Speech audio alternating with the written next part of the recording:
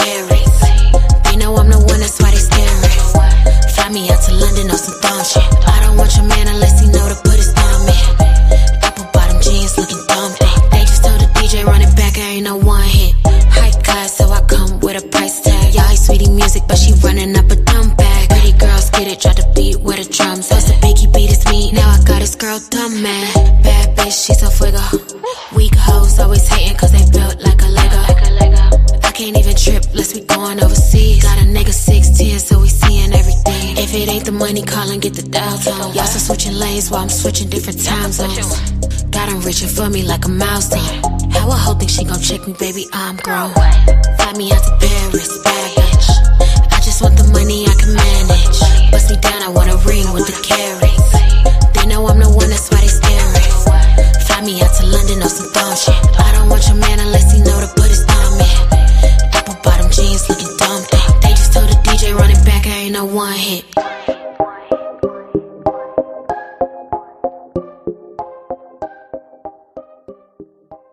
I'm in second place and you pass me. What place are you in? First. First place. Yes. I'm in second place and you pass me. Well, how would you be in first place? Because I passed you. I passed you, so I'm in first. I'm in second place, though. Congratulations. Now I'm in first because I passed you. I passed you. Are we running? Are we driving? It doesn't matter. I passed you. I'm in first.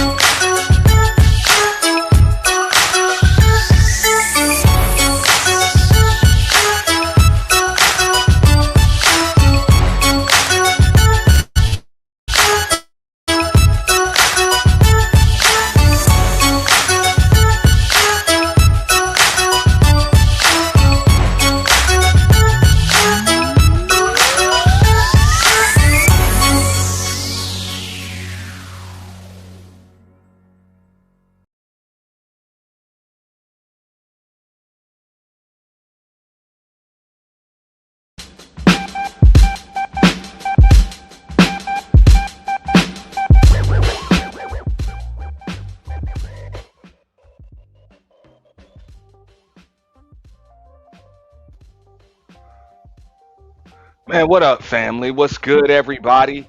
Salute. I'm your host for the evening. This is What the Fuck Wednesday, WTF Wednesday. I'm your host, Anty. Now, we're going to break down this interview with Anton Daniels' alleged side piece. Alleged. I say alleged because she said she wasn't the side piece with Talk Perspective. Micca. Now, I understand the woman's not media trained, and I didn't even know there was an interview with Tasha K. Kojak, so we're going to find that out. Hold up a second here. But before we even get started, I want everybody to like, share, subscribe. Oh, yeah, we actually got that. We got that. So we're gonna break that one down too. Shout out to Kojak. You know what I'm saying? Giving me that one. You know what I'm saying? We're gonna break that down in real time. Real time. So we're gonna break down all this shit. You know what I'm saying? All this shit. All right. So all of the questions were asked. You know what I'm saying? Did you you know, did you let Anton smash? Do you like the dude? Look, I'm gonna give my opinion and my perspective off rip, right? Because in my opinion, or my assessment of the situation, I believe so. And I know people don't want to believe that, you know what I'm saying, anybody could actually like Anton Daniels, or even let the motherfucker hit, even if he pays them. But I would respectfully disagree. Now that is my opinion. I just have it. I believe they were, you know what I'm saying, kind of meeting up, doing some stuff, or maybe even doing some stuff virtually. You know, but that's just my opinion. I don't. The only reason why folks have to do this type of damage control is because there's damage in the first place.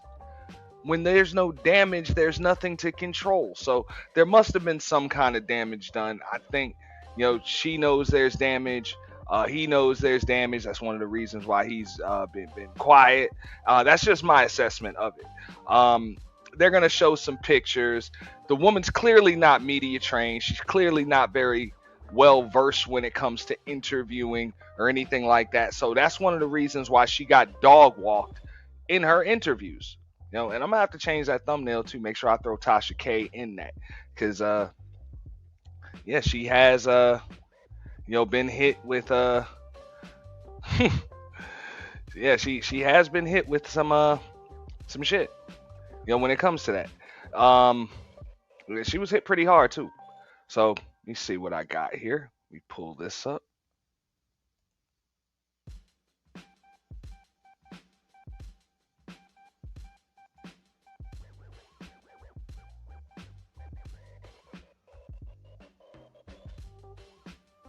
All right. So first off, I'm gonna bring up the interview that she had with Talk Perspective, and that was bad enough. But this is one of the reasons why I wanted to wait, because you never know what's gonna come up, what's gonna come out. Let me see here.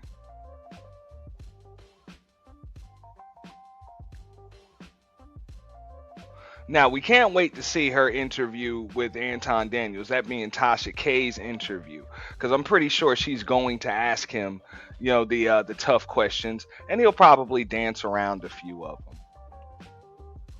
Y'all gotta forgive me, I'm multitasking over here. Before we get started, I want to remind everybody, you guys make sure that you like, share, subscribe if you haven't already. If you're in the clouds, we are simulcasting at both the home of the official YT Purge as well as Auntie's The Boiler Room. So you guys make sure that you lay back, relax, enjoy the show as far as that goes, because that's what they're calling this woman. They are calling her his alleged mistress. You know, food for thought. All right.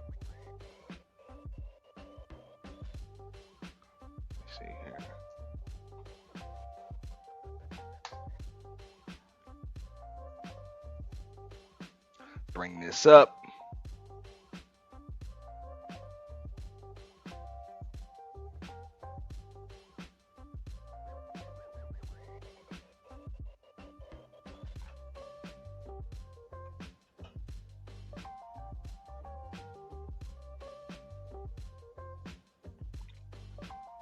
Gotta forgive me. StreamYard is StreamYarding. At the moment, you know what StreamYard do. But we gonna get it popping. Right? So let's get started. All right, now I like the way this interview went, just for the simple fact that it was an interview, then it turned into an interrogation, then it turned into just a shitload of gotcha moments. So I think this is a textbook clinic on how to interview somebody and still ask them the tough questions without getting overly offensive. So let's get started when it comes to that. Does is racist in the mainstream media's eyes, but when you get into it, The video was, I want to say maybe a couple seconds long, but the video has all of the Democrats in it, all of them. They only focused on the Obamas because, of course, of the trope of, okay, black people being monkeys or apes or whatever. Would I have personally done it? No, because I know how it will be taken and look and things like that. And I know that the mainstream media doesn't allow for nuance. I know it doesn't allow for certain variations. And I would know that they won't play the entire thing, and that would be the focus. So I wouldn't have done it, but I do understand the video in its context. It's like he's the Lion King, he's the king of the jungle. It's just when you're already hit with the racist trope, even if it's not true, which is, I can understand that because I'm hit with something and it's not true. The perception, you don't want to put out more. It implies the trope. It implies. Right. It implies. See, just like I said, there's no need for damage control when there is no damage. So if you're being hit with something that's not true, you're supposed to leave the burden of truth or the burden of proof on those that are spitting this shit, because it's impossible to prove a lie. It's impossible. You can't prove a lie. The truth is usually pretty easy to prove, usually. But a lie is impossible to prove.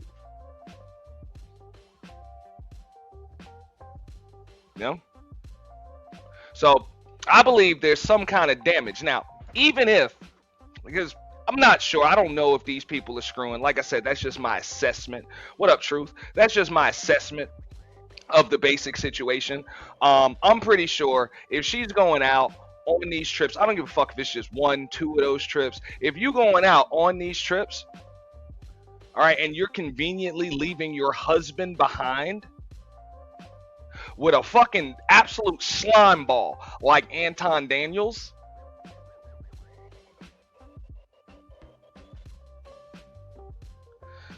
even if you're going for the purposes of business, I mean, I don't see a reason to leave your husband behind and not introduce him to that man in any way, shape, or form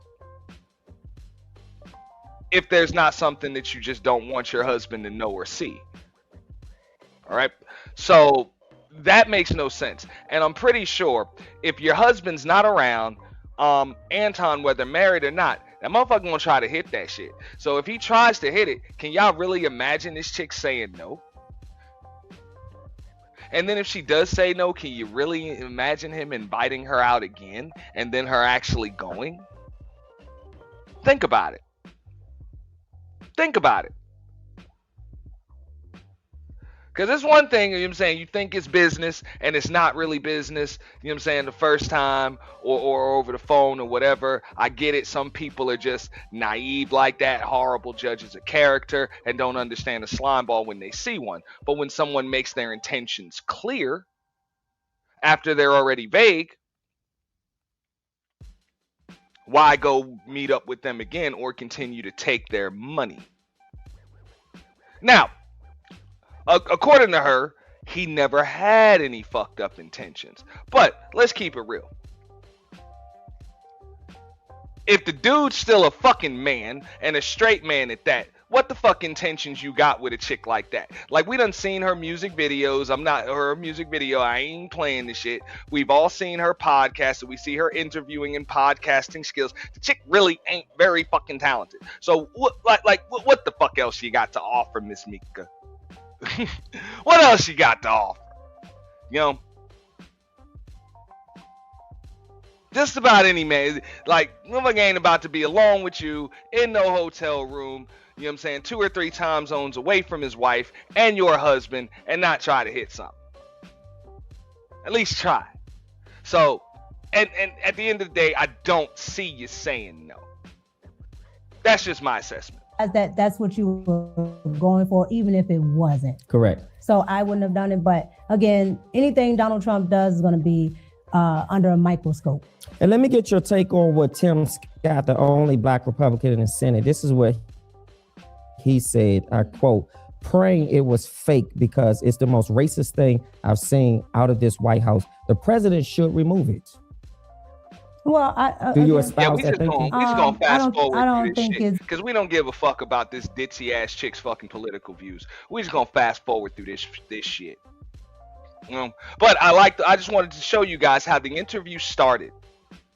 so again. That's why I have no problem with calling out, rhino Republicans, because there are plenty of Republicans that I feature panels and all of these things.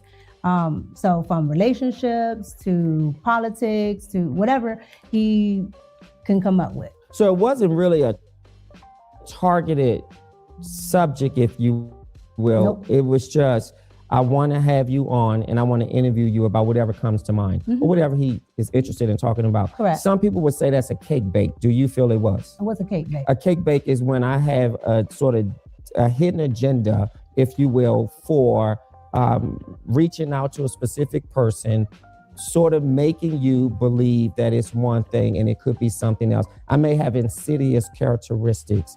And then once I'm able to lure you in, if you will, I sort of cake bake that situation, meaning that now I have your attention and I have you a part of my space, if you will.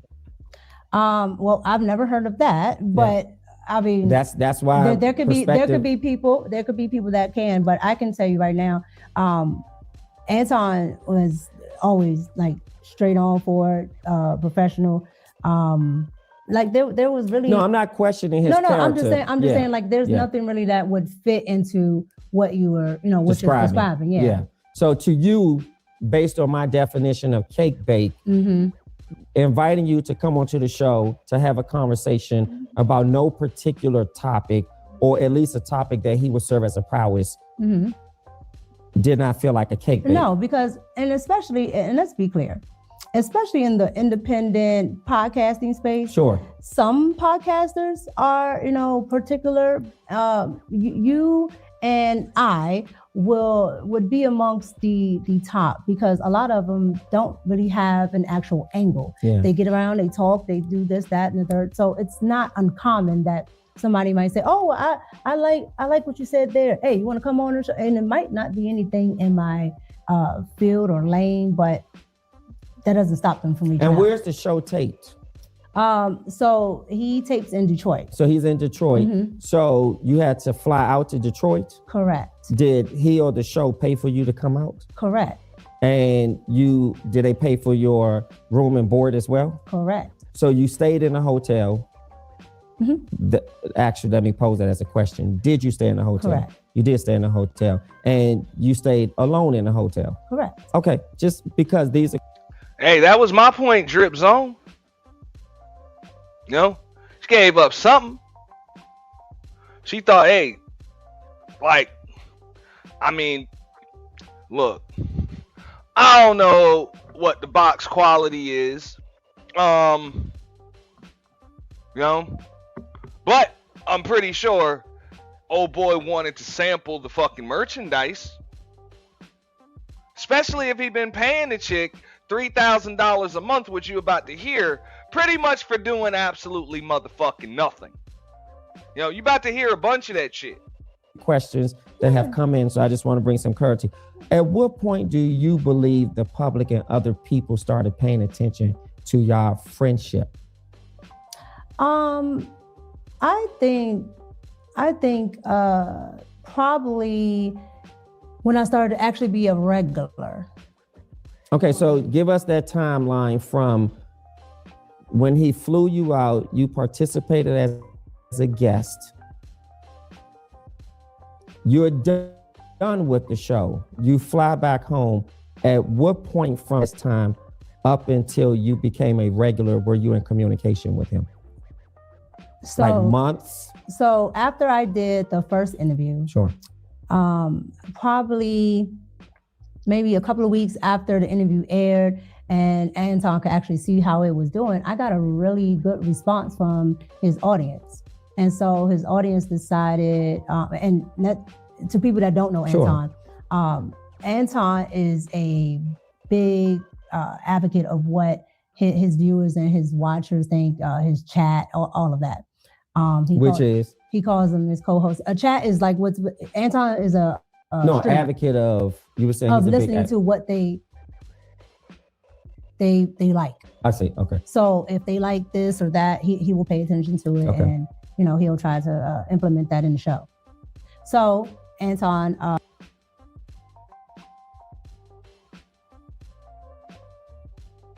I'm looking for this Tasha K interview, right? And I'd like to review that in real time with you guys. If not, I'll fish it out. The internet never forgets, even if she put that shit behind the paywall, tried to hide it, whatever. We're going to find that shit. We're going to break that shit down, whatever. You know what I'm saying? If it comes with a goddamn strike, we'll just eat that shit. Ain't no big deal, right? But when I'm going through the feed and looking for it, and if somebody wants to come up and explain this part to me, I got a serious fucking... No, I don't want to do a review of a review. I refuse. Like, I refuse to do that when it comes to this shit.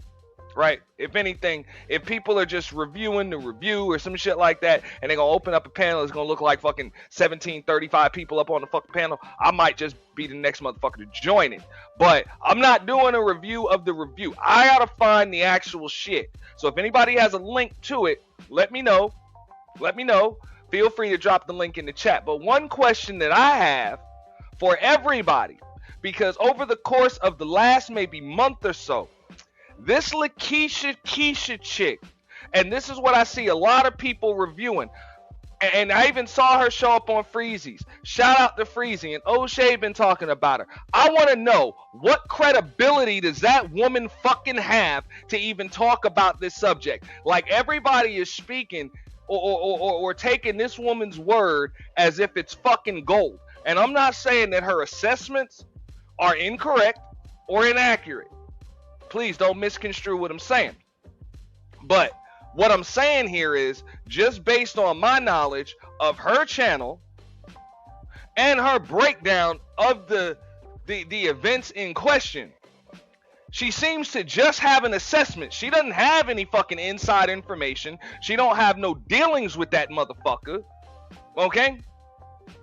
She's just another fucking YouTuber. So I want to know why everybody is taking that woman's word as gospel, as if she's got some kind of inside information. And I'm talking about the Keisha chick. I want to know, because it seems like she just clout chasing and clickbaiting just like the rest of us. Yeah, even Six can say a little bit of something. Because Six got flown the fuck out. She has some dealings with the motherfucker. Makes sense. Even B. Taylor might be able to have some shit to say. She has some behind the scenes. Okay. Tasha K got it behind the paywall. I thought so. Hold up. Let me see that. Appreciate that, Kojak. Because, hey, we might just have to pay to bust that shit down. You know?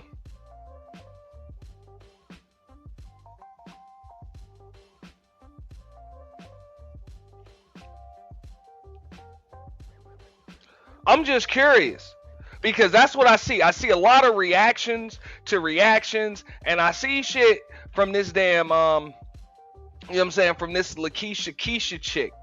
And I wanted to say that she had left Freezy's panel, you know, a little early when she was up there, but I was literally going to ask that chick, like, what the fuck is your credibility when speaking on this situation? Because it seems like you just another motherfucker on YouTube with an opinion.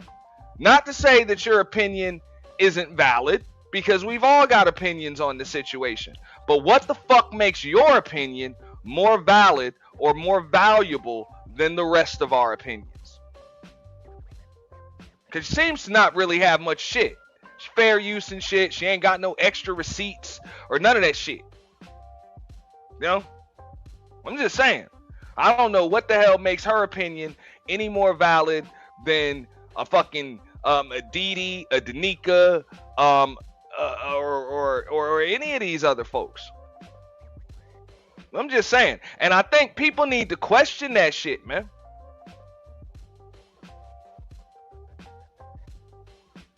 Oh, Tasha K ain't bullshitting. She is not bullshitting at all.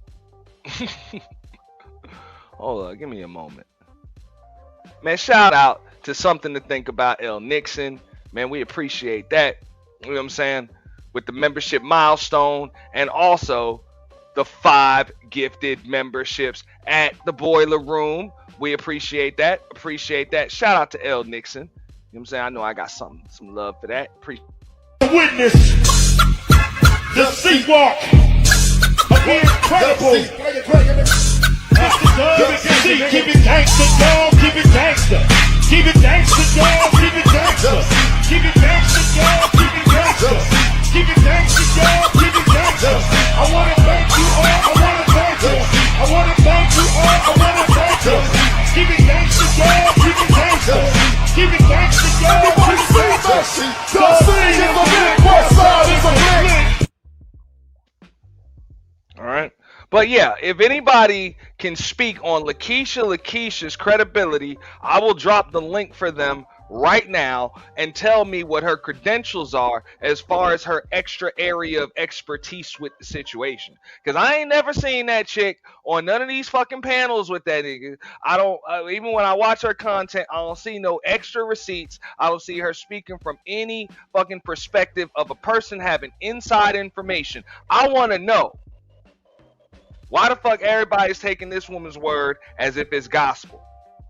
I'm just letting y'all know, because that's how fucked up rumors be getting started and shit.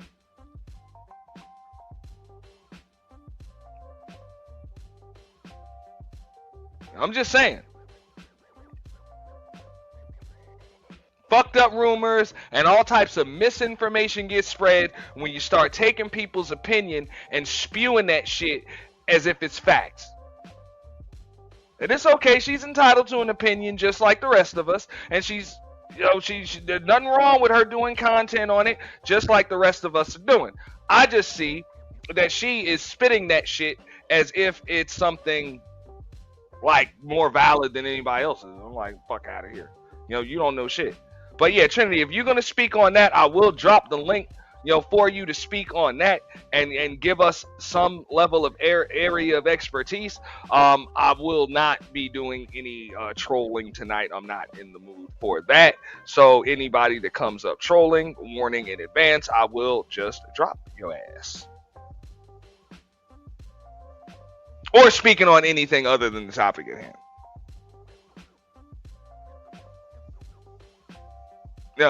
Yeah.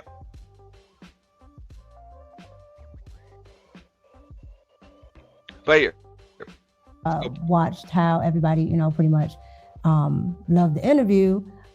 They either, you know, like this part about it. Oh, I think we think she's smart. We like this. She's pretty. Blah blah blah. Whatever.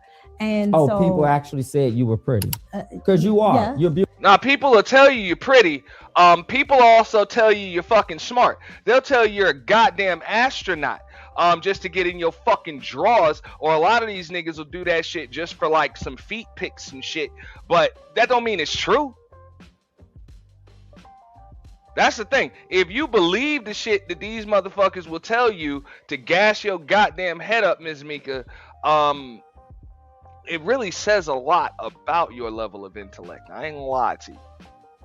Beautiful, but we used to work together, woman. Yes, so I know this stuff. But I just want to make sure that I'm really captivating the responses up, L. that Nixon? the public wants. Salute. So people Appreciate were saying, you know, y'all follow based L. on what he Nixon's lead. shared with you, You know what I'm saying? that people said you were beautiful, Become you members. were well, smart. no, it's not based on what he was. Hit the Cash App, support the show. We appreciate that. Hit the super chat too. All of that stuff is available. You can even click the buymeacoffee.com link. We would appreciate that too. Okay. Hold on. I got to subscribe to Tasha K here.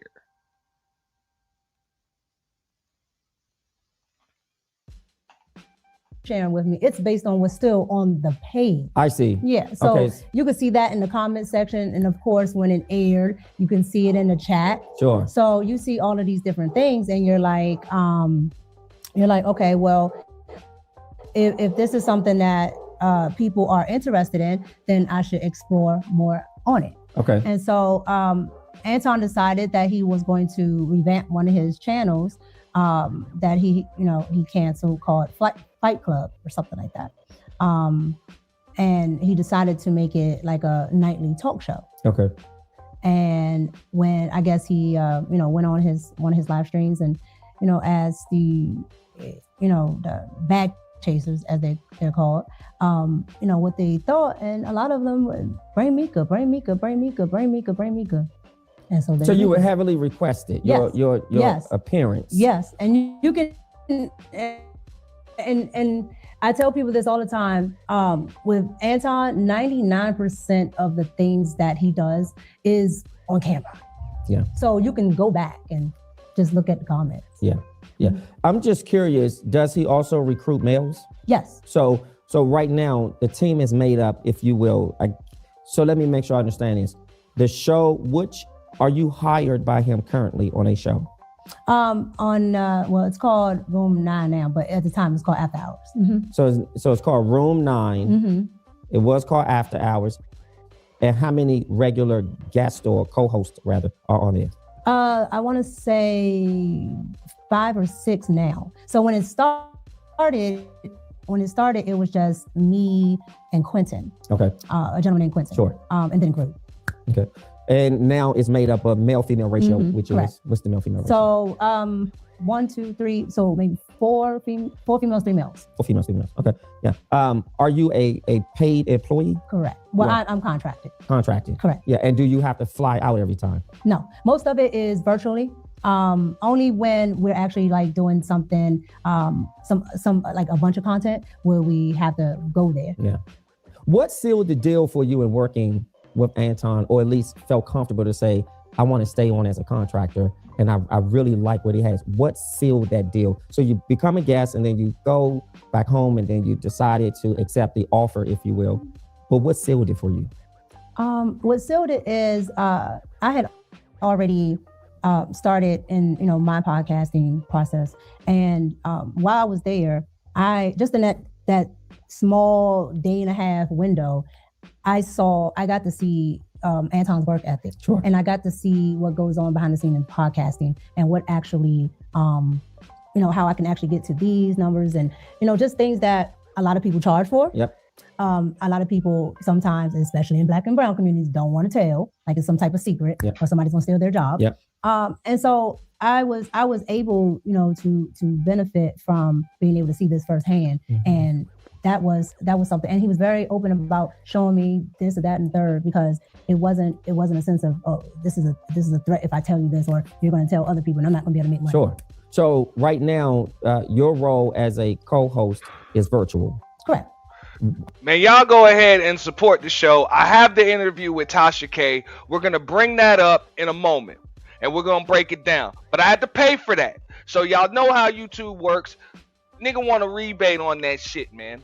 Nigga want a rebate on that shit. And we'll also, in the very near future, I see her. She also has the interview with Anton Daniels, on there too. So we're going to break that shit down. We taking a risk with that shit, man. I might have to throw this shit behind paywall too. Like that. Hey, that's the game. But y'all want to see this in real time. It's great content. Y'all make sure y'all show y'all support, just like L. Nixon did. You can feel free to hit the Cash App, support it. Super chat, that's also appreciated too. Because nigga had to pay for that interview. So appreciate that. Shout out to Emperor Kojak, looking out for your boy. Thank you so much. $10 super chat, support the show. Y'all follow them leads, man. We appreciate all that. Thank you. Donations.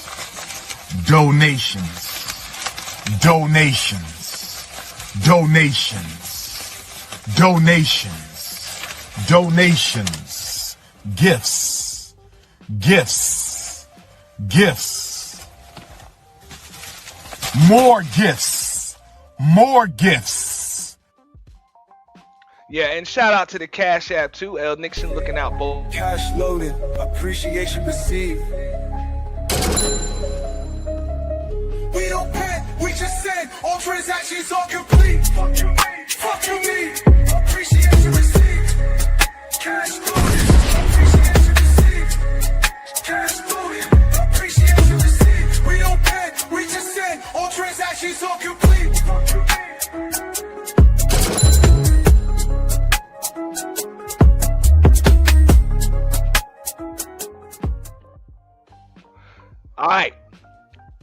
And shout out to L Nixon. You know what I'm saying? With the Cash App and the gifted memberships looking out. Look, L Nick said when he said statements like I got access to the women around me, should have said a lot. He said he doesn't work with women that he can't have. Facts. Hey, Anton said he got an open box policy. Like open box policy. And I'm just saying. I mean, I get it. You making bread on YouTube. You making bread on social media. You need, women that look a certain way, to be able to get people to tune in to your fucking show. I understand that shit. The days of the pop and bubble, or even the shit that I'm doing right now, I'll be coming on camera in a moment. The shit that I'm doing right now, where I'm sitting kind of behind a little avatar and shit, because I'm kind of moving around and doing shit at the same time. But either way, that's kind of over. People are visual. Very, very simple. They're visual now. $3,000 still a lot of goddamn money to just be paying a motherfucker to be eye candy on your fucking panel. And if you truly a rich nigga, I still don't believe you in the business of wasting money.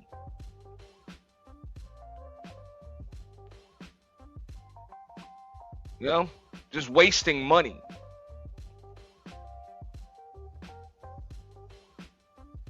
So to be paying this chick 3 racks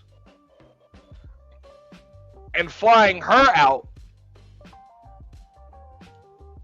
and this one thing, I get it. You flew out 6, you flew out, multiple people, Rashad McCants and Lamar Odom and Fleece Johnson and shit. You know what I'm saying? So you flew out a bunch of people. So maybe she was just another person to interview. I get it. But when you also taking them with you to the 5150 show with no guarantee that she's actually going to get on the show, you're really not doing much to further this chick's online career. And I'm going to speak on Anton Daniels for just a quick moment. To think that this chick has any more potential than any fucking body else on goddamn YouTube because of her looks is fucking crazy. Because he of all people should understand that you can look however the fuck. You can be finer than a motherfucker. But if your content ain't about shit, it's gonna be tough to sustain that business model on this bitch. Which is one of the reasons why most of her fame, popularity, and notoriety came after after the rumor came out that she is Anton Daniels' side piece.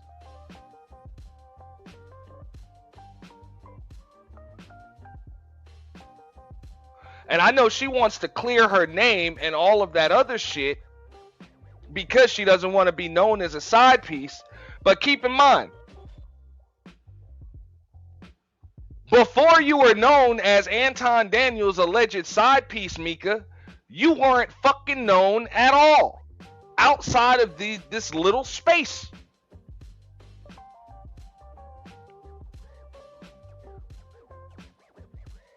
And that's facts.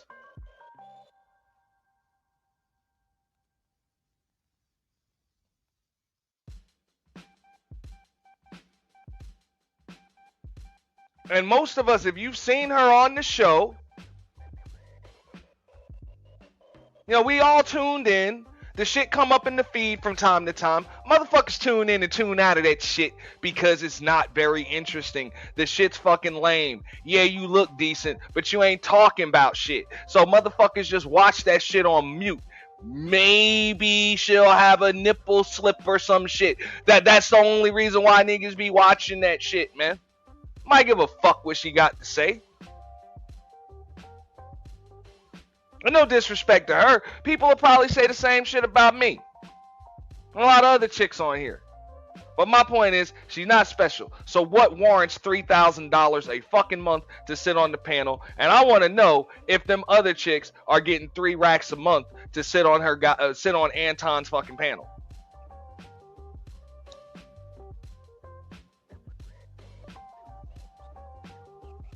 Makes you wonder. Makes you wonder. How often do you fly, or what would be the need to fly to Detroit? Only if we're doing other content. So like we did content one time for a couple times, but in the beginning, the first time was for my channel. Sure. So I needed to do a one-on-one interview. So I got to do that plus our after hours. Okay. Let me ask you this. Does Anton have you on an NDA? I've read that somewhere. A non-disclosure agreement for people who don't know. Yeah, they always say that because some people pay attention to. But does he have you on one? No, I'm not on NDA. So you're not on NDA. No, I'm not on NDA. But he does give out NDAs to a lot of people. Yeah, he does. And believe it or not, for a lot of people that aren't well versed in just business agreements, even content creators agreements, NDAs are common. They're very, very common, especially when you have plans for the future. You have plans for future content. You have plans for certain things. I've worked with YouTubers on here, and I've had to sign NDAs before. I've never had any of my colleagues sign NDAs, but I've signed NDAs with colleagues, and it was extremely professional. It was professional. It's just when people have plans for content that ranges 3, 4, 5, 6 months out, a year out. The non-disclosure agreement is to make sure the beans don't get spilled. Because when the beans get spilled early, people will knock off your shit and or sabotage it. So that's one of the reasons why non-disclosure agreements are common. It's not just because of, actual relationships or any of that shit. You know what I'm saying? Every NDA is not on some Chris Brown shit, sign this waiver, be saying because we about to screw and you can't talk about it. Now, I guess some of them could be, but when she says that she's not on an NDA, that should tell you something, because other people, including dudes, have likely had to sign non-disclosure agreements with Anton Daniels, and that tells you, I'm gonna tell you exactly what it tells you. It tells you that she is not part of any fucking future plans regarding business, because she has nothing to disclose. That's what it tells you. So if you have nothing to disclose and you're not privy to the extra confidential classified information regarding future content plans, that raises more questions about what your actual value is.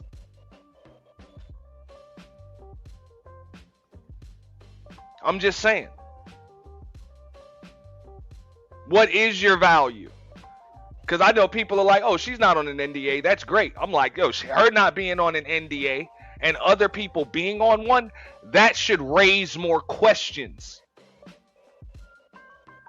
That's why y'all see the thumbnail, y'all see the title. You trying to prove that you're not a side chick, and you're failing. Because the fact that you're not on an NDA or a non-disclosure agreement, as the interviewer stated,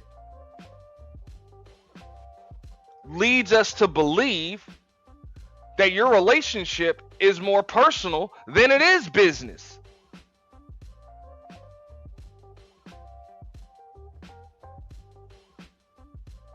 Because I've had to sign non-disclosure agreements both with content creation and when it comes to just working in the field that I work in, because I'm not allowed to disclose company secrets or future plans when it comes to, company events, protocol, marketing schemes, all types of shit.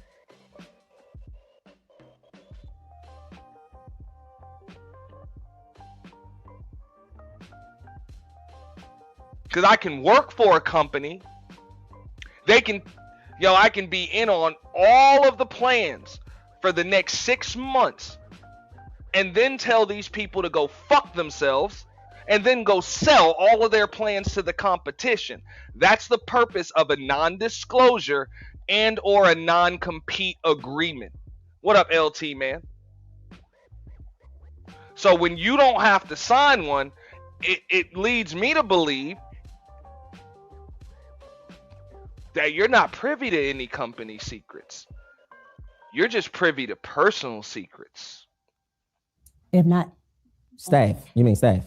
anybody that he works with. So they don't have to be Sure. staff. If he just maybe interviewed you or whatever. But were you ever on the NDA? No. So what's the exception? Why are you an exception? I don't think I'm an exception because I don't ask, who's on an NDA. So I don't know. But you know that other But people I have are. seen him, put people on NDA. But as far as staff go, I don't ask. It's almost like at your job, you don't go, well, what's your salary? What's your salary? Oh no, they do. Well, I was about to say, people do ask that question. It's up to you if your dumb ass is going to answer the question when asked. But people do ask all of the fucking time. They ask their coworkers, how much, what the fuck is your salary? Especially when you think you're overworked and underpaid and you think somebody might be getting paid more than you for the same work or for a smaller amount of production. People ask them questions all the fucking time. So I don't think this woman is well versed in the world of business. Especially when you're talking about the world of business in which you're dealing with different people. And you have people coming in and out of shit. Oh, Depending on who you're you not were, supposed they to. wouldn't ask me. In but HR, yeah. you're not supposed to. Absolutely. Mhm. But at the end of the day, I've never inquired to the other Sure. hosts if they have it or not because I really don't care. Now, are you paid per episode? No, I'm paid per month. Just Per like, month? Yeah, like YouTube. Wow. How much does he pay you? It I mean, it the depends. range. It depends. It depends because we bring in a lot of super chats, which is extra money that the audience gives. And that's the way he makes the money for the show? No. Okay. YouTube has AdSense Yeah, and he has sponsorships, Yeah. things like that. So all of that is factored in plus anything that the audience gives as well. Sure. So how much does he pay you? We were just talking about that range. All right. Now, shout out to the interviewer for asking that question right there. And again, she answered it horribly. When she says it depends, that's going to ask them, saying that's going to raise some questions. Now, if this shit were on the up and up, and I know this, I've worked on a commission basis, a commission and or a revenue sharing basis since I was about 17 years old. So that's a lot of years now. And are you saying that you're working on a sliding scale? Meaning if we make a certain amount, you make this percentage, and when we hit another amount, we hit another tier, your percentage goes up. What do you mean it depends? Do you get paid a percentage? Do you get paid a set amount? Obviously, you don't get paid a set amount because you said it depends. So what does it depend on? If somebody can't just clearly break down their fucking pay structure, that usually means they don't have a pay structure. They just get paid. Just saying. Because if you're making $2,500 to $3,000 a month, why do some months you make $2,500? Why do some months you make $2,800? Why do some months you make $3,200? What's the difference between those months, the ones where you make 25 and the months where you make 32? Or even the months where you make 4? What's the difference? So when you say it depends, you should be able to elaborate. Now, I would break down my stream from a few years ago where Anton actually did explain how he structures his contracts with the content creators that he works with. Because I think he explained that. So if she's one of them, then yeah, it's a sliding scale.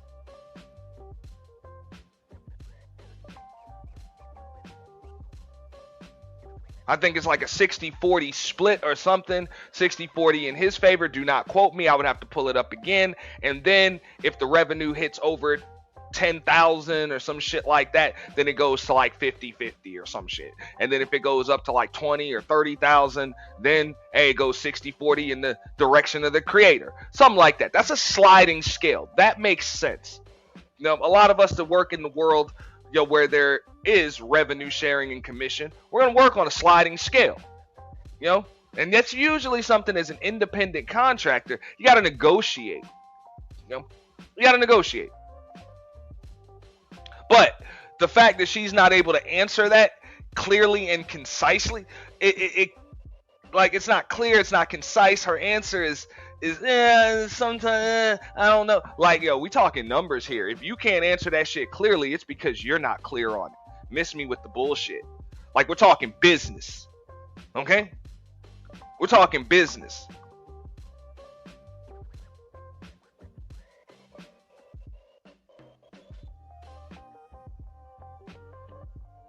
And if you can't explain these numbers to the point where a goddamn 9th grader in Algebra 1 can understand the shit, it's probably because you don't know what the fuck you're talking about.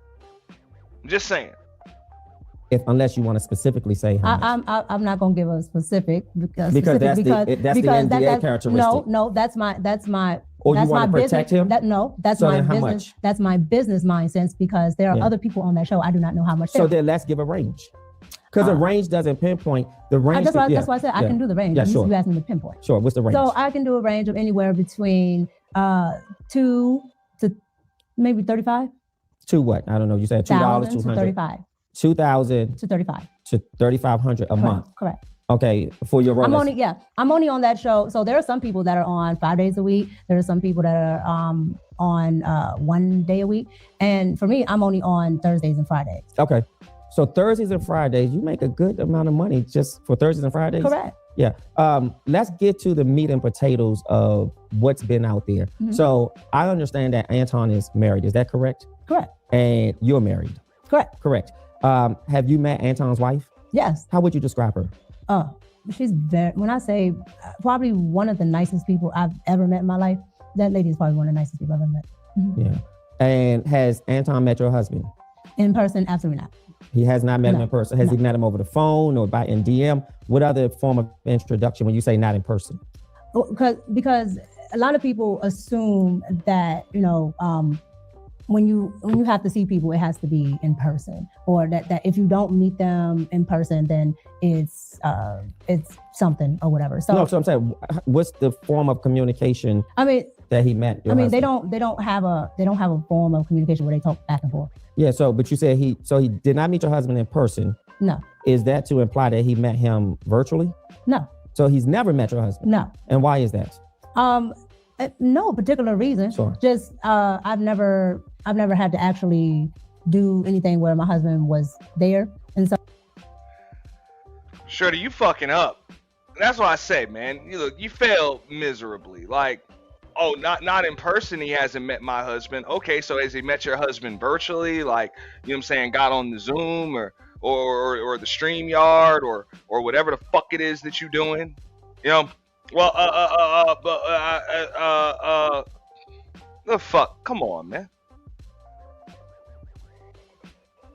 Like, what's the purpose of saying not in person if he really hasn't met your husband at all?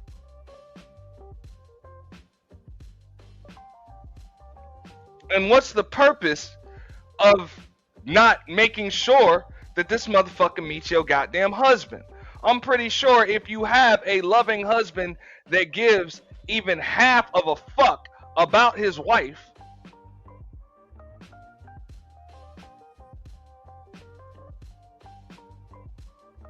he's gonna want to know who the bag chaser with the beard is that's flying his wife to fucking Detroit and to California without him. Right?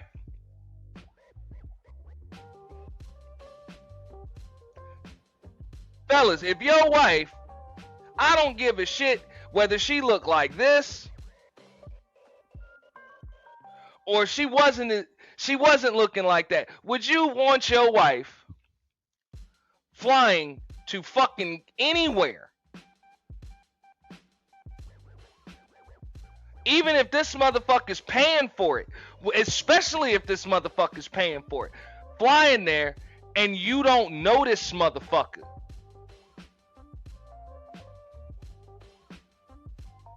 I'm sure not 95 out of 100 dudes, and this even includes dudes that don't give a fuck about their wife, they gonna be like, not only do I need to know this motherfucker, I'm coming too.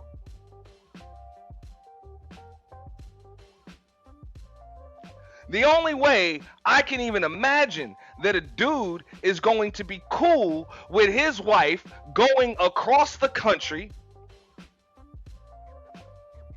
or to Detroit when you stay in DC or whatever to hang out with Anton Daniels and him not be there, or have your ass checking in by video call, more than likely, every goddamn 10 to 15 minutes, is if, hey, the only thing he concerned with is all the pussy he gonna get while you gone. I'm gonna keep it 100 with y'all.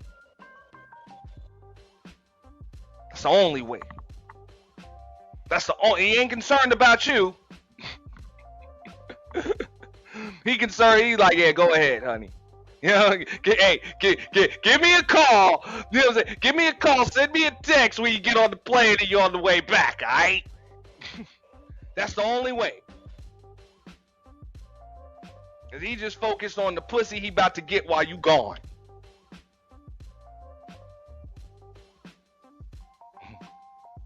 So if that's not the husband you got, Miss Micca, again, we want to know what the purpose is in not meeting that motherfucker, like not having him meet Anton Daniels at all. I can understand why you don't bring your husband on live streams and, you know, bring him into this social media shit. I can understand that. That shit's none of anybody's fucking business. But a colleague, I don't give a shit if y'all staying in the same hotel room, if you staying on the same hotel floor.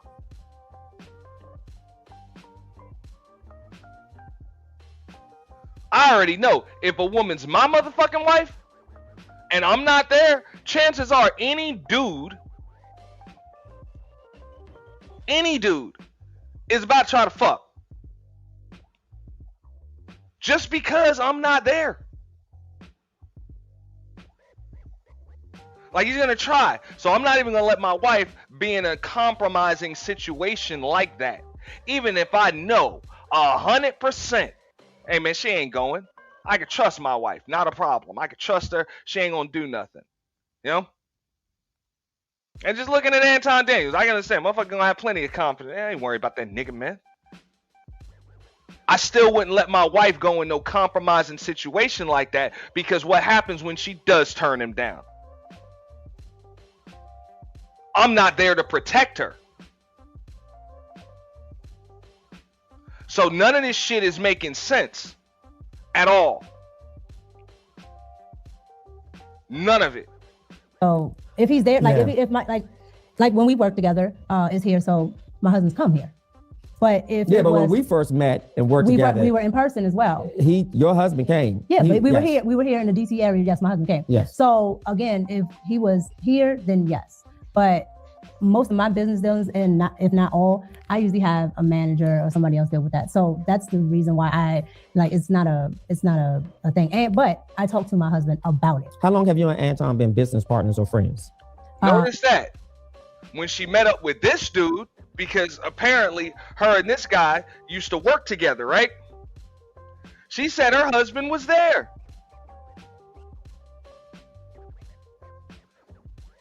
But when you go meet up with Anton Daniels, that had a milk, I say milk, man, I'm reading the comments. Shout out to John the Analyst. Chat Mafia in the building. Salute, fam. Nah. When you go meet up with Anton Daniels, who has an open box policy according to him when it comes to all the women that he works with, and he has a fleet of hoes, even though he's a married nigga.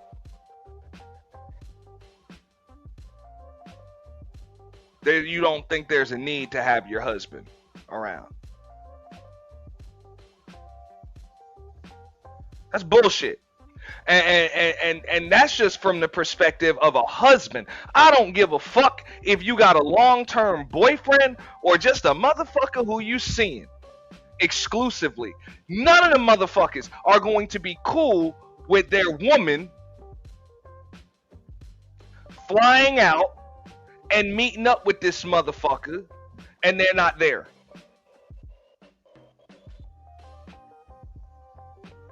Nobody.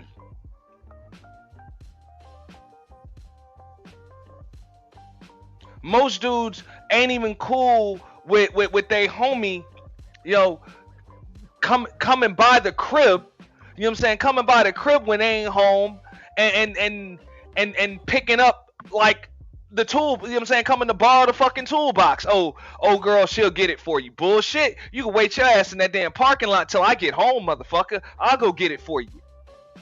You know?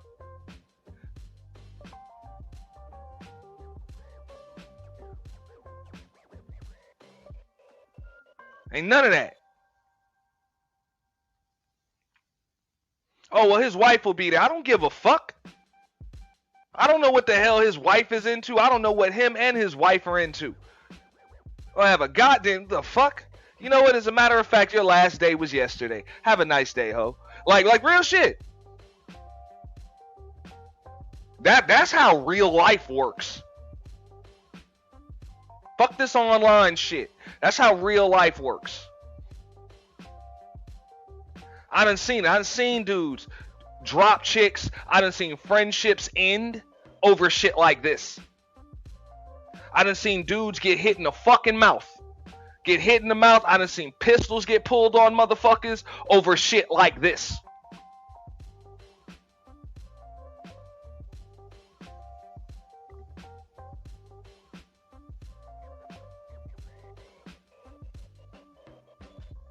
So for her to talk about this shit like this shit is just straight up normal, nah, you fail in this interview miserably. You're trying to explain away some shit that just clearly it got a distinct odor to it. I'm just saying.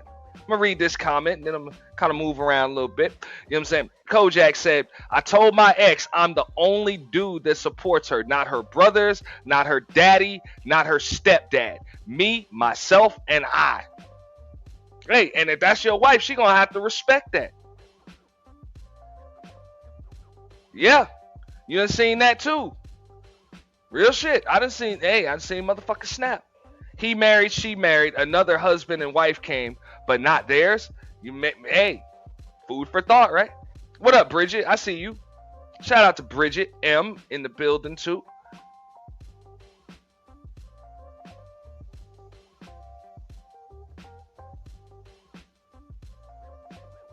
We're business partners, and so you're not a friend, because I don't want to provide language that's inaccurate. that's why I changed it. Yeah.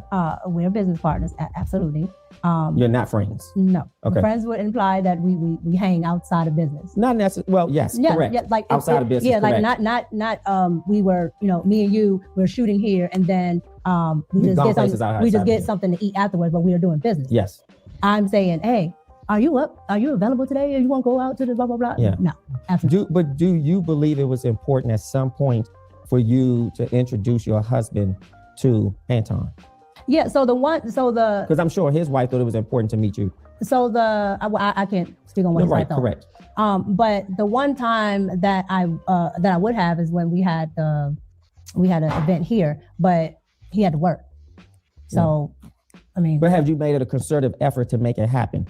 We do what we want to do, when we want to do it, for whom we want to do it for. And if something is really important to you and your family, either on your end as a wife, you absolutely make a concerted effort for this man. Or go ahead. Or Anton, as a man, says, I want to meet your husband just because you're married, and I don't want any messaging or anything else to be misconstrued by him or the public. So it's fair that I introduce myself. Has that conversation happened? No, Yeah, I said that. That was my opinion. I said that the other night. The dude's clearly got a man weave, right? Clearly. And I mean, I guess a lot of dudes are doing that shit these days. Hey, to each his own. I ain't mad at the dude. You know, whatever. Y'all want to pay for toupees and hair pieces and sprayed on edges and shit. That's y'all business. I ain't mad at these niggas, man.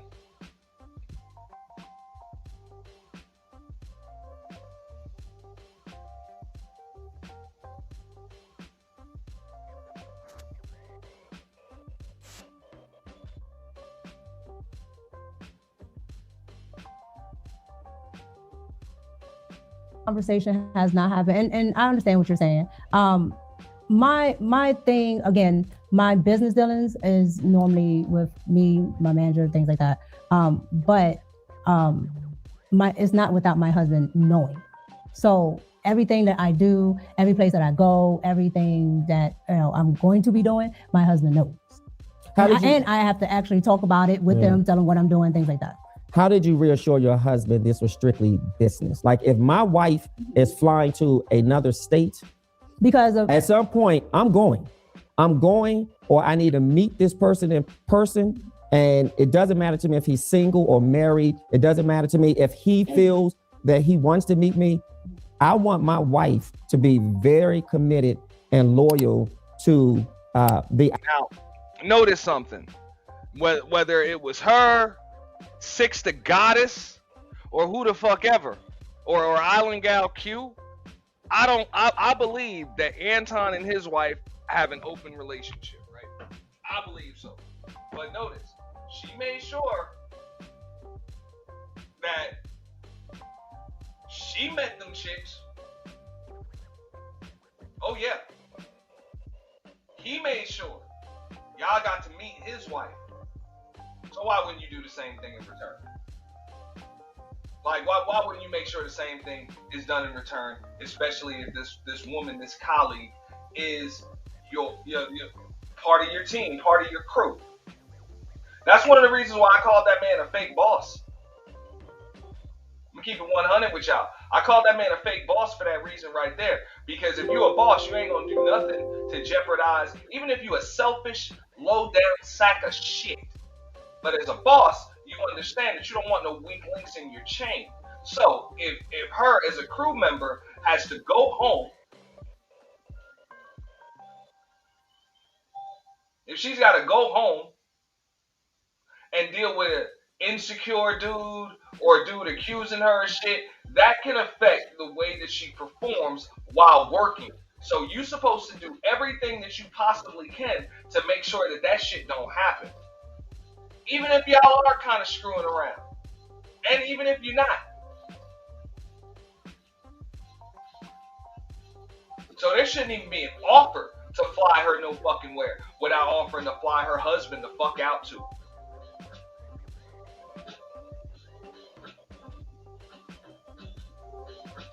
There shouldn't be no taking her to the game. I said this shit a while ago. Ain't no taking her to a fucking basketball game. And y'all gonna hear about that in a moment. Nah, you in Detroit. I got Pistons tickets. Alright? They pretty good now. You can hang out at home with my wife while she's preparing dinner for when we get back. We'll play Jenga or some shit. Jenga or Taboo or something. Play some board game. I don't know. Some board drinking game. And you can hang out with wifey and the daughter. And me and your husband will go to the fucking game. But there's no way in hell that I'm about to fly you out without your husband and sit courtside with you. Especially if the situation is strictly professional. Idea of her business engagements I should be comfortable with as a husband. You understand? Yeah, no, I understand what you're saying. Sure. But my thing is, I think a lot of people sometimes misconstrue is this.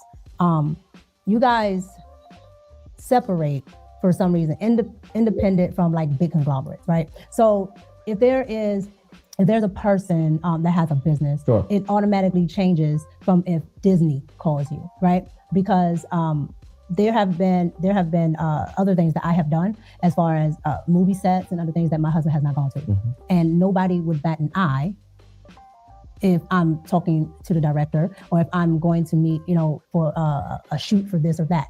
Your spouse is not always coming. And so I think the notion that just because is this person, and I understand that people have their own thoughts and perceptions of people, but I think a lot of the times when it comes down to people who are in independent media, they think it's more of a personal level, and still it's business. Yeah. But I think what people may feel befuddled or confused by is at some point you put the business aside when rumors are brewing. Befuddled, bewildered, and flabbergasted. When images are plastered all over social media. Now you're talking about a year later. Okay, so before a year later, let me ask you this. Has there ever been a concern from your husband about your business relationship with Anton? My business relationship, absolutely not. Because one, he can watch it. Like, he can literally sit there and watch it. And then two, if he has...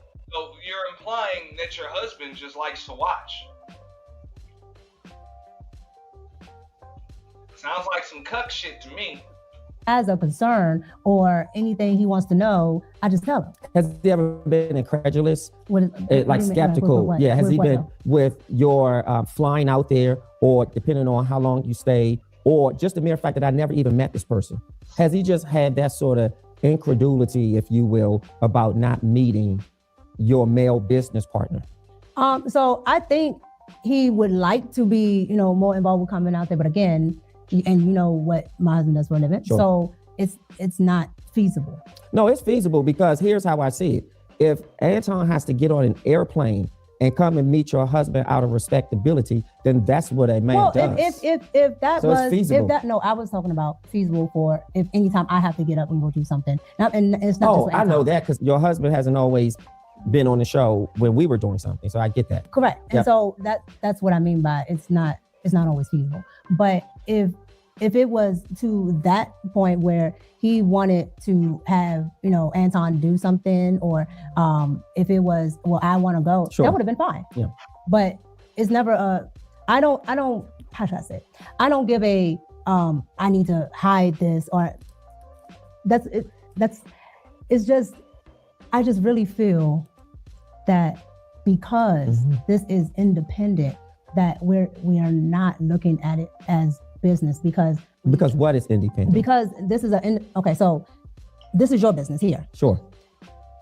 I can talk to you directly instead of having to talk to 1,001 people to get to you. Oh, I see what you're saying. With that, it's still a business, yep. But I can talk. Shout out to L Nixon, you know what I'm saying, our show sponsor for the day.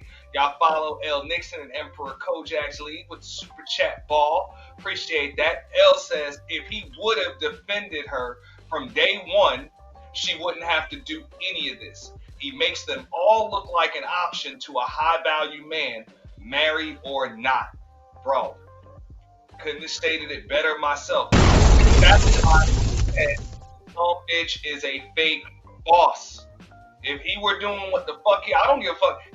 Whether he was screwing this chick or not, Anton Daniels, that is, she shouldn't even have to answer these fucking questions. Remember, this is the same dude that says that he's a chess player.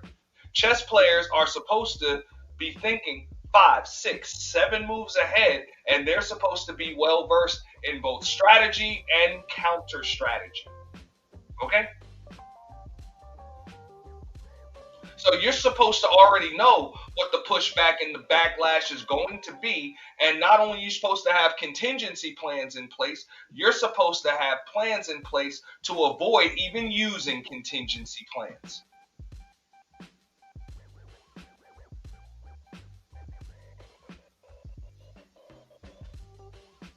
Fake boss.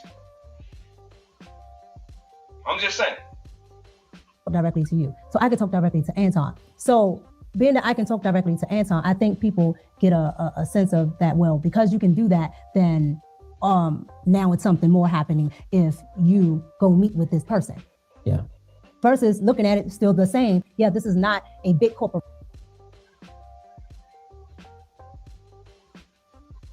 What's up, Drip? What's up with you, boss? I just want to comment on what you were just playing before you started back again. She don't seem like she got no worry. Like she was saying, her husband can watch, you know what I'm saying? And then it's like they got a relationship where they already know that they're already seeing people outside of their relationship. Now, when it comes to Anton, what's happening on his side, do his side know what he's actually doing? Because she don't seem to have no worries, so she can't get in trouble for what she doing. So her exposure, she can do this shit freely. So she trying to get something out of Anton because he done stopped paying hush money or something. Like, why the fuck is she even talking now? That's a good question. That's a good question. I think I'm gonna play the interview a little bit more, right? And then I'm gonna get into the Tasha K thing because I'm sure most of y'all have already heard, this interview already. I'm gonna get into the Tasha K interview because it's behind a paywall, and I heard that the chick got dog walked. So we're gonna watch that one in real time. But I think she's just a little too on the fence with it. All right. Yeah, So but I it's think she's too comfortable. You know what I'm saying? It's like she don't have no worry about what she's doing. That's what. Well, if everything's innocent, she should be comfortable. As long as she don't lie, everything should be good. So I wouldn't have a problem with that. It's just like a lie detector test or whatever. It kind of gauges your pulse, your heart rate, all of that other shit. So, you know what I'm saying? A comfortable person is not going to be, their heart rate isn't going to raise and shit like that, when they're telling the truth. But it's likely to jump. Right. Beat when they lie. So I can understand that. My issue is this, which you can clearly see. She's just too much on the fence. There's part of her that wants to clear her name, but she wants to do it without throwing Anton under the bus. And to go back to L. Nixon's super chat a moment ago, if he would have defended her from day one, she wouldn't have to do any of this fucking damage control. So it's impossible for her to clear her name without throwing Anton under the bus. You can't do both. That's but you can't be on defense when you openly accepted to accept these endeavors. You say you brought it to your man. You know the shit ain't cool yourself, so you shouldn't even have to ask your man. First of all, you know in your mind yourself that shit ain't cool, but you still do it. You know what I'm saying? I don't like it. Hey. Cisco and Eber get that 2 thumbs down. She looking for something. I mean, I think she's looking for the clout and the attention that Anton promised her, but never delivered on. But actually did kind of deliver on. So what you saying? And her exposure is to get her attention plus her money that she wants. Yeah, that was the whole purpose for being with Anton in the first place. I don't think she was with Anton or working with Anton or whatever, or doing whatever else she was doing with Anton Daniels for no $3,000 a fucking month. Do you think it progressed to that? In music videos, you know what I'm saying? She's got her channel, you know what I'm saying? She's got her podcast too. She was trying to get on the 5150 show. Like, Anton promised her that he'd help her to grow her brand. And right now, this seems to be the only way that she can do it. He couldn't do that shit organically with her just sitting on that fucking panel. That room 9 Come panel. on now. Her motherfucking ass is in the industry. She don't watch TV. She ain't never seen janky promoters. Motherfuckers promise you shit like that. And you wasn't seeing it. You know what I'm saying? If motherfuckers gonna give you that, you gonna see it off top. They gonna put you in front of somebody to get you. I can remember when, all right, so my ex-wife, right? She used to do modeling. This is before the kid and marriage and shit like that. She used to model.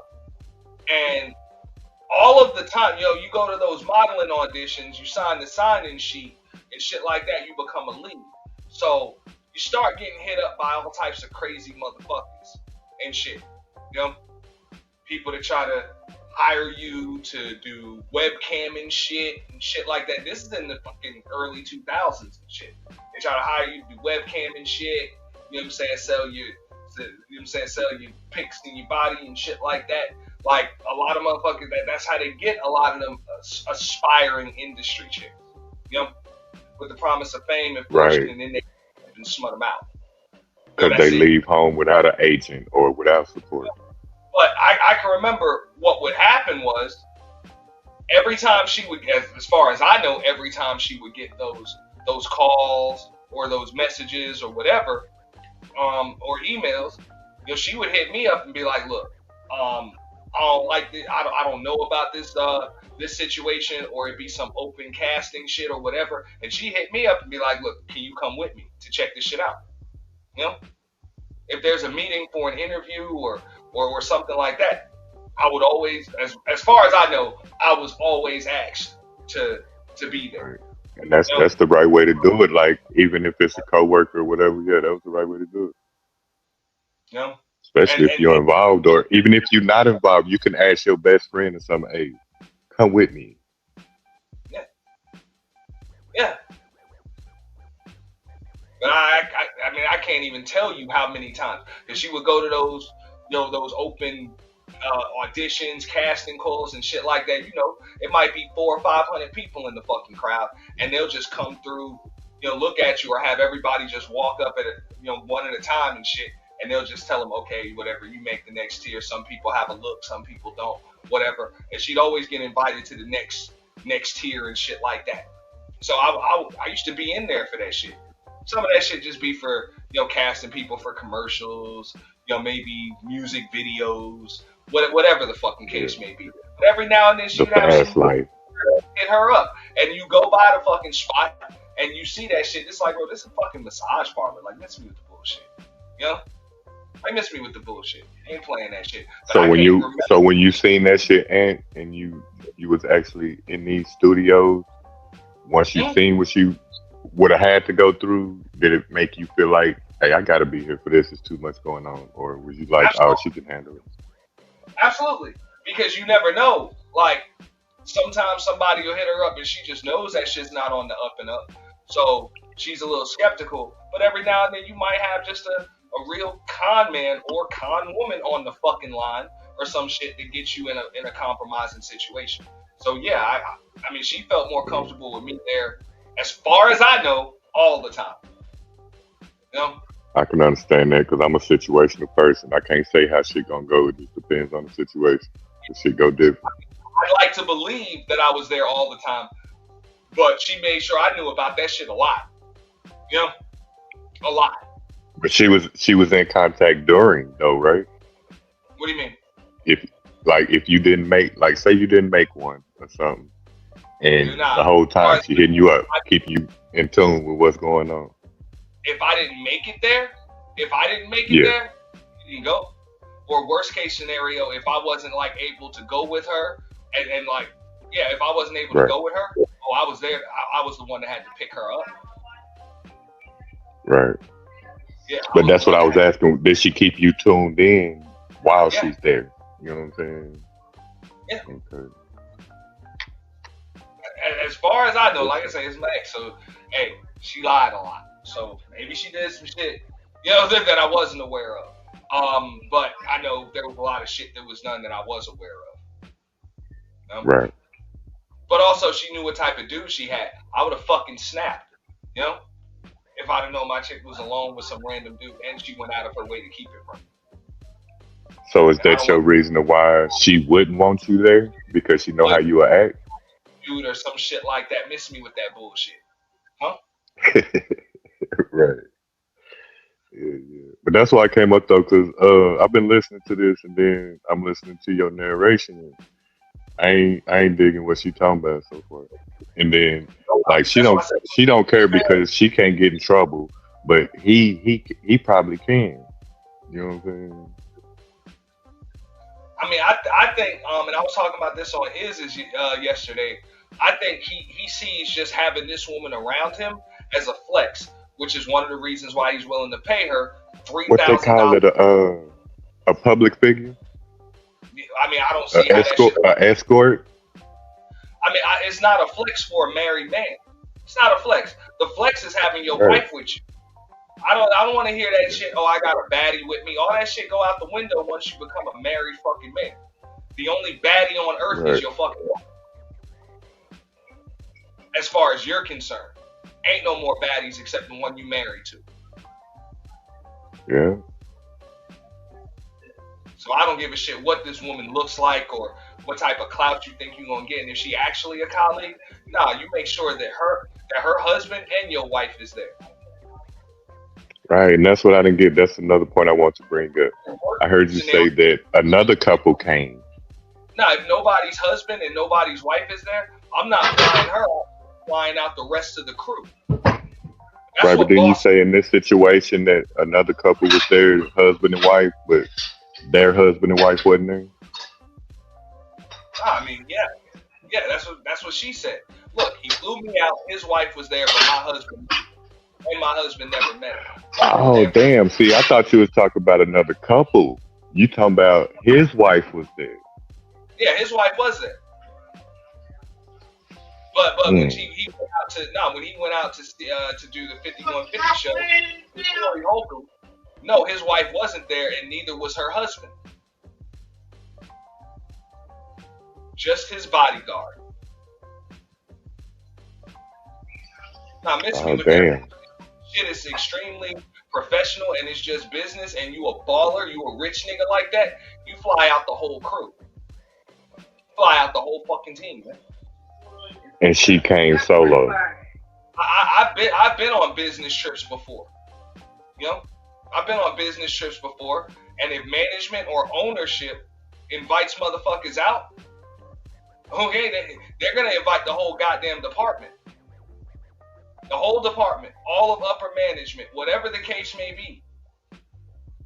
That's what the hell they're gonna do. They're not. If you just gonna pick one motherfucker and fly them out, then it's something personal. It's not just business.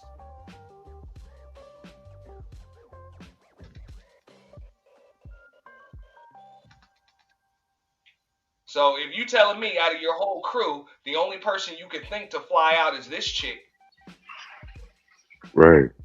and nobody else, this chick right here, And you probably known to have an entourage, and you picked that and you one. flew out a piece of ass. Okay?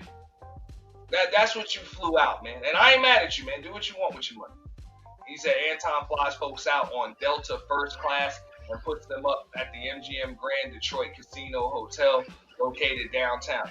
Bro, like I said, you a rich nigga, it's all a tax write-off anyway.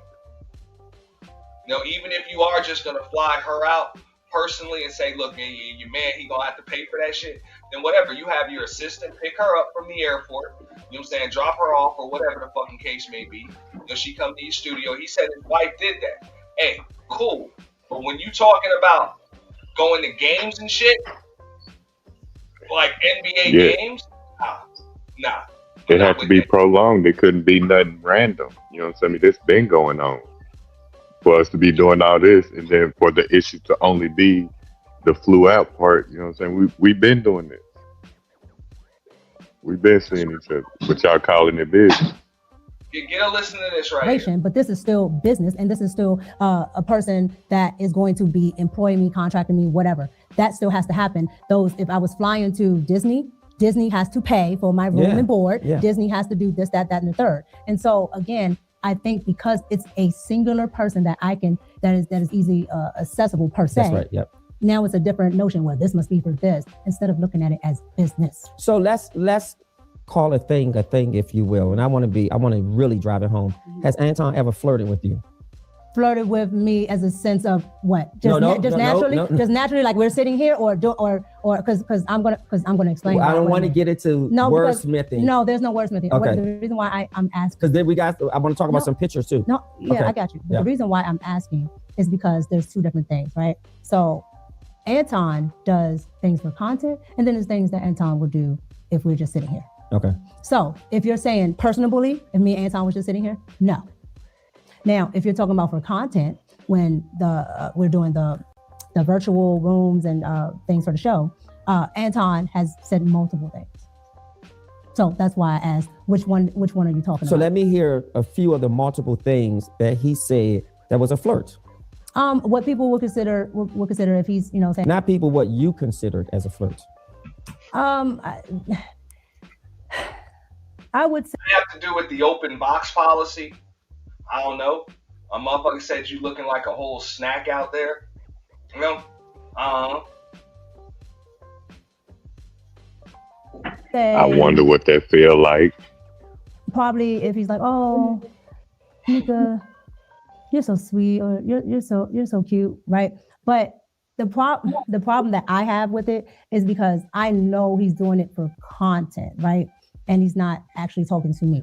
However, I will say what I probably should have paid more attention to Sure. is the fact that people take content as real life instead of just content, right? Because I come from a world where I know entertainment is entertainment, and people say this and that, with reality shows, all of that. It's just for.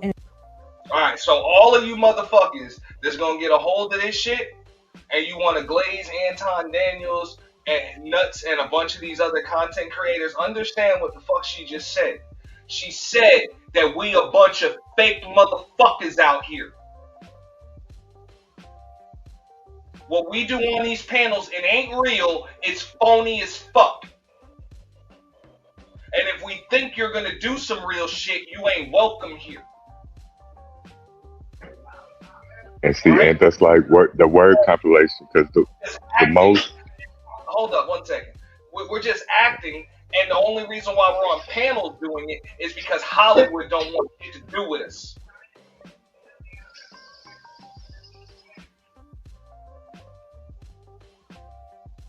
We're just horrible actors. That's what content creation is to these motherfuckers.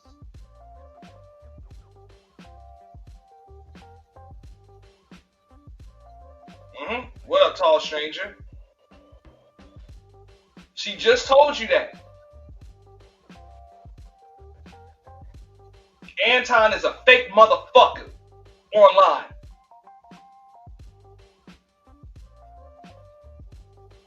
Right? Isn't that what you got from it? I mean, you get something different from it, Drip? No, I got the same thing, and that's what be pissing me off, because as a content creator, that's the number one excuse. It's just content. It's just YouTube. It's just the app. That's just the excuse for the way for people to say what they want, and then they just throw that out there. You know what I'm saying? And that's just, it is what it is. That's an excuse. You can't say it's just content. It's just YouTube. No, it's not. Yep. So all of you motherfuckers that think you found a YouTube daddy in this flying monkey looking motherfucker here, okay?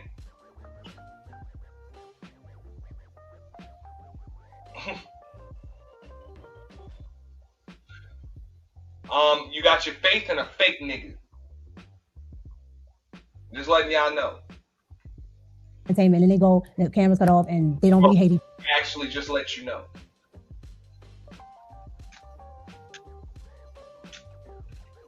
Pay more attention to is the fact that people take content as real life instead of just content, right? Because I come from a world where I know entertainment is entertainment, and people say this and that, with reality shows, all of that. It's just for entertainment, and they go, the cameras cut off, and they don't really hate each other. They talk to each other. But has he said those things to you privately? No, and that's why I asked It's you. all been on the show? Yes, that's why I asked you.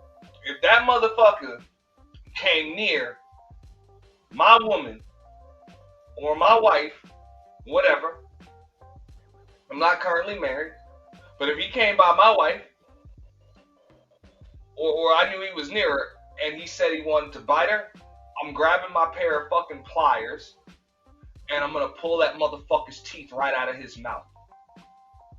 So you still wanna bite something, motherfucker? And I feel like in these personal conversations, she had that option to shut that shit down. Out of his fucking mouth. Why she not shutting that shit down when he say that?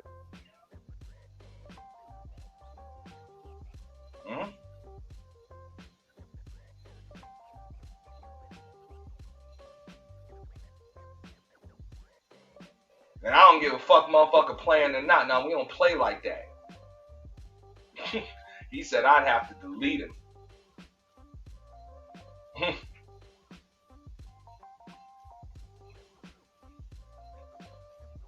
I might let him keep his life just for saying that shit. But you want to bite my wife? It's going to be real tough with no teeth, motherfucker.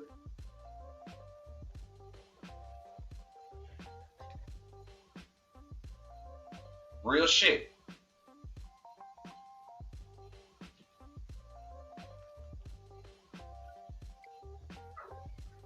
But The he difference. keep And that's why I asking wanted that. to make that Oh, go distinction. ahead. Because if I just said, yeah, he said this word, you would probably think it's just because we're sitting here. That's why I said no. He has done it for content while we're all, and mind you, he says it to not just me, other women on the panel. And how did you feel when a married man said that to a married woman? Again, at first, because you don't understand, Who doesn't content, understand? meaning, well, I'm talking about myself. Yeah. So again, being on YouTube, when you don't understand certain bounds of YouTube panels and things like that, people on panels say all types of egregious stuff or whatever to get reactions from the crowd, right? And so you might personally take stuff a certain way when they were just doing it as a reaction to get people in the crowd. And so how did you feel? I didn't feel a certain way. I didn't say anything because I was a little off-putting. But once I understood what he was trying to do, I'm like, okay, well, you can't say this and that and the third. It's okay if you're like, okay, I have beautiful women on my panel. That is fine, right? Because people can acknowledge that people look nice and things like that. But it's when it becomes personalized that it looks funny to the audience. How does his wife feel? Has his wife? What's up, Sherry? Go ahead. Go ahead. Okay, I gotta get in here. First of all, she don't look nice. She look like a midget. That's hors d'oeuvre. That's one. And then second of all, ma'am, no woman who truly loves her husband would go on trips with another man, take pictures, do the stuff. Now, I might be old school, and forgive me. I might just be old school, but I would never, like, bitch, what the fuck is wrong with you? You have disrespected your husband in so many ways. I can understand having a career. I own businesses. When my husband didn't own businesses was passed down to me. But I'm never going to disrespect you. That's just pure human decency. That's what it is. Maybe if I said something wrong, because if I Now you ain't said nothing wrong, and that's the part that gets me because while she doing this, she know that she's wrong. If she don't know that she's wrong, she done lost a sense of reality. and the man, Yeah, hold on. I'm gonna get back to the video in a second. I think she does know that she's wrong. That's why she's over here trying to do damage control because she knows that there's been damage done. Now, I'm still putting her phony ass boss because it's up to him to make the best decisions for his fucking crew if he's an actual fucking boss. Now, granted, I can understand what Sherry's saying too. Hey, your husband shouldn't be some random nigga on the internet. Even if he is paying you, that shouldn't be his responsibility. It's supposed to be yours. You're supposed to be looking out for that at all times. So yeah, she ain't innocent, but I still put it on the boss because it's your brand and it's your business at stake. She ain't really got one on fucking social media. She didn't have shit to lose on here. You know, you did. You done built something, and you got a marriage of your own. And not only that, you got other crew members and team members and shit like that. Now they all got to answer dumbass questions. It's just like a basketball team or an NFL team. You know how annoying that shit is when the motherfuckers got to answer questions in the press about some dumb shit that they teammate done got into off the court? That's annoying. So, I mean, if you play sports growing up, you know what I'm talking about. As soon as somebody do some dumb shit in school or something like that and then get suspended for a game, what do they say? Man, you put your teammates in a fucked up situation. That's what Coach said. Yo, we all finna get fucked up. I don't know about teammates, but I damn sure been in a game. And I ain't finna do nothing fucked up. Cause first of all, I hand out DPs.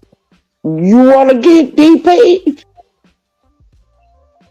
And if you know, you know. If you don't, both of y'all shut the fuck up.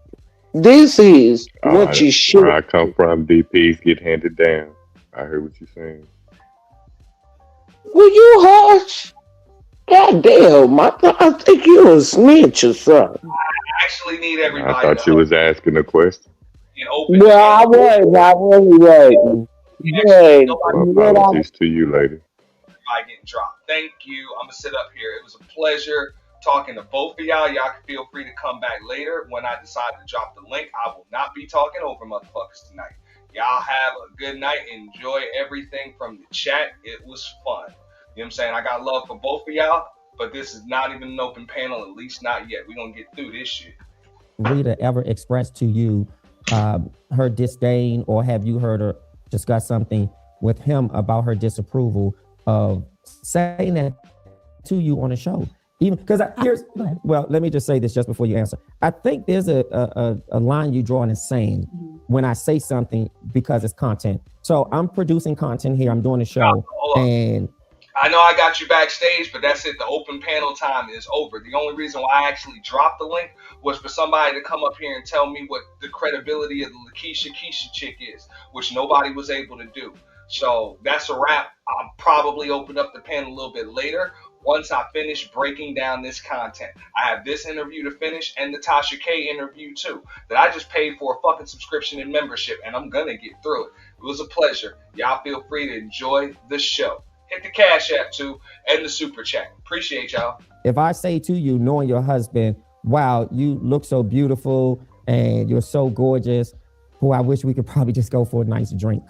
That's disrespectful. Yeah, but he's never said that to me. Yeah, Sorry. but That's totally he may not have used my words. I'm just saying. No, he's hey, never done that. Period. Like, oh, wait, let's go for it. But he's called you beautiful. Oh, yes. And gorgeous. Yes. Yes. Yes. On the show. Yes. And to you, that's not a problem. Because it's happened more than once. Correct. And I'm not trying to make it a problem. No, that's what I'm saying. Sure. Let me answer your question. So yes, he said beautiful, gorgeous, whatever. But there's not like, well, I want to take you to the whatever, or let's do this and this and that. And it's just, well, he's taking you somewhere. Let's look at this picture. You guys were at a game when you said he wanted to take me somewhere. Now, I'll be honest. When I saw this picture, I was flabbergasted. Why? Because wait. Sure. So go back to what you were saying, because you can't intertwine the two. So you were asking, sure, was he expounding on flirt on the certain type of things that he says, and we were talking about him saying it's beautiful, whatever, but not expounding in that way. Yes. Now, what is your question that you're asking now? Because I think I asked was it disrespectful? Did you feel that it was disrespectful? And I think you answered it by saying no, because you realize that it's content and people do these shows and they say things. And you also clarified it by saying outside of the show, that has never happened. Would that be correct, what I heard? Right. But you use the hook at the end to say, well, he's taking you somewhere. Well, I think you said something, and we can probably roll it back in post-production. You said something about when we go places or he takes me somewhere. And that's what made me say. So what I said was he's not adding on to the beautiful or gorgeous, saying, dang, you're so gorgeous that I want to take you to the whatever, so we can do this. And I thought we clarified that, because I said those are my words. That's what I said. And you did say he doesn't say that. No. Right. And I didn't want to put words in his mouth, but I wanted to be clear. So let's go to the picture. Okay. Tell us about this. How did this happen? So this was the day that we did the interview. So the show did an interview, or just you and him? This was my interview day. The first day? Mm-hmm. Oh, wow. So this is my interview day, because you can go and you can see the outfits, the same outfit, same everything. Now, what he is doing here is he had already a business meeting set up there. So there is... That's what he told you, No, correct? That's what happened. No, I'm not saying that's what he told you as if that was a cake bake. He told you he had a business meeting and you were invited. No. Okay. So again, back there, probably like on the first level there is a area where if you have, your high roller seats and things like that, you I don't know what they call it there in Detroit, but here in DC they call it maybe the Ultra Club and things like that, where all the people that have club seats, things like that. Yeah, you have of course conference rooms, other things up there, and back there is where he had his meetings. He met a couple of high profile people. They were talking about sponsorships. They were talking about interviews, a whole lot of stuff. I still don't think you answered the question. What I'm trying to ask, what was I doing there? How did, because I said. Because you didn't answer the fucking question. Shout out to this interviewer for not allowing her to just deflect. Shout out to you, tall stranger, for noticing that shit. She tried to control the interview, but the interviewer did not allow her to do it. He had a business meeting and invited you, and you said no. So you didn't fall out the sky. They didn't open up the dome and you came down on a harness into the meeting. So what I'm saying is hold on. Answer your actual question. So this is what I'm saying. The interview is over. The one-on-one interview is over. Correct? Correct. What does the conversation sound like to invite you? To be honest, what the fuck is the purpose of you being in a business meeting any goddamn way when you don't make any decisions regarding the business? All right?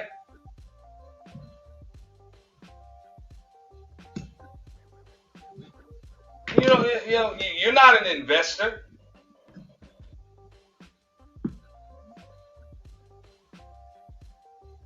I know what the purpose is. Because granted, I get it. You're at the game. You got lounge seats. You got lounge seats, maybe even season tickets. So it'd be all types of people, prominent figures from the area, people to get flown in. Especially if it was a big televised game, nationally televised game or some shit like that. You know what I'm saying? So you never know who's going to be in that lounge too. But the purpose of him having her with him is as fucking arm candy. And it's a goddamn shame that a married nigga thinks that it's more of a flex to have this chick on his fucking arm when negotiating a business deal than it is to have his fucking wife. That's a damn shame. Shout out to Chat Mafia. Salute, bro. Witness the C-Walk of the incredible Mr. C. Keep it gangsta, dog. Keep it gangsta. Keep it gangsta, dog. Keep it gangsta. Keep it gangsta, dog. Keep it gangsta. Keep it gangsta, dog. Keep it gangsta. I want to thank you all. I want to thank you. Appreciate that, fam. Shout out to Chat Mafia. Chat Mafia headquarters, John the Analyst. Y'all follow his lead. You know what I'm saying? Hit the super chat. Cash App's available too. We do appreciate that. Shout out to Chat Mafia. Make it rain on you, boy.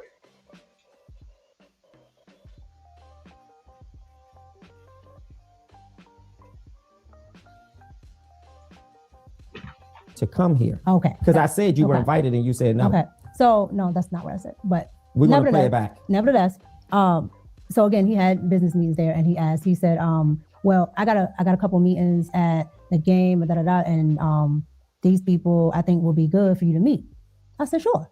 And you were the only one from the team that went, or were there other people? I know you were on the interview. I wasn't at a team then. No, I'm saying the interview was his staff, his production. Like you have camera people, producers, etc. So the production is over. Did he not only apprise you that he was going and invited you? Were there other production people? Well, we all have gone out together after production. Correct. Yes. Well, again, you have production people and everything and all that other good stuff. Anton does everything himself. Yes. And I do mean all of it. Unless sometimes, like if he has something else going on, then maybe. A boss always does everything by themselves. Fake boss ass motherfucker. Didn't that man say he got 50 employees? And now she's saying he does everything himself? That man sat on Corey Holcomb's show and said he had 50 employees.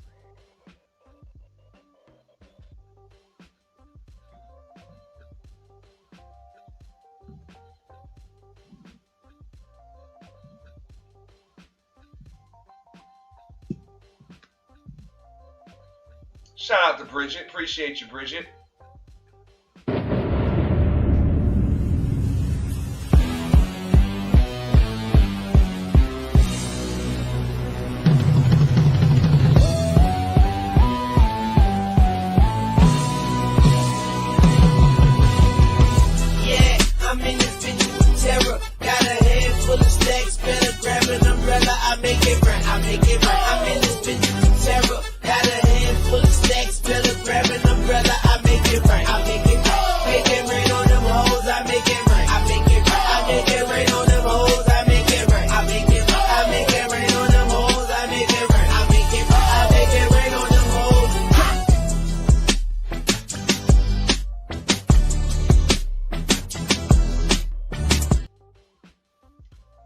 Appreciate you, Bridget M. You know what I'm saying, with the $10 super sticker. Chat Mafia, L Nixon, appreciate that. You know what I'm saying? I got my rebate for that Tasha K subscription, and we're going to get to that in just a few minutes. We're just going to listen to Micca put her foot in her mouth for just a few more moments. Let's go. Be another person there because they maybe have to help him with something else. But if it's only like one thing that he's doing outside of his own videos, Sure. it's only him. So his wife wasn't there. At this one, no. Right. So you flew out for an interview. Mm-hmm. You went to his studio or place of production. Mm-hmm. Y'all did an interview, and it's just you guys. Correct. So I flew to Detroit. Got to the hotel. Okay. Got to the studio. He booked a hotel for you, the location. Correct. Okay. Got to the studio. His wife came past the studio. That's when I first met her. Sure. But she did not stay. Okay. Let me ask you this, and I'm not trying to be too investigatory, but it gives foundation. Mm-hmm. How far is the hotel from the studio and from his home, if you knew that? I've never been to his home. So Well, you don't have to go to a person's You home. said from to his know. home, so Yeah. I don't know. You don't know that. Okay, fair enough. From the studio. Give or take 5, 10, 15 minutes or more.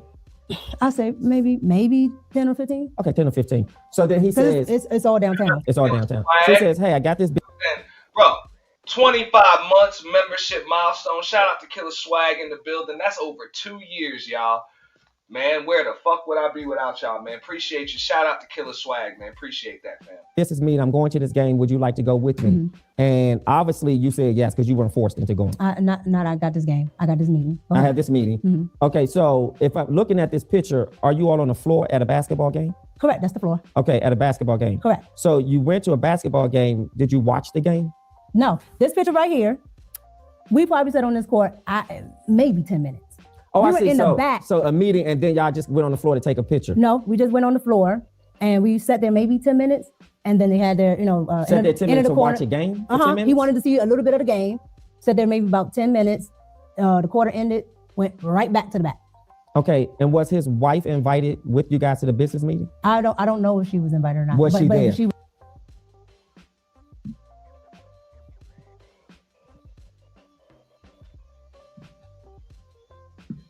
Not a good look. Not a good look at all. Was there? No. She was not there.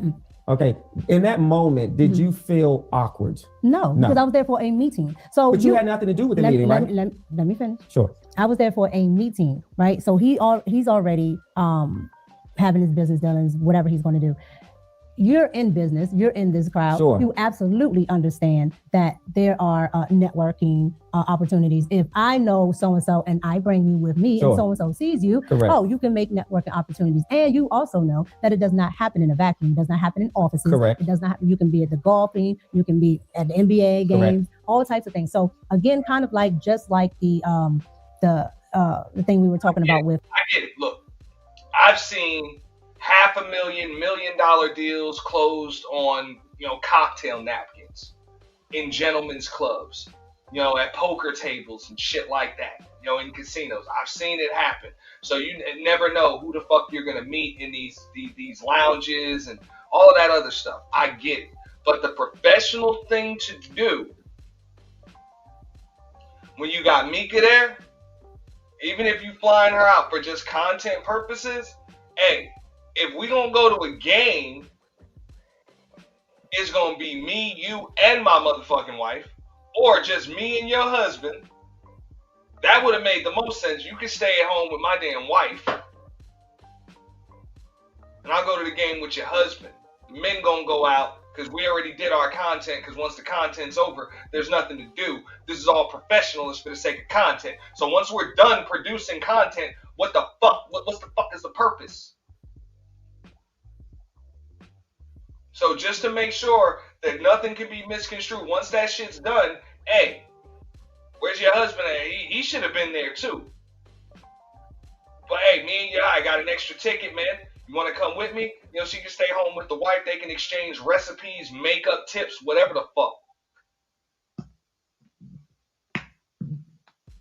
That's the way shit would normally go in the world of business.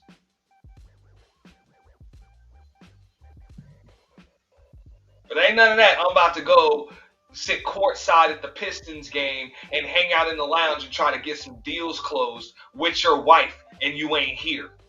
The fuck out of here, bro. Fuck out of here. Can you imagine some dude telling Jay-Z that, look, I'm about to go get some deals closed, so I'm going to have Beyonce on my fucking arm, and no, you can't meet me. You can stay your ass home.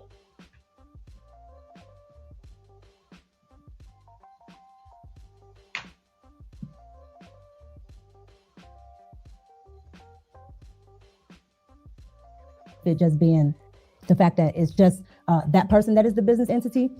I also think that when people don't know business or people have never experienced what it's like to network, especially with people that are upper echelon, they don't understand that these things don't happen in just offices.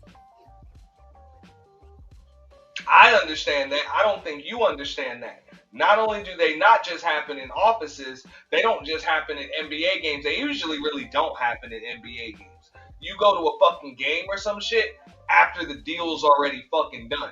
Because usually when people go to these fucking games, they really just want to watch the game. That's just a little, like, that shit has a clock on it. Like, that shit has a, like, there's a clock on the fucking game. Once the clock hits 0, everybody leave the fucking arena. So people go to a game to watch the game. The deal gets closed at the club afterwards, or it gets closed on the golf course. You know? Or in between hands at a card table.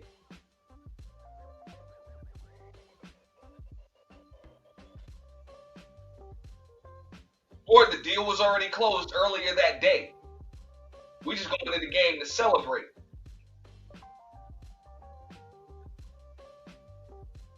But if you're going to the game to get a deal closed, it's because you ain't got no fucking deal. You're just hoping you bump into people. Miss me with the bullshit. Alright, more fake boss shit.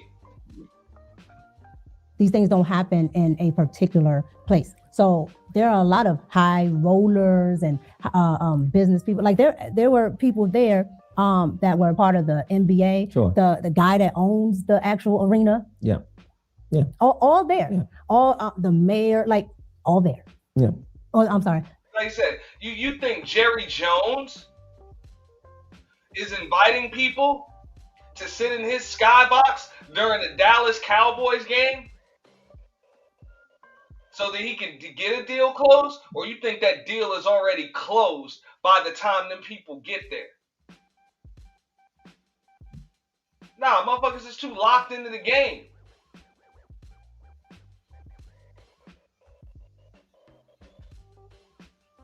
They gonna tell you, holler at me at halftime. You don't want to miss no play. That's why people there.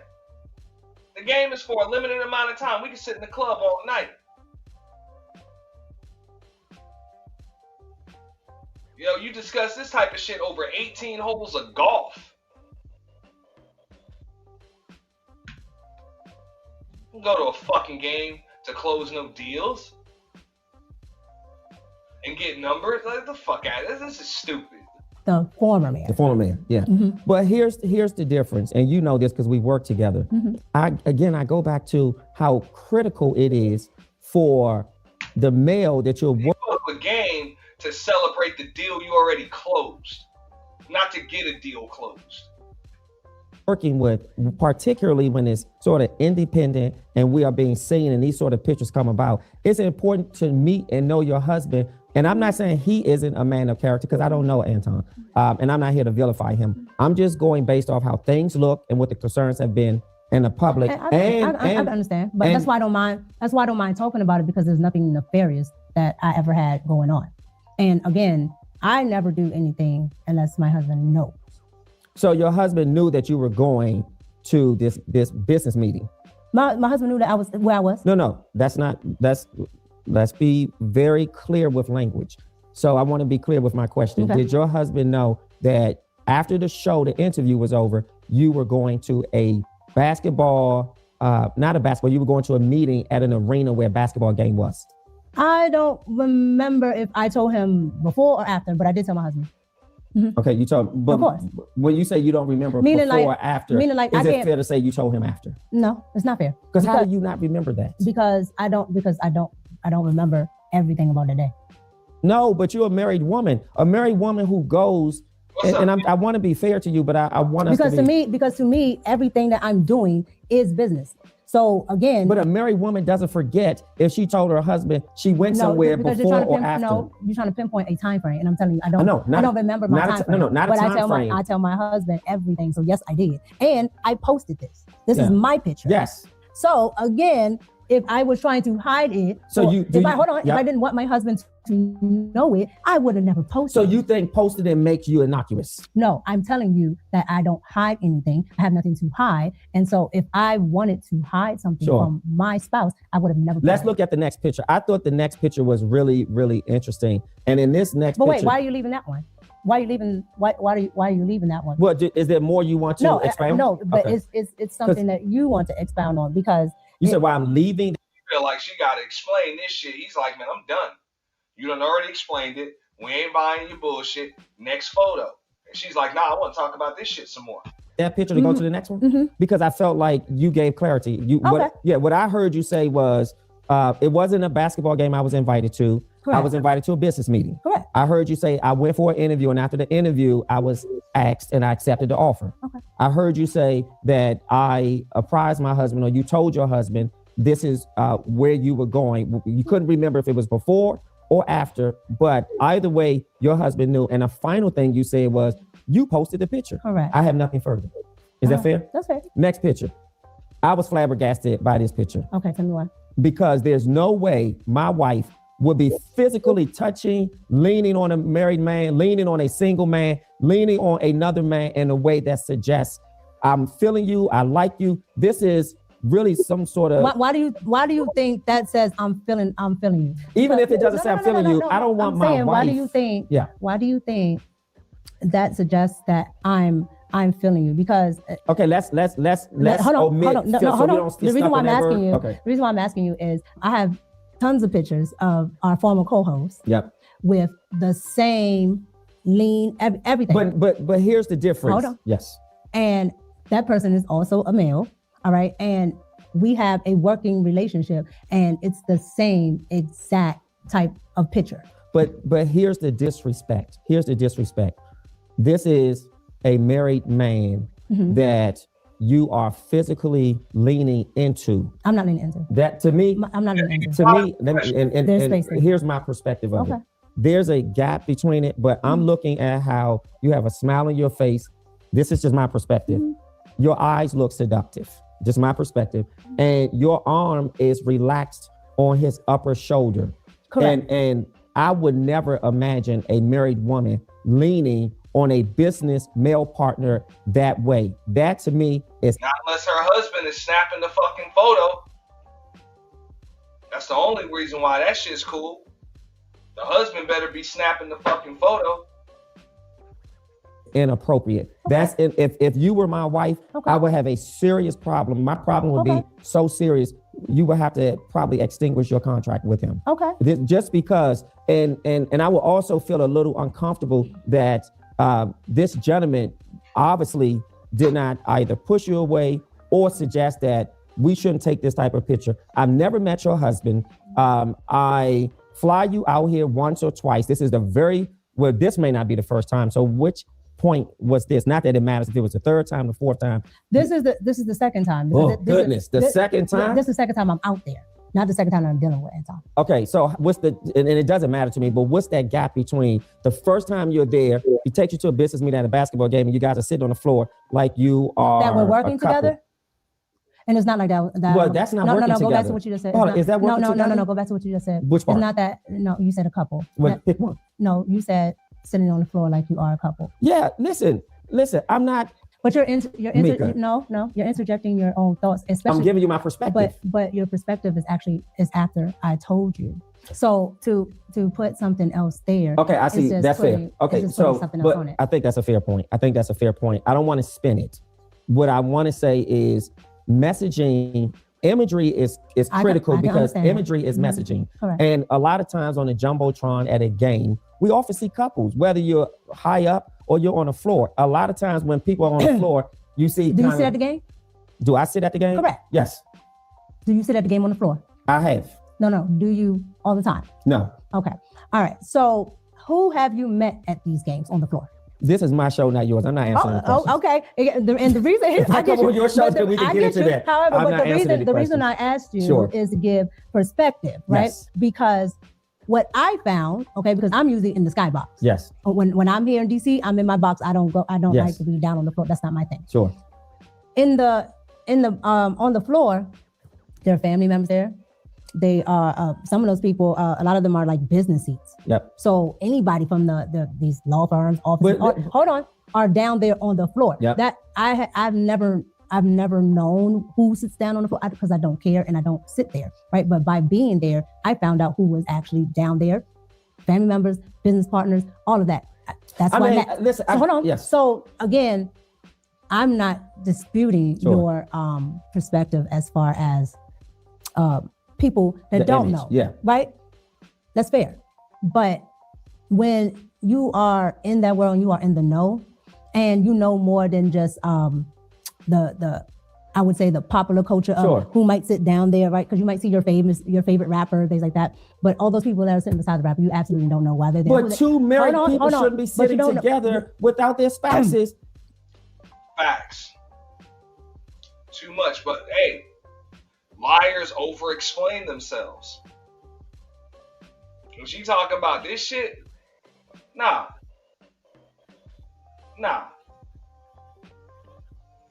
Now, see, and here we are again with you going back to something that's not, because you are essentially saying that I cannot do any business dealings with somebody that is in. I'm big real. Look, I ain't no rich nigga. I've sat courtside once in my motherfucking life, and I've had seats probably about maybe 10 rows up a few times, enough times, which is close enough.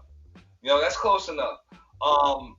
If I'm that close, I got those good seats. All right, and I ain't got like a homie or my son with me, and it's a chick with me, I'm with that chick. But that's either my chick, number one, or I'm with this chick, at least for the night. She with me. Ain't none of that we co-workers or some shit like that.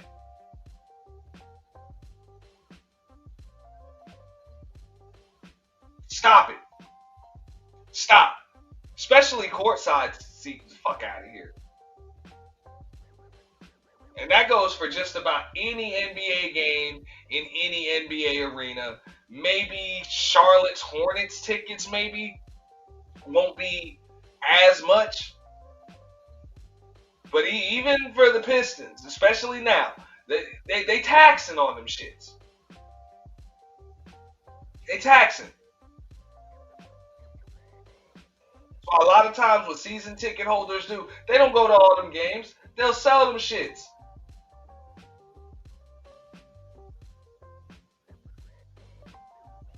Because you make bread. That used to be the come up. That's how I was able to get those good seats.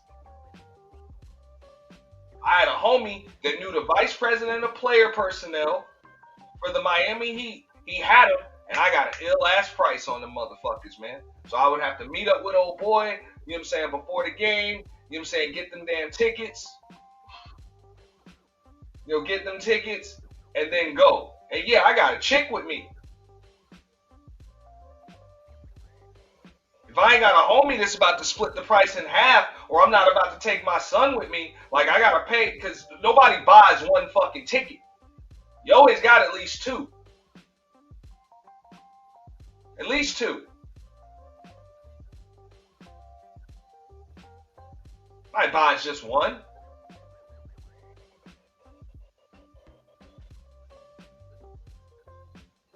So now, if I got a chick with me, that chick, she's with me tonight.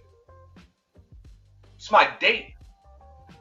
in business because that person is married. No, what I'm saying, no, what I'm saying is somebody who's never met your husband. Because if I go out with you or anybody And else, I met your husband. okay, but The former host has met your husband. but we've already talked about that. Yep. But what I'm saying is, you're saying because you don't know when you're looking at that picture. You don't know if you met him or not. I know he hasn't met your husband. When I looked at that picture, let me, and maybe because I have inside knowledge. Yeah, that's why. So my point is, you don't know. But I don't have to know to know that that's inappropriate. Let me say this. And maybe you just don't see it. You can't see how this could be construed. That's not what I said. Okay, so do you see this as being inappropriate? We just talked about what it can look like imagery-wise. So let me ask you, forget the imagery. Is this inappropriate to you?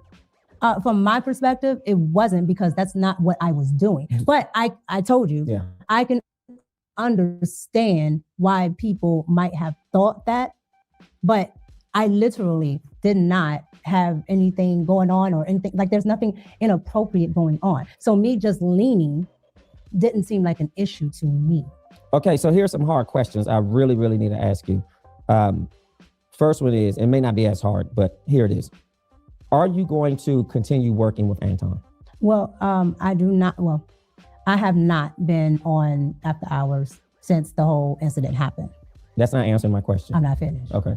So I haven't been on after hours since the incident happened. And I felt that, there were a lot of things that I did not like about everything that went on. So with that, I decided to pull away from the show. So no, I am not. Is that a permanent termination? I am not. Permanent termination? Yes. I was only doing one show. Okay, so you're no longer... You was getting $3,500 a month to be on that show, and you decided to pull out. Pause. Because of the incident.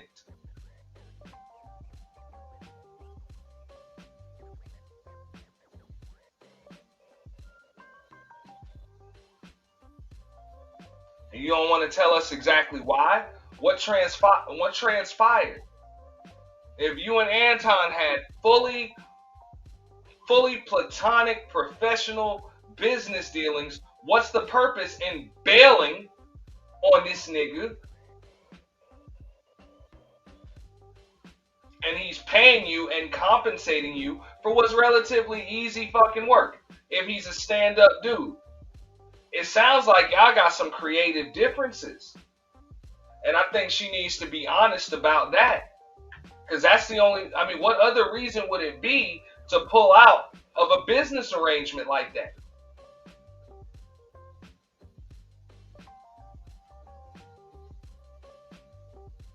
Y'all had some creative differences, issues when it came to content, or personal fallout. A part of it. Here's another very challenging question, but I have to ask you. I just have to ask you. Or your husband told you, fuck that nigga. All right? You got everything you needed out of him. Done. Either you end it or I will. Maybe that's what happened. Have you and Anton ever had sex? No. Hold on. One more time. Thing that went on. So with that, I decided to pull away from the show. So no, I am not. Is that a permanent termination? I am not. Permanent termination? Yes. I was only doing one show. Okay, so you're no longer a part of it. Here's another very challenging question, but I have to ask you. I just have to ask you. Have you and Anton ever had sex? No. Any? Hold on. No. Okay. Any sexual relations? No. It's always been strictly professional. And that's... you could be professionally sexual. Well, I would know. Well, that's so again, it's always been strictly professional. Strictly professional. Like I said, Anton has a persona online. Okay. I get his persona online, but personally, Anton hasn't done that to me. Okay. What happened between him and Corey Holcomb? Because the 5150 show from what...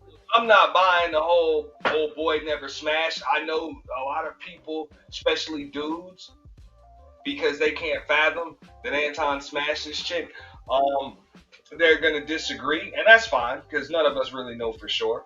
But just because she said no, I'm still not buying that shit. I ain't buying that shit. I'm pretty sure he tried. And I don't see you saying no. But we all saw you were there with Anton, correct? We didn't see you, but clearly Corey said your name. And I even saw a video that he said Micca can come and do the show. She could come here. I would love for her to come. What happened that was not visible to the public that you can share?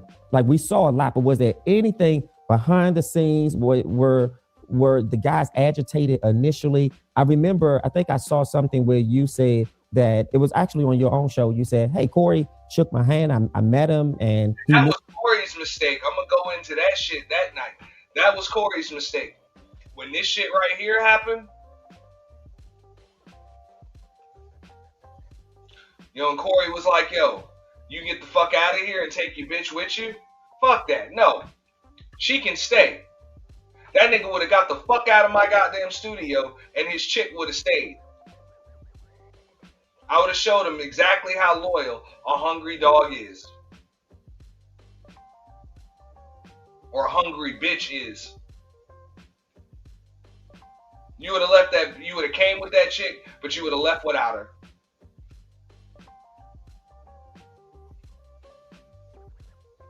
Cause she ended up bailing on your ass anyway, nigga. If she bailed on your ass after that event, you think she wouldn't have bailed on you during that incident? Or right after that incident? Of course. So fuck out of here, bro.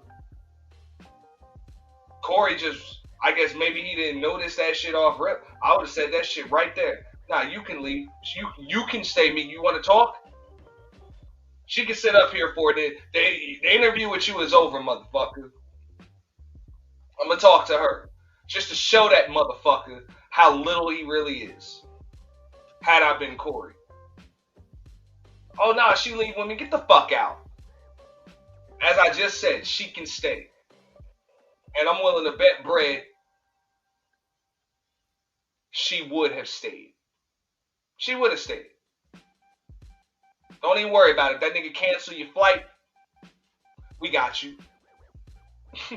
We got you. I ain't sweat it. What up, Casmo Star? Nah, I would have finished that show with her.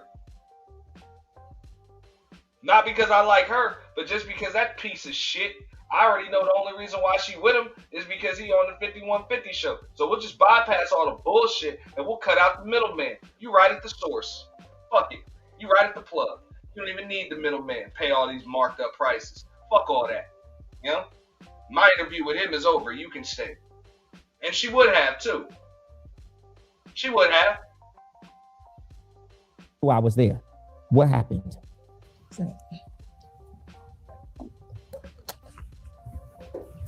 Okay, so we got to the studio and let's back up a little. Okay. Again, here's another invitation, correct? It's another. That would have deaded all this shit. Is that his side chick and all that other shit? Hey, whatever. Maybe she was. Maybe she ain't no more.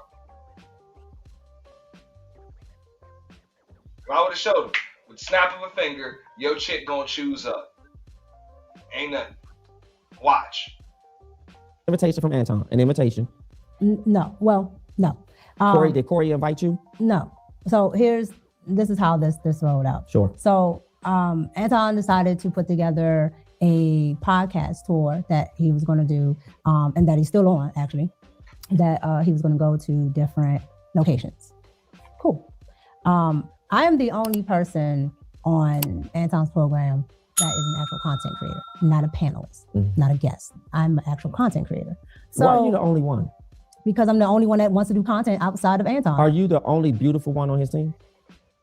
That's subjective. But there's other pretty women there. But whatever you think, that's what you think. But there's other women. Do you think you look better than his wife? No, I'm not going to answer that question because that's just no. I mean, again, these are things that were sent to me. People have said, "Can you please ask her how she feels?" Why would I answer that? Why would I? The only polarizing figure, on his panel. You chicks are just there as fucking eye candy. Eye candy. You got nice teeth. I get it. But the rest of these motherfuckers pretty much have to be glazing ass yes men. That's it. Makes him feel a little larger. Why would I subject another woman to answering something that is absolutely insane? But fair enough. Go ahead.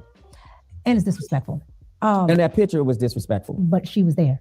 She was there at the second one? Yes. That second picture? Yes. Did she take the picture of you leaning on her husband? I sent you the video. Why, play that.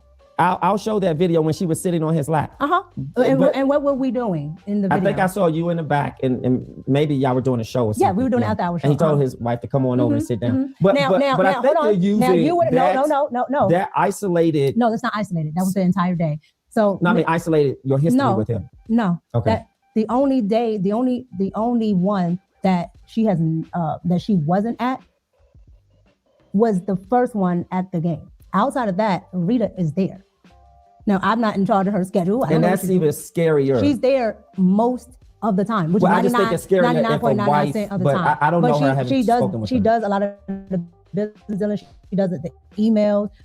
She does the scheduling because she actually scheduled my flight. Sure. She does those. So Anton is not the person that actually does it. He has an assistant, but a lot of the times his wife does it. Yeah. And you do have husband-wife business partners. Yeah. Tons of them. Yep. And sometimes those individuals, wife or husband, can be accepting of different arrangements. Okay, but what does that have to do with me? My arrangement is business and personal. Right, that's what I mean. Personal. That's what I mean. That arrangement. Yeah. So no, it's not an arrangement. It's an actual business. No, it's an arrangement words by matter. a contract. Words matter. Yeah. And I'm very fastidious when it comes to words. I know, and you're also a fast talker. So I pick up on it. I'm not that fast. You fast, but I listen. Sure. However, no, she does a lot of the bookings, so she knows who's coming in and out and things like that. But like I said, that last one that we were just talking about, she was there the entire time. That's why in the video I sent you, she just came on in. She had been sitting there the entire day. Okay, going back to Corey. So you were there, you arrived, and the show starts. No. Well, let's skip past everything else and just get to the crux of it. Okay. What do you think really sets off either Corey or Anton? At what part? At any part. You were there, so you may have witnessed or have seen characteristics that could have been combustible and sort of inflamed them. I think both of them set each other off because you have two men that are good at what they do, two men that are trying to get their point of view across as what is the best view. Sure. And they don't not only not agree on political things, they don't agree on certain values. But what's the issue? Because it seems like Corey doesn't like that Anton allegedly espouses white America's thinking, or he minimizes black people, or his role as a conservative prowess, if you will, seems to demean and diminish the light of black Americans. And Corey is perturbed and turned off by that. And Corey, therefore, or maybe Anton Corey said something about sucking, male parts or something. And I think what actually happened? I can't remember who said what. So I think Corey said kissing white people's behind. Yeah. And then Anton said, well, you sucked of black people. Yes. And he just didn't like the sucking comment. Yeah. Now I was disturbed that honestly Corey was that upset. I mean, I get the respectability component.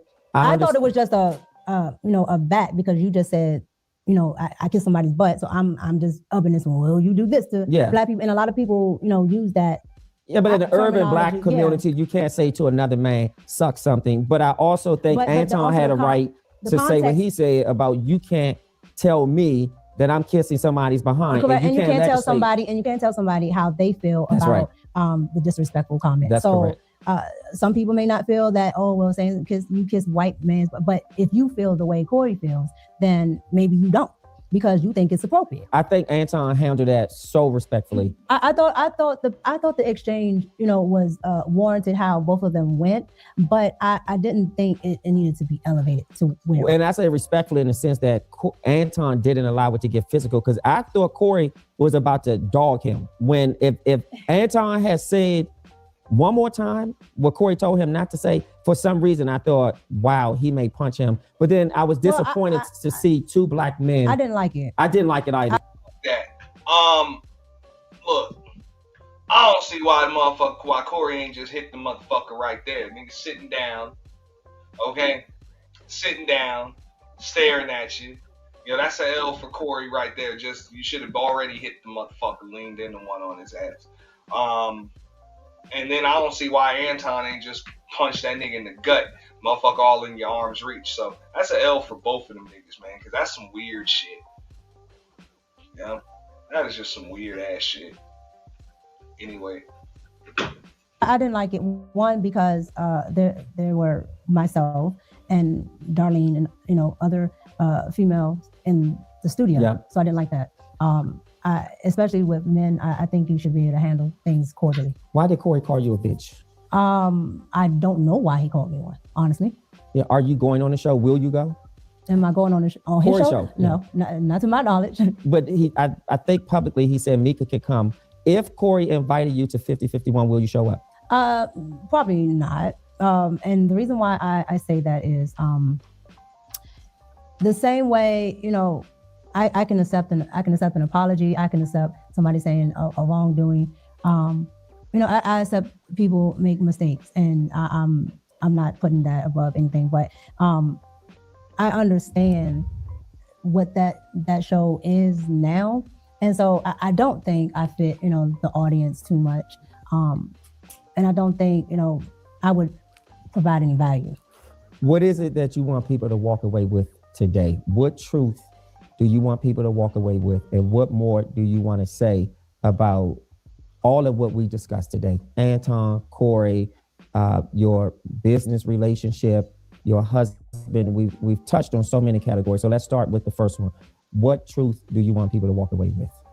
Not what truth. There's only the truth. Sure. The truth, really, honestly, is that there are lessons. There are. Oh, this is good. I love lessons. What's the lesson that you extracted from this experience? Because your life was speaking to you. Do you understand that? I learned a valuable lesson. You know, outside of your wordsmithing, well, outside of your wordsmithing, I do think you know, it is important for your spouse to meet everybody. Right? Thank God we made progress. Oh no, I wasn't ever you know, not agreeing with you. Sure. I just still wanted you to understand that there wasn't anything nefarious there. Yeah. On whose part? On yours, because you can't speak for anyone else. Correct. Yes. But so I didn't want that to be misconstrued in what you were asking. Sure.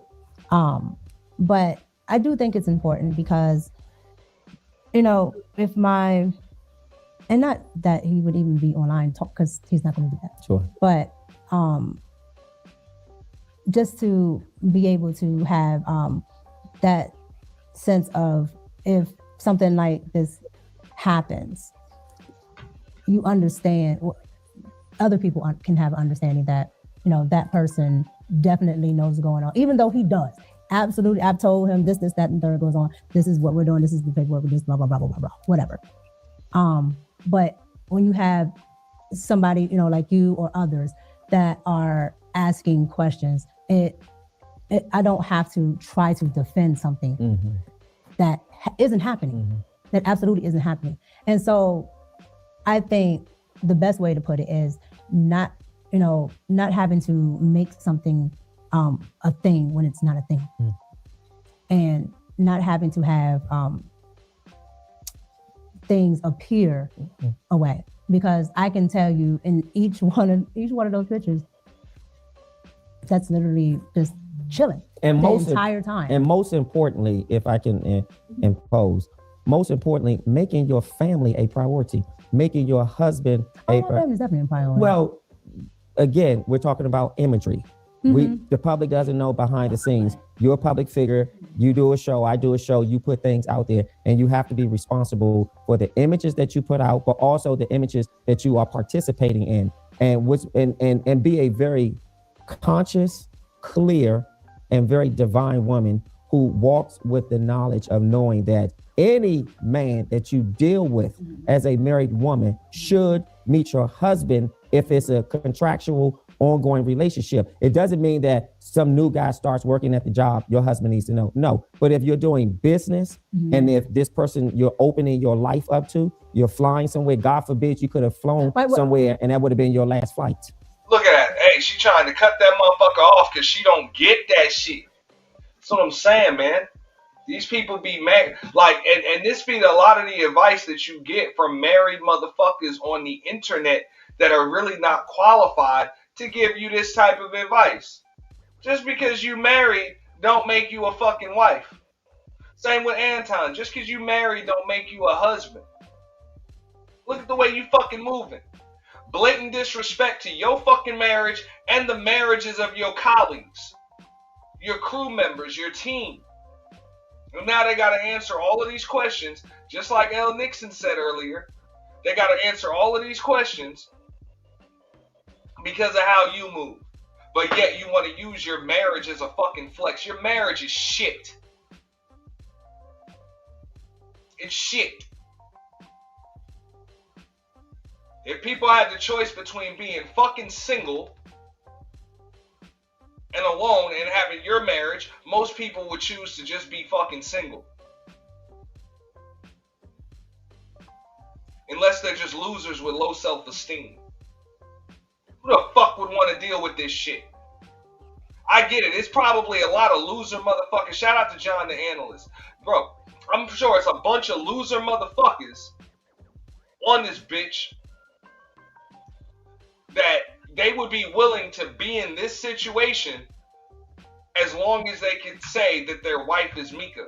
And it's okay for that chick to just be flying around the country and shit with Anton Daniels and being called Anton Daniels side bitch and shit. Fly the fuck out of here. And it's a damn shame that an interviewer has to tell her this shit. You didn't already know that? Oh, well, I made a mistake. The fuck up out of here. You made a fucking mistake?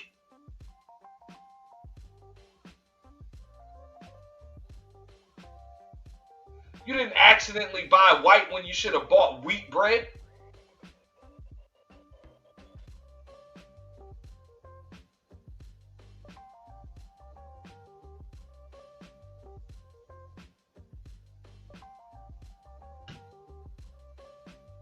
You didn't go purchase fucking hot pink lipstick when you should have bought fuchsia or whatever?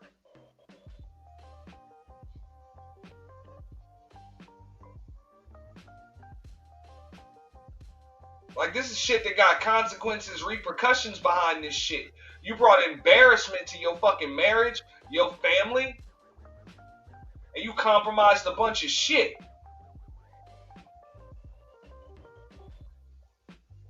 You allowed that shit to happen, and you taking your orders from a fake boss. You taking your orders and your compensation from a fake ass boss. A horrible one. A motherfucker who says he's got 50 employees, but yet he has to do everything himself. That should have told you plenty.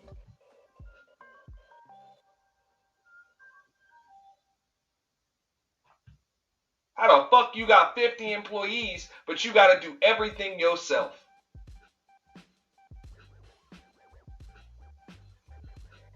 I'll be goddamned if I'm paying anybody, let alone multiple motherfuckers, $3,000 a month. And I still have to do everything myself? How much sense does that make?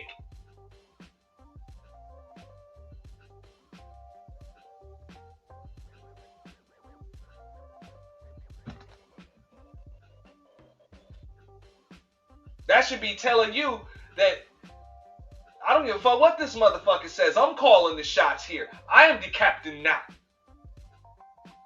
I can never work with... This is one of the reasons why a motherfucker like Anton Daniels has the people around him that he does have around him. And why he's had the fallouts like he's had.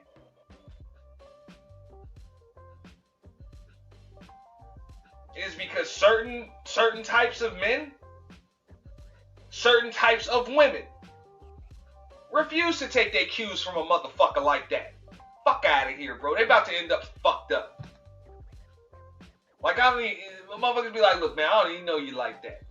You just give me a fucked up vibe. If I take my orders from you, chances are we'll both be out here fucked up. I don't know. I just got a feeling. And no, I'm not going to wait and see what happens. Because by the time by the time some shit happens, it's too late. So at some point, you got to take accountability for being a bad judge of character.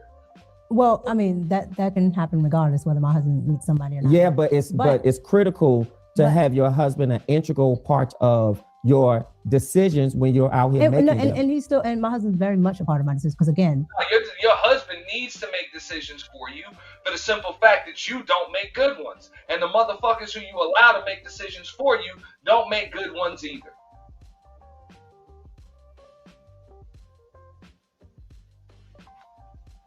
And it seems like maybe your husband don't make very good decisions.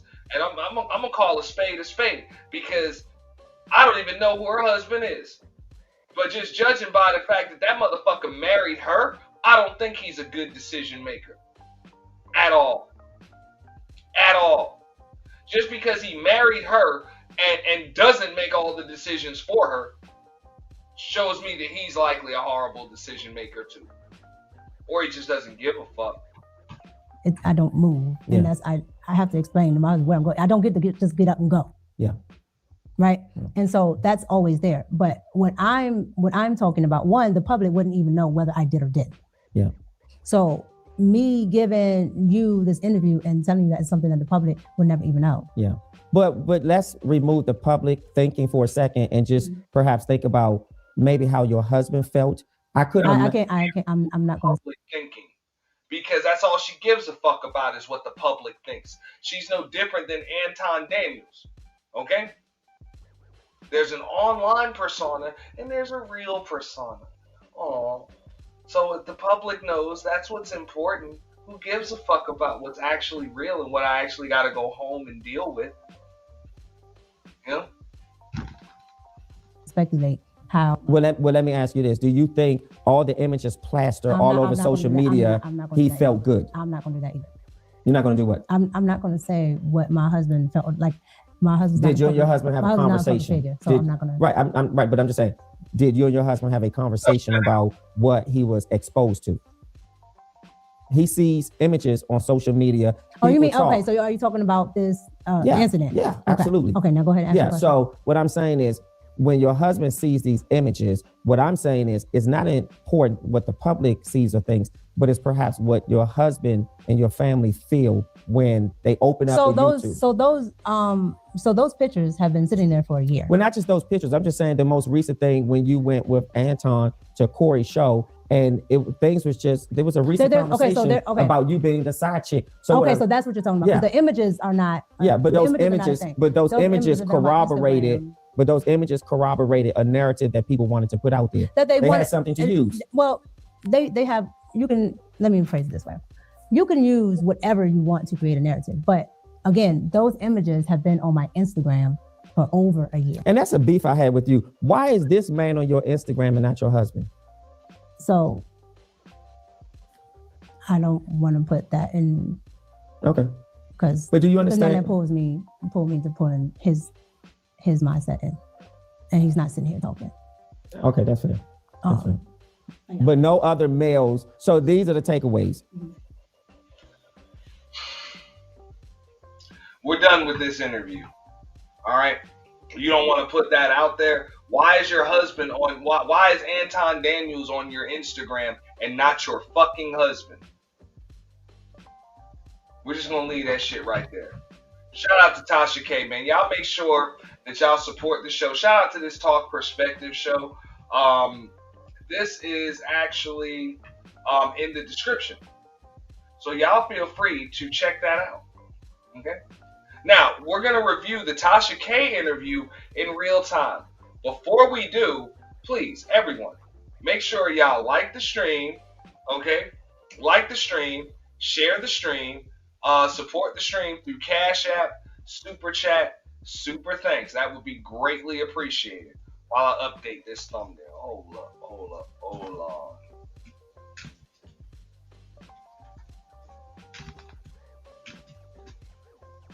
All right.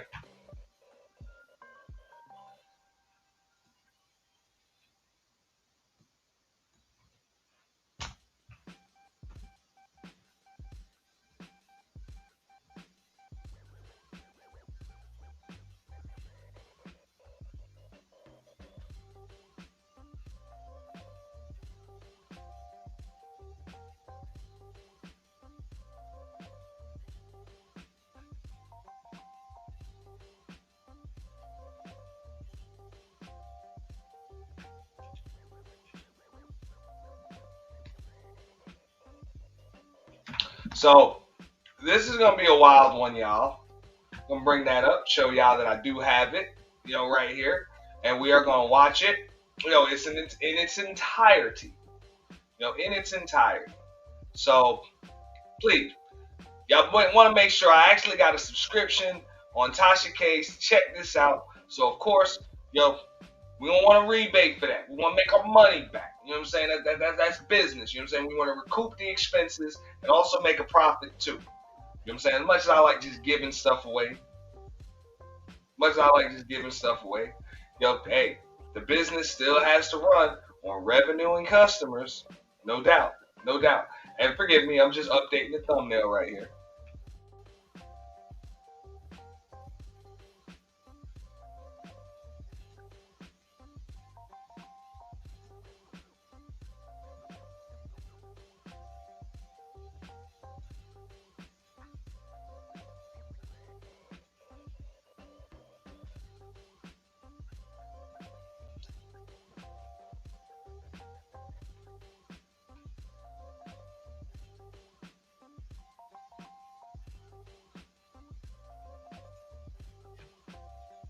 All right.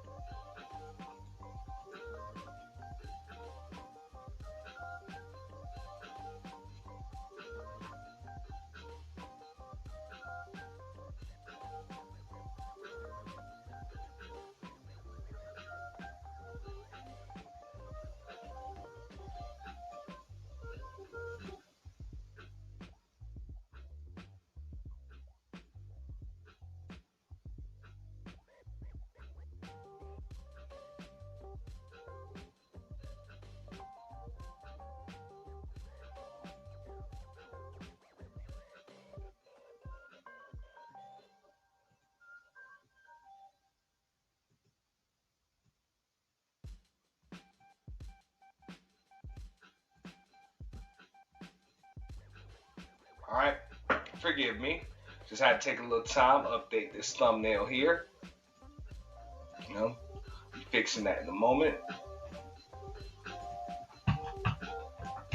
Alright, so we're just gonna get into this shit right now. Shout out to everybody. Thank you so much for coming through. To Detroit, correct. Okay, so that is, and then you guys went to a Detroit basketball game and sat courtside. Correct. Okay, and you did other things out together on a business trip, correct? No. So from there, went right back to the studio. And his wife didn't mind you going along to the game? No, I told you, his wife understands his business dealings, and she's there 90% of the time, if not 999% of the time. She's just usually off camera. But she wasn't with you that day at the game. No, she was not. Your husband could take another woman to a basketball game?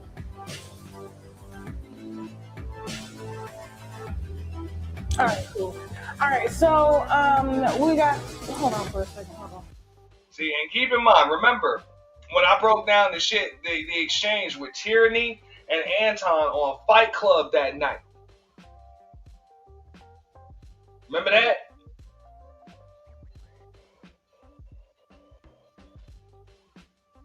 That's what Tyranny was checking Island Gal Q about.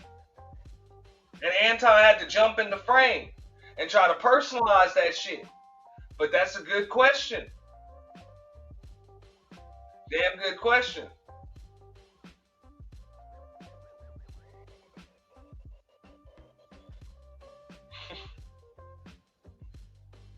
Hustle man with the kazoo. Shout out to Okay. Tasha. Can't say nothing bad about her. Because we are using her content, and this ain't even just behind a paywall. This is off her website. Shout out to Tasha K. Micca, what do you go by online? They just know you as Micca? I either go by Micca or Pop Culture Micca. Okay, or Pop Culture Micca. I ain't want to put your government name out there. And they be, Yeah. looking you up on the internet, and your Yeah, Social it's Security cool. never knew you. Next thing you know, you got a house, and they taking your tax return. Well, listen, welcome. I know unconventional interview. Your team reached out because apparently you are being slandered all over the internet concerning you and Anton Daniels, a fellow content creator on Yes. the YouTube streets that has a massive platform. Yes. Apparently, he's married and has been married for a very long time. Has children and everything, and you two have a working relationship, but the content creators are saying that you guys have a relationship. They're saying that you are the mistress, aka side piece, side chick. Yes. Yes. Yeah. So that's what we're here for. Now I'm due to talk to Anton, I believe Wednesday, if I'm not mistaken. I'm talking to Anton Wednesday, Jason? Yes. So me and Anton are going to be doing a full sit down. We will be discussing you, but I think it's only right that we, hear from your mouth. And so, real quick, I just want to, if you don't mind, just giving some short background on who you are and what it is that you do. Cool. Well, my name is Micca. I go by Pop Culture Micca, and I am a commentator. I am a conservative commentator as well. I have been featured on Fox. I've been featured on BBC, and I am also in the YouTube content creation space as well. Okay, cool. Are you a journalist? I think I saw somewhere that you were a journalist. Yes. So you actually went to journalism school and No, I did not, but I have been doing this for a very long time. So I've been in the entertainment industry pretty much my entire. Y'all make sure y'all like the stream, share the stream, because on a lot of these fucking cheap ass channels, what you're going to see is reactions to reactions, because motherfuckers don't want to just pay for the fucking subscription. They don't want to pay the $13 and change that you gotta pay just to be able to watch this shit, cheap bastards. So what they gonna do is they gonna try to react to somebody else reacting to this shit. That's why I'm talking shit in the minute of it. If you try to use my video to do your own reaction because it's too cheap to get a goddamn subscription to TashaK.com, hey, you really gonna have to fast forward to the fucking shit that I'm talking in order to get through that shit. I'm about to fuck up your content, motherfucker. Alright? Nah, man, shout out to Tasha K, man. Entire life, and I kind of got into journalism by way of doing politics. So I do commentating with BBC News and, like I said, with Fox 5. Okay, cool. All right, no problem. So real quick, let's start from the beginning. How did you and Anton meet? So me and Anton met online. Anton reached out to me, sent me an email, told me that he would like to interview me. So that's how we met. We talked about what we will interview about, and that was that. Okay. What made him reach out to do an interview, though? Were you trending at the time or something? So from what Anton told me, a lot of his... Alright. Bullshit. Like, from what, no, you already know what's up. That motherfucker got wind of your channel. He thought you looked good, so he hit you up. That's it. He thought you looked good, and he hit you up.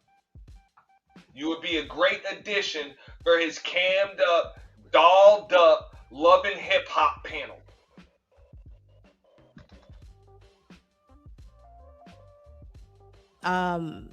I guess supporters or a lot of the people that watch him liked my content, and they kept, emailing him, because from what I know of Anton, they will email him if they see somebody online that they think is, interesting, or they want, Anton to talk to. This woman is just so, she must know she is just so interesting. She is just such an interesting person. Look at the look on Tasha K's face right there. Look at that. She's like, yeah, you seem extremely interesting. Get the fuck out of here. Get the fuck out of here. Okay, so he basically said the viewers had reached out to you. How many followers did you guys have at the time? So at the time that Anton reached out, I probably had about maybe 20K on Instagram. And I had just, like, I've only been doing YouTube a year, a little over a year, maybe 15, 18 months. And at the time I had just started YouTube. So Premeditated excuse for having like under 5K when you look like that. But let's go. his followers probably know me from just, doing different commentatings and being on different people's podcasts at the time. Okay. And how many years ago was this? I've known Anton almost 2 years now. Okay. And so, all right. So what would lead them to believe, because I know he had that big blowout with Corey Holcomb. I don't know if Corey mentioned your name or anything like that, but when it comes up, like you are coming up as Anton side chick. Now, I do want to put this out here. You are very attractive. You're very articulate. And I wouldn't want you around my husband. 20K ain't shit on Instagram. You know? Anybody can do that shit. Because you follow people, they follow back. It is what the fuck it is. You know? It ain't shit. Especially when you look like that. 20K ain't shit. 20K ain't shit.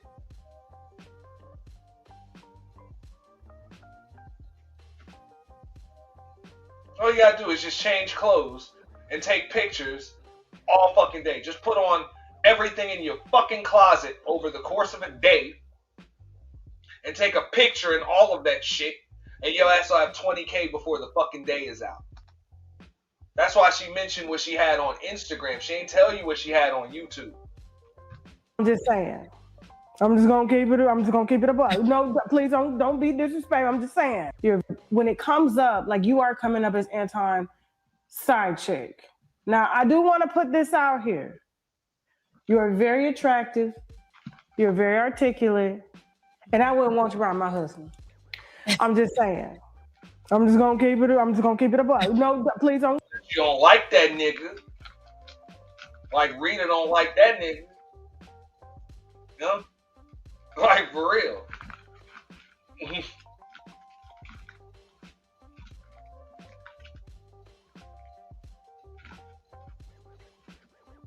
Don't be disrespectful. I'm just saying. I understand. However, you heard Cam Newton. Cam Newton say he can't be around no beautiful women and it just be strictly friends. Okay? And a lot of men do think like that. So I just kind of want to understand like the nature of the relationship. Did you guys just start working together all the time and doing content together? So once Anton reached out to me and I did the interview, he, found that, I was interested in different things as far as pop culture and politics, and that I knew a lot when it came to those two areas. So we decided to go ahead and work together. Anton had something that he was revamping at the time, which was his old channel that he had called Fight Club. And he wanted to turn it into something called After Hours. So that's where I started, which is called After Hours. Okay, guys. Did you guys meet up to do any of these shows, or you just kind of worked virtually? Most of it is virtual. I've probably been to Detroit about maybe 3 times, but most of it is virtual. Okay. If not all of it, probably about 98% of it. Okay.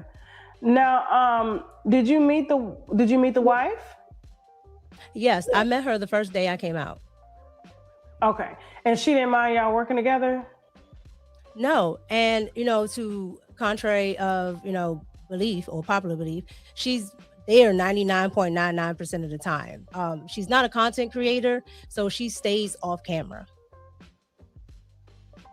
Okay.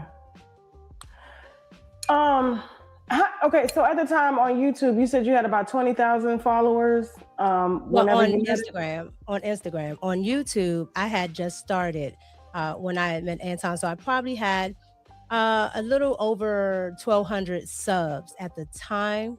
I was building my platform, but I was already, doing YouTube And when Anton reached out to me, I already had motion on Instagram because of the entertainment that I was doing already and the news commentary that I was doing already. Okay. Hold on for a second. Now, Anton's wife is really gorgeous. She's very gorgeous. She's nice. I've spoken to her. However, you know, when I look at you, you get a lot of DMs on Instagram. I get quite a few, but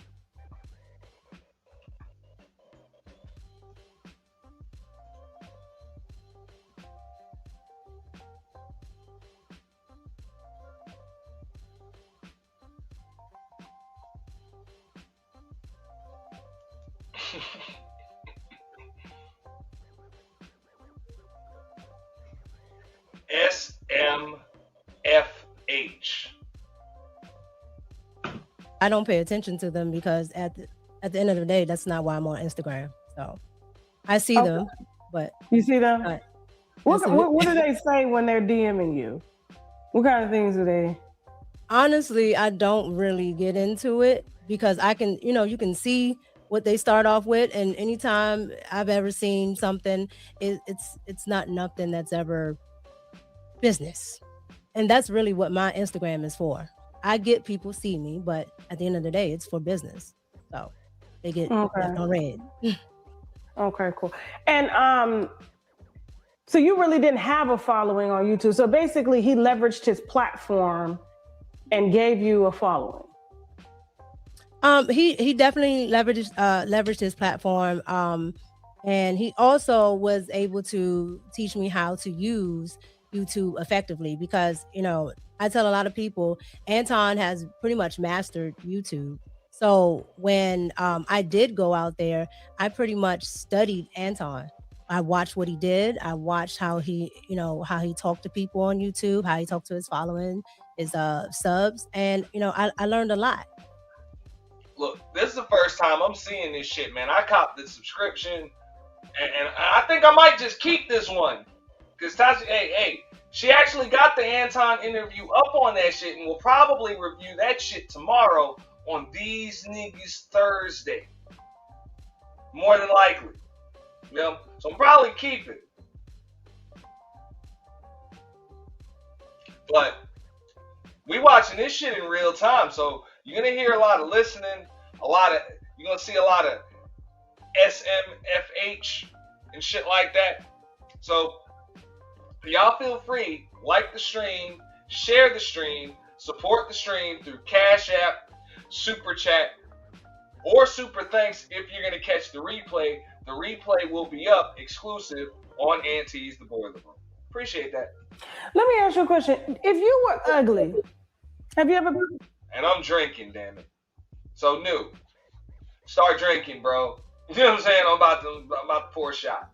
Because this is interesting. This is we about what? 9 minutes into a 40-minute long, interview. You ever thought about being ugly? Because you're not ugly. No. If you were ugly, do you think Anton would have leveraged this platform with you? I really can't get into. Well, why didn't he leverage his platform with Brittany B? She was a fixture on Fight Club to show that he was revamping.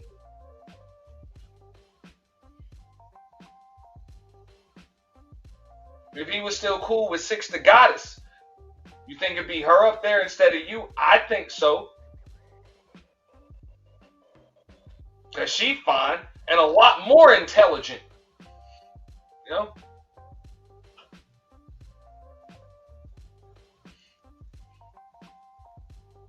And opinionated.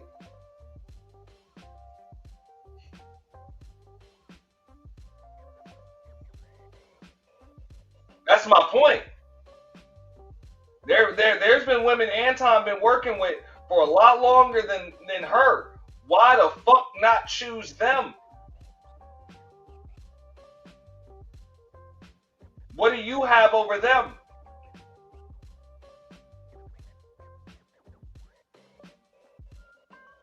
And the answer is aesthetics, man. Miss me with the bullshit.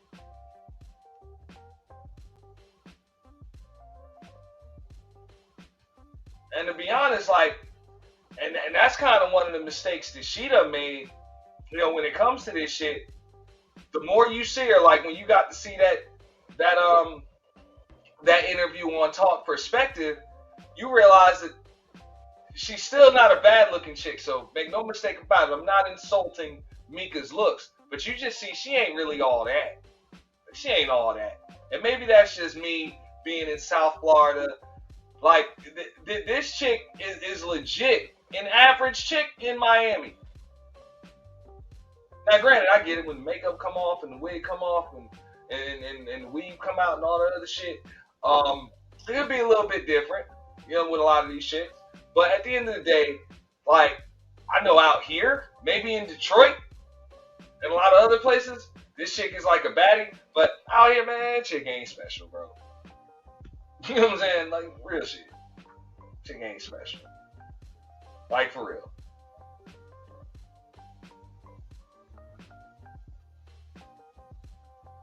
To what I think Anton would have done, honestly. But I'm right. Then matter of fact, you know what? I met some chicks who used to come down from Detroit, for KOD Mondays and shit. You ain't wrong. You ain't wrong at all. Detroit got some baddies, like some real baddies. So yeah, even for Detroit standards, this chick ain't all that.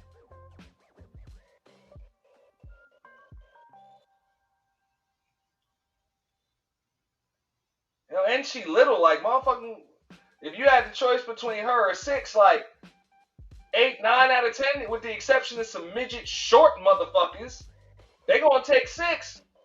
They gonna take them legs, man. They gonna take them chopsticks, dog. This chick like 4'11" or some shit. Sherry Berry, shout out to Sherry Berry. She was right when she was up here. The chick kind of give, I said this in Iz's chat the other day, she kind of give little person, dwarf vibe. She was right about that shit. I said that shit. Like, for real. And I'm not insulting the woman's looks. She's a pretty woman, nice teeth, good shape, all of that shit. Nothing wrong with her at all. I'm just saying, you ain't all that. Like, I get, if you cammed up on a panel with some other average chicks, yeah, you might get a little bit more attention. But if motherfuckers stand your ass up in the goddamn club and put some platform shoes on your ass and some shit with the rest of these chicks, this is just the average chick. Let's keep it real. Thank you, bro. Shout out to New. You absolutely fucking right. That's throw around hype. Throw around hype. That's that empty box toss up, whatever, bro.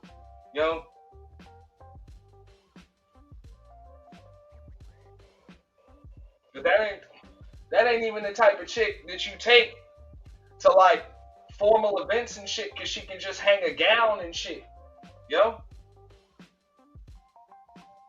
Like, for real. She gotta wear super tight shit to be fine. Y'all know what I'm talking about. The real baddies, hey, they can wear tight shit, loose shit, no matter what. It's gonna be fine all the time. She gotta wear just super tight shit all the time. Whatever. I'm not unaware that I'm attractive or that people find me. For real. Like a chick like 6, you know what I'm saying? You dress her in some, loose gown, tight gown, whatever, you know what I'm saying? We just need to see the waistline. That's it. She's gonna make sure that waistline gets shown. But the rest of that, all that Jessica Rabbit, that shit gonna, hey, you know what I'm saying? All that Jessica Rabbit gonna be out there. Ain't no Jessica Rabbit chick like that. You just put a camera on you with some good lighting, you straight. You know what I'm saying? But you know what I'm talking. Shout out to Big Brenda that had the high heels challenge. You put her in some heels, you're gonna see, swivel in that shit. Don't fucking swivel. Like Like hey, that's how we used to rate them. Like I know these niggas in these spaces, they got that 1 to 10 scale and shit. Oh, 1 to 10, just like Kojak said, a 5.75. Fuck that. We used to have there's the nod, there's the damn, and then there's the wow. You know what I'm saying? For real. Hey, there's a, you know what I'm saying? You see, like, all right, yeah, she all right. She right, she decent. Yeah. And then there's the damn. You know what I'm saying? Damn. And then there's a wow. Like, hey, that's the only thing coming out of your motherfucking mouth. Wow. This ain't no wow shit. Like, let's just keep it real. She got a little damn to her. But just like New said, she might not even have that damn to her because you little. Like you little and you still ain't like Jessica Rabbiting up. You know what I mean? For real. Like for real. I know some chicks that ain't even as cute as her in the face, but they just better than that bitch, bro. You live in some motherfucking, you know what I'm saying, in some heels.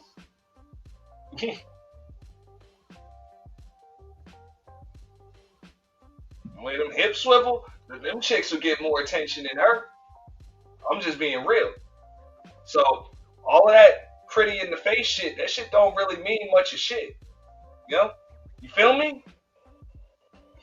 That shit don't mean a motherfucking like much of shit outside of these fucking panels. And that's only because motherfuckers be cammed up from the bust up. Attractive, but what I know to be true is that I'm a very serious person when it comes to work. And so I'm a very hard worker. I give, a lot of attention to detail. And if I work with somebody, they're going to see my value. And I really do think Anton really saw the value in what I did. Okay, so were you doing this on Instagram at first before you did on YouTube, or like you were just making YouTube is because YouTube is actually different than what I was doing. So what I was doing was on TV. So here locally, I was on Fox 5. So I did the entertainment segment. I would talk with TMZ and we would talk about whatever the popular thing was. I also did a podcast out here in DC where we would talk to different celebrities, sports figures. I've had NFL coaches and all types of people, Wall Street people, just every. I'm gonna take it back, bro. Like, and you know what I'm talking about. Like them dams and them wows, you ain't even got to see the face. Like you ain't even got to see the face. This is she get the nod. She get the nod. Like, you know what I'm saying? Yeah, she decent. You know? This ain't no damn wow bitch. Like, for real, bro. I'm gonna bring that shit back up. Hold on, let me bring that shit back up.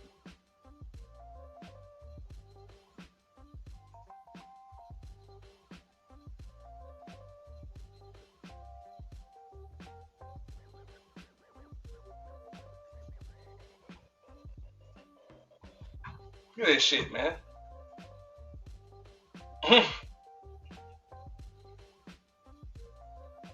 Fuck out of here. Yo, out of here, bro.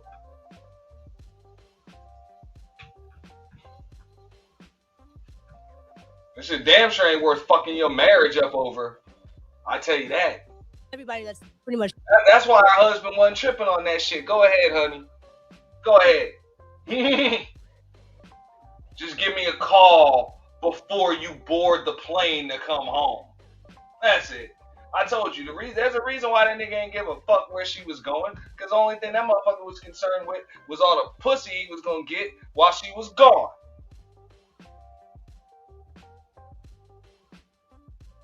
Just call me when you on the way home. Call me before you board the plane. And then text me again when you land.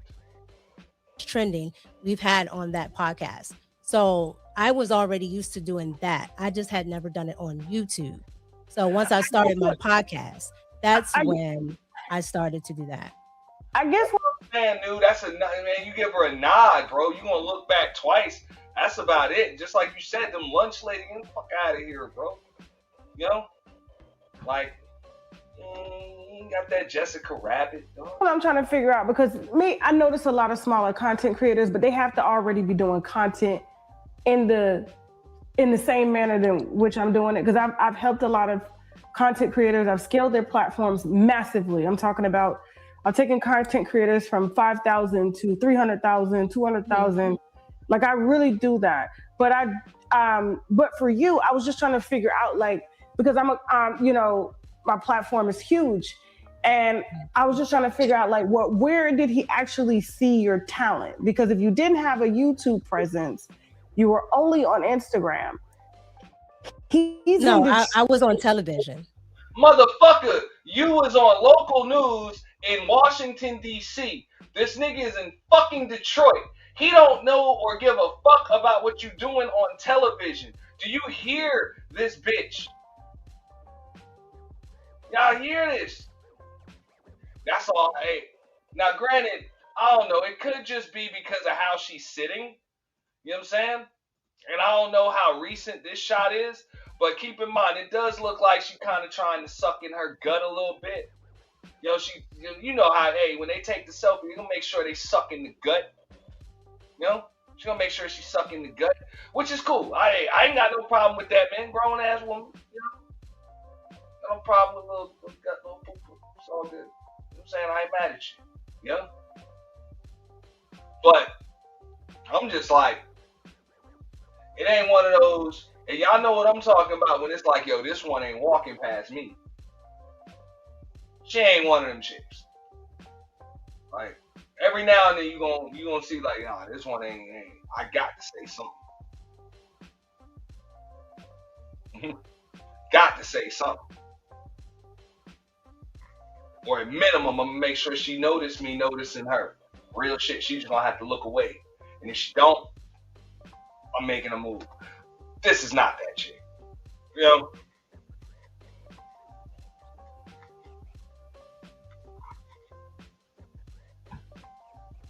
Okay, you're on television, but you're on television in DC.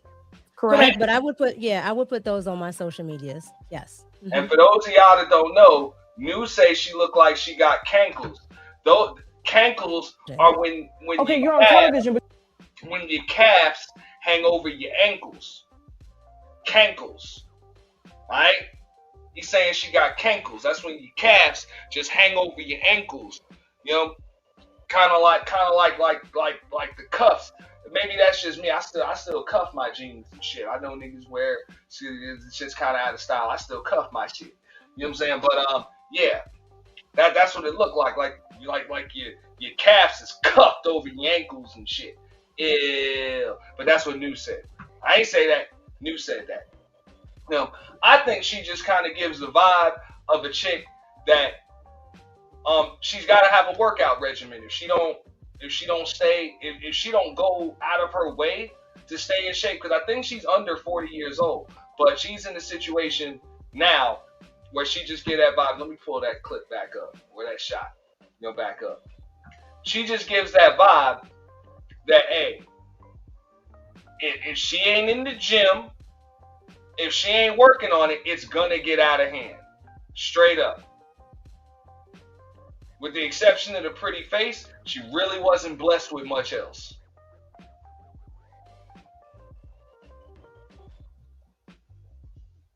Now, y'all know that, man. It's all types of fat chicks with pretty faces. That don't mean shit. So, yeah, you know what I'm saying? She's got to put that work in, or else, you know what I'm saying, shit's gonna get out of hand. Like, you got to count calories, and you're gonna have to burn more than you take in on a daily basis.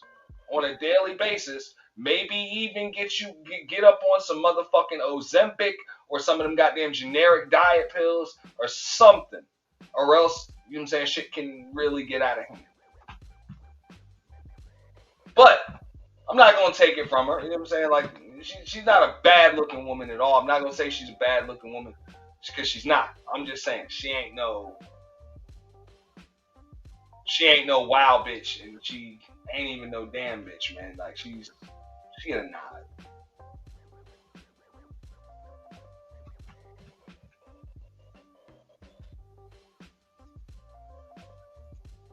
Y'all forgive me. My screen lost audio. But you're on television in DC, Correct, but I would put those on my social medias. Yes. Mm-hmm. So a man in Detroit on YouTube happened to catch your TV segments on your Instagram, and his viewers said that he should talk to you. And so he reached out to you via email. Correct. His subscribers or his viewers sent him my content. She don't want to admit that she was the target of an online predator. All right? Motherfucker, they stalked you and you became prey and you took the goddamn bait and you fell for that shit. And then the motherfuckers nigga bullshitted you like he was doing you some kind of favor by allowing you to bring him clicks and views on his fucking show, knowing goddamn well, because we know how this works, the nigga ain't got no show without you on it, and other chicks like you on it. The nigga ain't got no fucking show.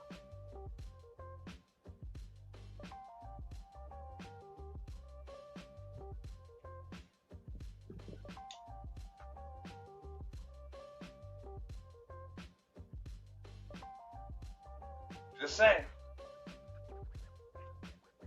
Well, what content were you making that was in line with what Anton is doing? Because Anton does I'm in politics. So Anton has 3 different channels. Anton does, Anton does the Millionaire Morning Show, and that is usually in politics and popular culture, and that's pretty much what I do. What I was doing on Fox was pretty much popular culture and politics, and what I do on my own channel is exactly that. Okay. So I'm looking at your profile. Mm-hmm. I'm looking at your Instagram. Mm-hmm. Let's role reverse for a second, because I want you to put yourself in the shoes of the viewers. Okay. If you saw somebody that looked like you with your husband. No, let me be real with it. If you saw someone that looked like you and the content creator was married, would you assume that the reason he reached out is because you were talented, or is it because you were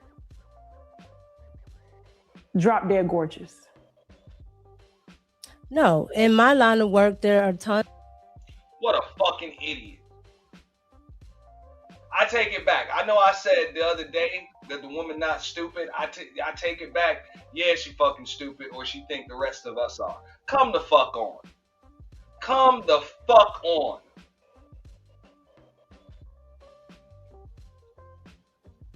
Right? Plenty of fucking chicks on YouTube. They got platforms, more subs, shit going on. Can actually bring more shit to the table, than you do, more shit to the conversation, all of that. Why the fuck did he pick you? No, you're not fucking talented. You just decent looking, and I get it. You can't do nothing about your look. You look how you look. You can't just wake up tomorrow and make yourself ugly. I understand that. So it's not your fault that you're good looking. But don't make it. Don't think that a motherfucker like Anton Daniels just looked past that and he just saw the talent in you by looking at your channel. Like the naivety, the nerve, the unmitigated gall for you to say some dumb shit like that and think But I'm talented or is to fucking believe that bullshit that you just said, to believe that you even believe that shit. If you either you're a fucking idiot for believing that shit, or you think that I'm a fucking idiot for thinking I'm going to believe that you believe that shit. Either way, there's a problem. That's insulting. because you were drop dead gorgeous. Yeah, she did say that. She said that on the last show. She said, I always get attention. She knows that shit. But now she over here playing totally fucking dumb. I really don't think this is a totally stupid fucking woman. But I do think deep down she thinks that we're all stupid. And that's what speaks to her intellectual capacity right there. All right? Because yeah, don't ever underestimate the stupidity of the general public, but don't underestimate the intelligence and the intuition of this general public either. For real.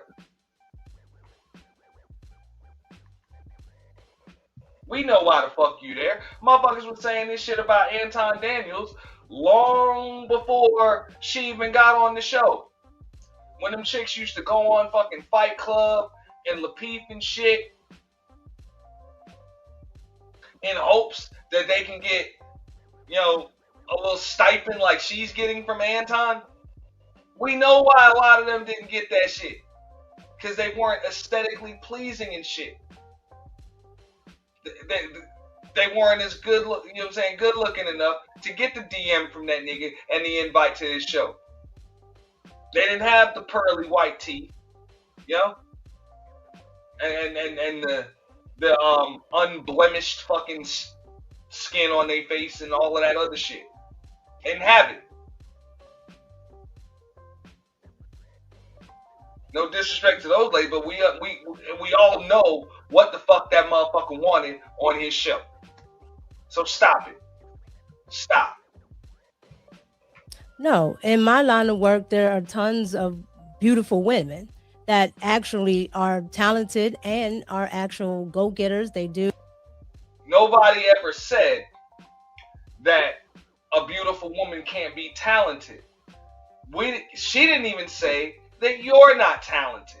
She just said, why do you think Anton Daniels chose you? Do you think it was because of your talent or because of your physical beauty? Doesn't mean that you're not talented, even though I don't believe that you're very talented. That's just my opinion. But you were not chosen because of your fucking talent. You were chosen because of, number one, your physical beauty, and you made it to the second, third, or fourth fucking checkpoint to the point where you actually got a fucking plane ticket because of your ability to be able to agree and get with the fucking program. There have been a lot of good-looking women that have worked with that nigga and then ended up just saying, nigga, fuck you. They didn't make it to the next tier. Do all types of work within entertainment and politics and being on television. So it's not oblivious that somebody, you know, you can see that they're attractive, but at the end of the day, you gotta say, when you've been in this business a long time, when you look at different people's reels and when you look at, you know, what they've done, I can see somebody's value outside of their beauty. Okay, so have you ever been married before? Yes, I'm married now. You're married now? Yes. You have a husband? Shout out to Carl Anderson with the membership, man. We appreciate that. Well, I got a video for that. Witness the C-Walk of the incredible. Keep it gangsta, dog. Keep it gangsta. Keep it gangsta, dog. Keep it gangsta. Keep it gangsta, dog. Keep it gangsta. Keep it gangsta. We appreciate that. Appreciate that. Donations.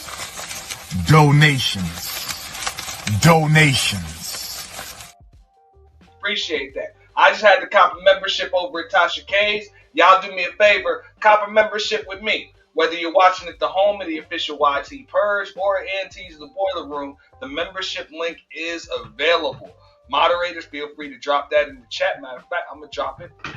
And also, all you gotta do is hit that join button right underneath the video that you're watching. It should say join right there. Hit it just like Carl Anderson did, man. We appreciate that. Members only content exclusive coming soon.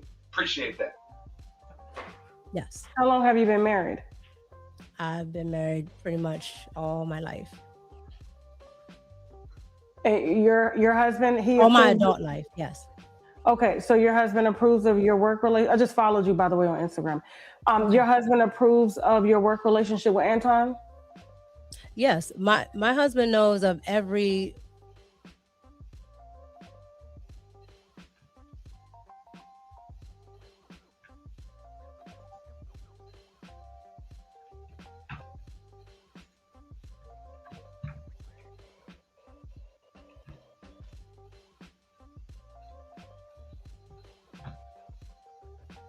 Did you go to Detroit to see him for business? I went to Detroit, whether male or female. Yes. How long have you been married? I've been married pretty much all my life. Your husband, he all my approves- adult life, yes. Okay, so your husband approves of your work relationship. I just followed you, by the way, on Instagram. Your husband approves of your work relationship with Anton? Yes, my husband knows of every work relationship that I have, period, whether male or female. Is your husband on your IG? No, my IG is strictly for business. I don't put my personal life on my IG. So you actually have a husband posting pictures like this. I'm just trying to figure this out. Like, because the pictures you post are they're gorgeous, but they're kind of a little bit risque, a little bit. I'm going to be honest with you. When I look at your profile, it's given more IG model than commentator. It's just my opinion. I have two profiles. One is just Pop Culture Micca, and the other one is the one that I'm on. I'm on Pop Culture Micca. And then the other one is Red Cup. So the Red Cup profile is just all my commentary, whether it's politics or something that I'm talking about. Man, this chick knows the goddamn deal. Shout out to Tasha K. Kojak, if you're still in the clouds, you were 100% correct. Right on the motherfucking money. Tasha K is dog walking the fuck out of this chick without even having to do it. Just letting this chick fucking talk, okay? You know goddamn well, like she knows, nobody gives a fuck what she has to say. That's why your profile looks like IG model. Not commentator, not content creator. Stop it. Stop it. Stop it. Stop it.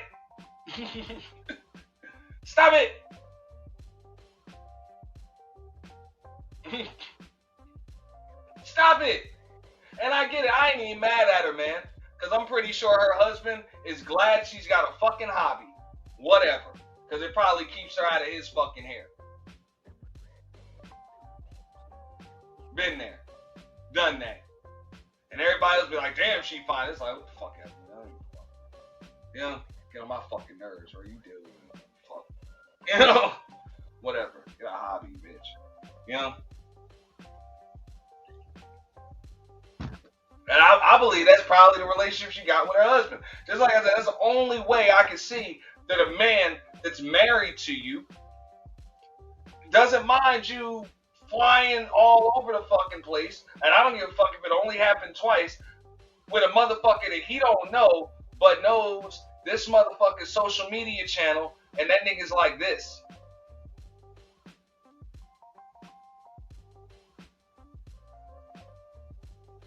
Right? Nah. That nigga really don't like you very much. What up, Candy Cane? Candy Cane, Candy Lane, Ms. Lane. Shout out to Ms. Lane. With popular culture. Okay. So why not? So is this the first time that you've ever talked about your husband?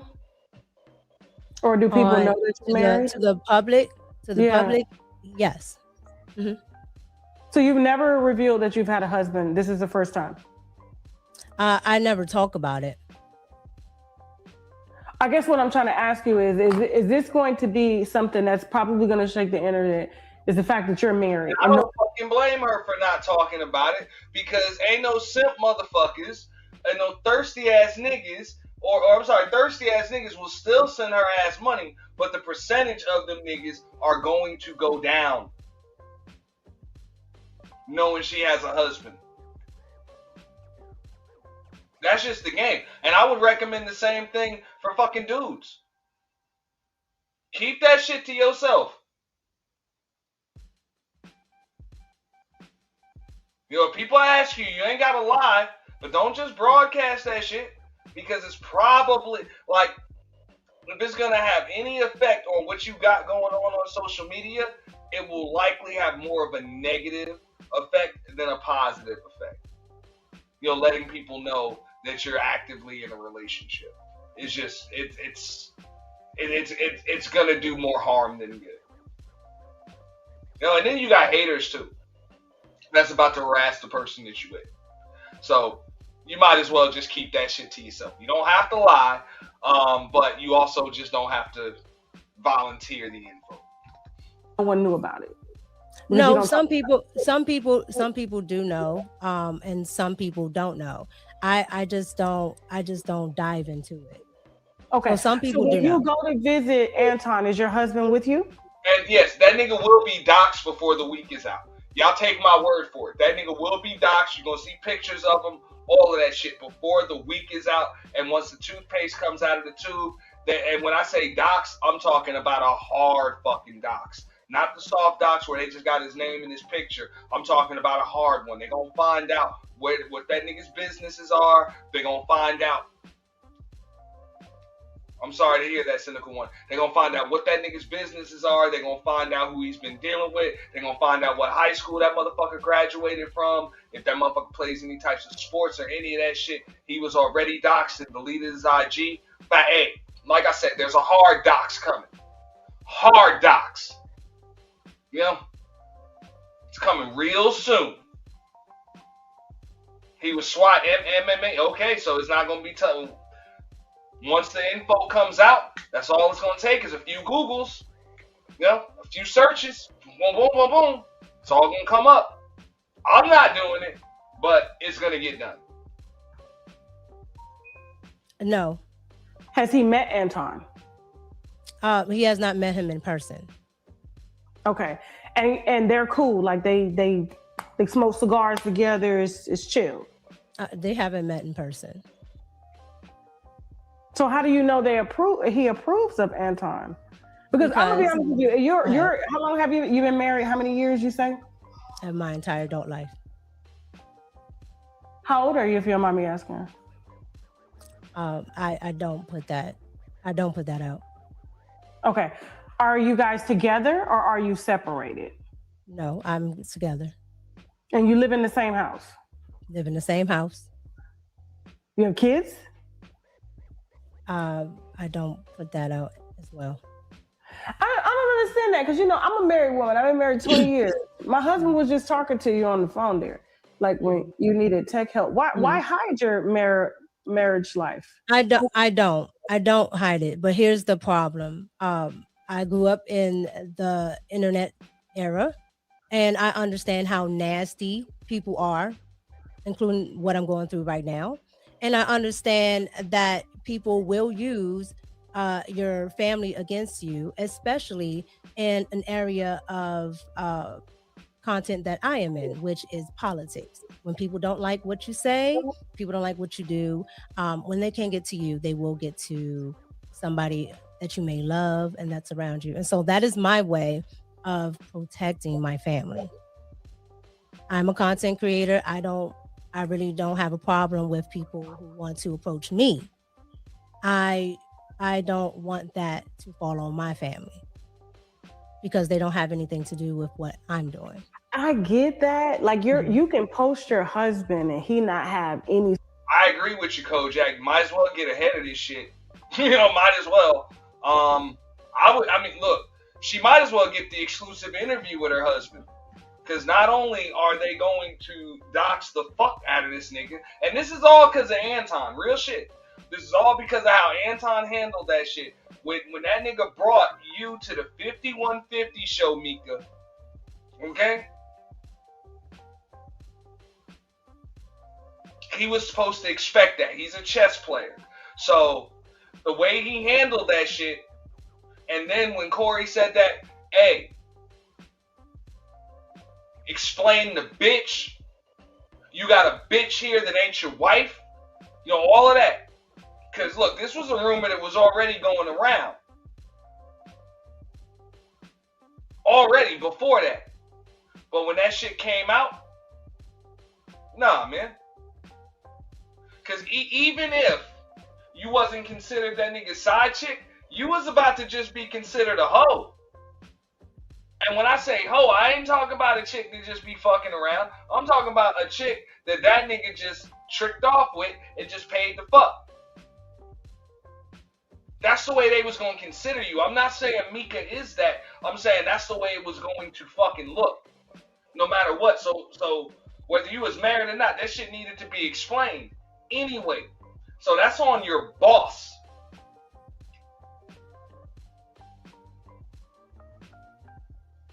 To be honest, with all due respect, I wouldn't even expect her to get ahead of some shit, because I don't expect her to see no shit like that coming. Little dense. You know? Yeah, she's articulate, well spoken, but I don't think she's very sharp. When it comes to strategic planning and definitely not very media trained or, you know, any of that other shit. So, you know, but that's on your boss. This is why you work for him, because he's supposed to be making good decisions. So that's on him not getting on top of that shit the next day. Instead of saying Micca was up there looking like a whole snack. Look, I don't know what the fuck you talking about. Okay? Micca is not my chick. I'm a married man.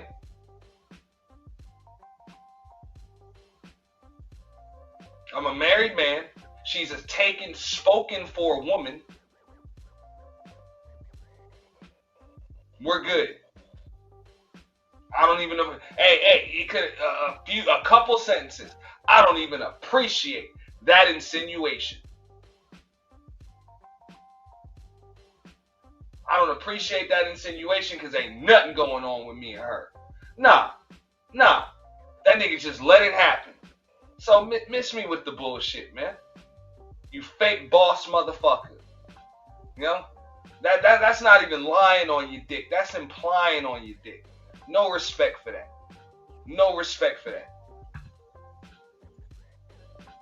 Social media presence. Like, my husband doesn't have a social media presence. Millions of followers. I get 100 billion views.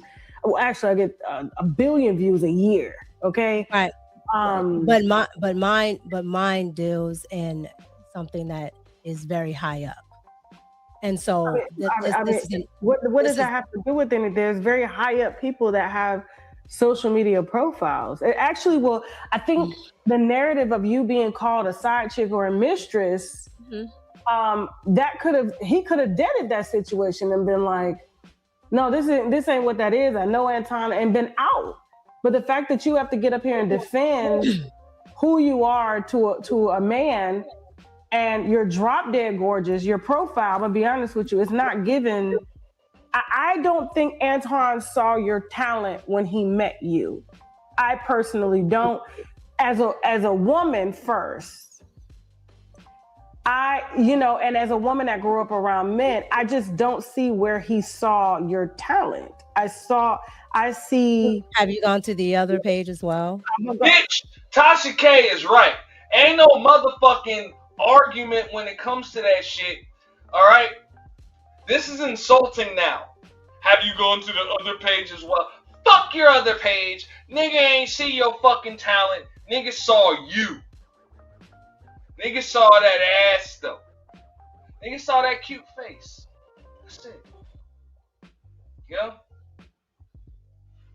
He probably didn't see that other shit. You know?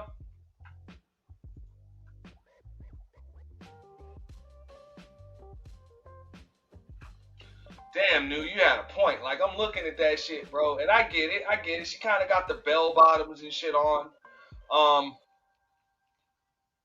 But yeah, bro, it does kind of, when you look at her, dog, it does kind of give some, like the calves and the ankles kind of like got a similar diameter to them, dog. You know? Oh. And then maybe she just don't know how to sit with the sexy pose like that. I don't know. You know what I'm saying? Like, I don't know, man. I'm used to having like the baddies, they about to sit in a chair like that, legs crossed. You know what I'm saying? Legs crossed. You know what I'm saying? Heels up. You know what I'm saying? Heels down and shit. I don't know, bro. She just don't give them kind of, bro. I can't argue with you, bro.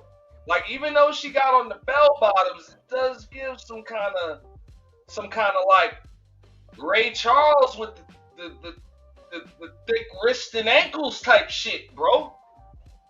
You know, like, I don't know. You know?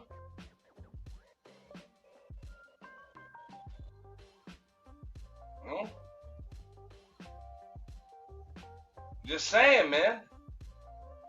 And I'm not insulting her. She's still not a bad looking woman. But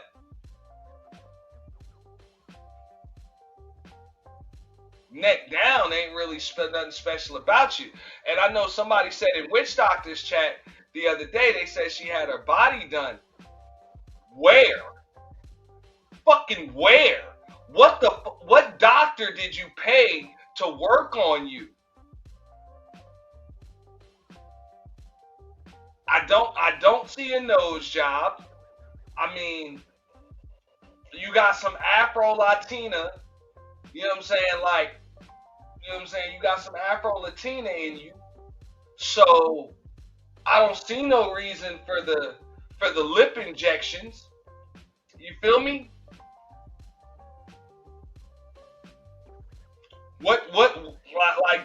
Those are likely not no. I mean, I hope those ain't. If those is fake titties, you ain't had no titties. What, she got a BBL? If you got a BBL, where the fuck did they take that shit from? You know, you kind of. I thought you supposed to get. You know what I'm saying? Nowadays, you know what I'm saying? Chicks is getting the tummy tuck with the BBL, like for real. You know what I'm saying? New booty come with flat stomach. Now, I don't see flat stomach. So I don't think she got her I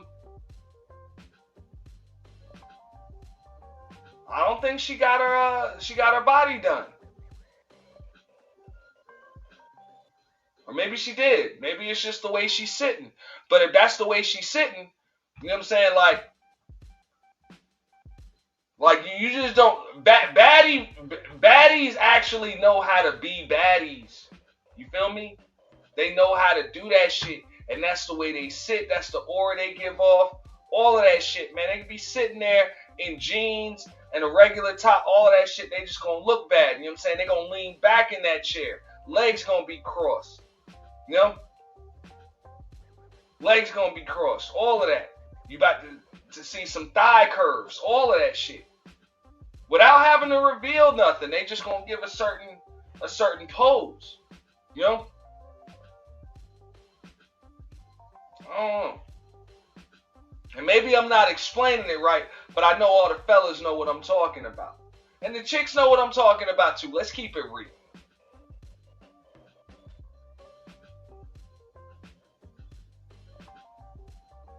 You know, I can be 100% real with you, yo. Damn, you leaving us already, Bridget? I'm gonna miss you. You know? I'm gonna miss you. But nah. On some real shit, man. I remember a while back, man. I literally did not call a chick back. She messaged me a few times afterwards. I did not call her back because we went out. And granted, she wasn't sitting like this. It was worse. It was worse. I ain't gonna lie. But yo, all of that, not like you sit down. in a chair like that and you don't cross your leg, nah, I'm good. And she was fine in the motherfucker. But nah, man, other than that, man, we straight. You know what I'm saying? We straight. My chick's gotta be ladylike, man. You know what I'm saying? My ex went to fucking modeling classes, charm school, all of that shit. You know, walk with the book on her head, know how to sit, curtsy, all that, legs crossed proper, like a woman's supposed to be able to know how to do that shit. I don't see that in this woman.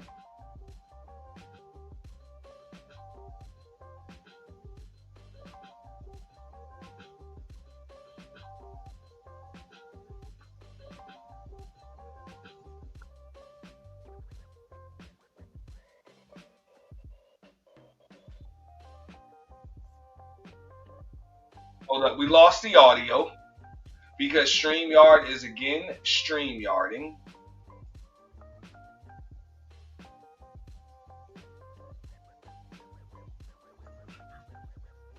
Because since I've been online, but Okay. once Did you have this? I just don't see where he saw your talent. I see. have you gone to the other page as well? So how long have you had this page? Did you have this page? Man, we don't have to go to your other page as well. We can interview your second grade teacher, your middle school teachers. We can interview your goddamn high school volleyball coach and your husband. We're not gonna see your talent because you have no talent, Micca. Let's keep it real. Let's keep it 100. And there's nothing to be ashamed of. You know goddamn well why you got an advantage over a lot of these chicks. Because you're pretty.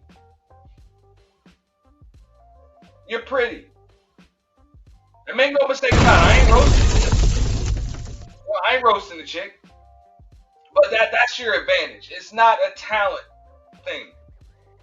It's an aesthetics thing. Let's just keep it real. And she has a very pretty face. She's a pretty woman. You know, very pretty. As long as you had pop culture Micca? No, I've had pop culture Micca since I've been online, but once I started podcasting, I had the red cup. Okay, but you had the red cup. It was the podcast after you met Anton, right? No, before. I was already podcasting. Okay, and how poppin' was it? Because it's right now. If it's been 2 years, you only got 50. I've been podcasting for about 18 months. Mm-hmm. So that was after you met Anton. I'm looking at the timeline. Looking at the timeline, okay. Mm-hmm. I was waiting for the question. I'm sorry. Okay, the question is, did you have a red cup before or after you met Anton? I had red cup before. How poppin' was it? Because it only got 50K now 2 years later. Correct.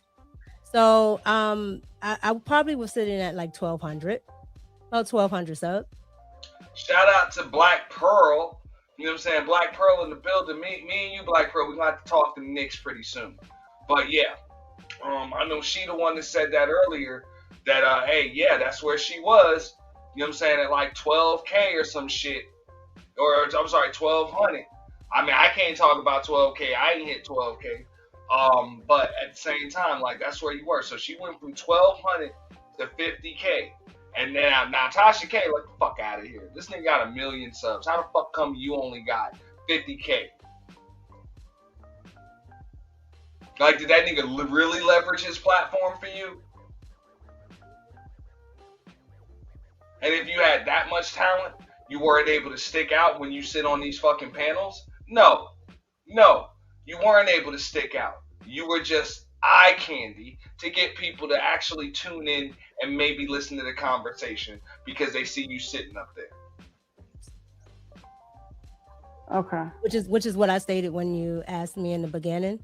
Yeah, I probably was sitting at 1,200 subs because I'm very new to YouTube.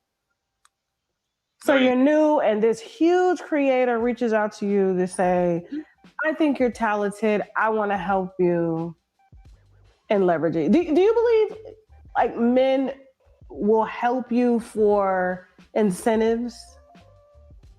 Have you ever been Literally propositioned like that? You've No, never been propositioned by a man to help you for incentives? no, because everything that I do up front has always been business. That's what I'm saying. He didn't do much of shit. Not when, and don't get me wrong, 50K in 18 months is very, very. That's I'm not gonna bullshit like that's not growth with YouTube. It is definitely growth. But when you have somebody like Anton Daniels in your corner, and he's supposed to have mastered YouTube, it's a shit sandwich.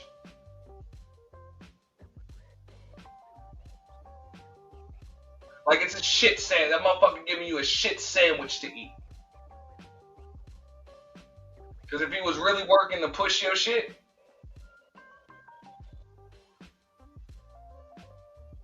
fuck revamping Fight Club into Room 9. You know what I'm saying? He would have revamped Fight Club into fucking Room 9 with Micca and Anton. Or some shit like that. Or had your ass on tour for real. You know? And you had all of these views out, he would have put you into some fucking debates with both women and men because you had that type of fucking talent. And you can go there and you can get it popping. You know? He would have had you with discussions with all of these motherfuckers. And people would have been reaching out to him to have discussions with you. Because your views are controversial and people want to hear your opinion. But the fact of the matter is, nobody wants to hear your fucking opinion.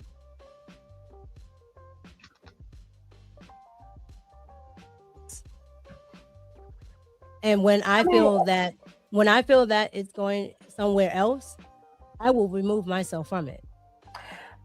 I got something I want to talk to you about. So how is it that you had the red cup before, but when I scroll all the way down to your page, Anton is your guest? Is the first clips that come up, which tells me I had Anton as a guest. Okay, but he's your first guest on a podcast that you say you had before you. He's my first one-on-one. Okay. It's my first one-on-one interview. So I have live streams, I have videos, and I have one-on-one interviews. So I do one-on-one. See you too with Alvin Gray. I know him personally.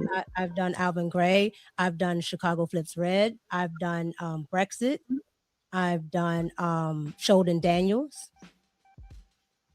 Okay. I've done. Yeah, but nobody knows that, and nobody gives a fuck, including YouTube. That's what Tasha K is telling you.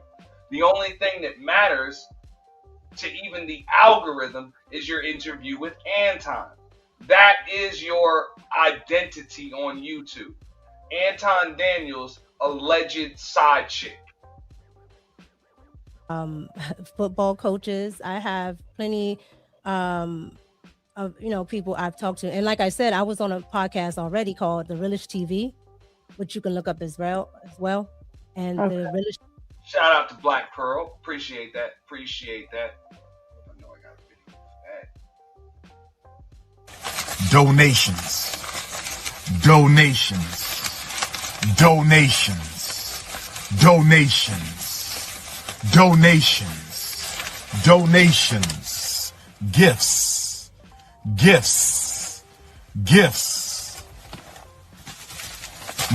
Gifts.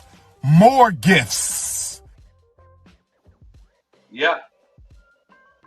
Now, just like Black Pearl just said, as I stated earlier, he saw slow bust tendencies. Great show, Ant. For real. And that hey, look, I done learned this shit. All right?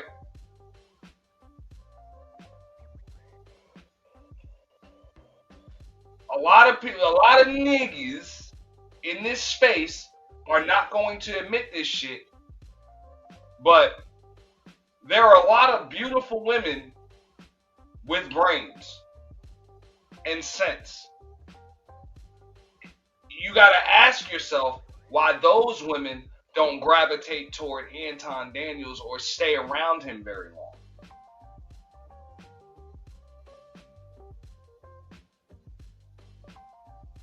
I'm just saying.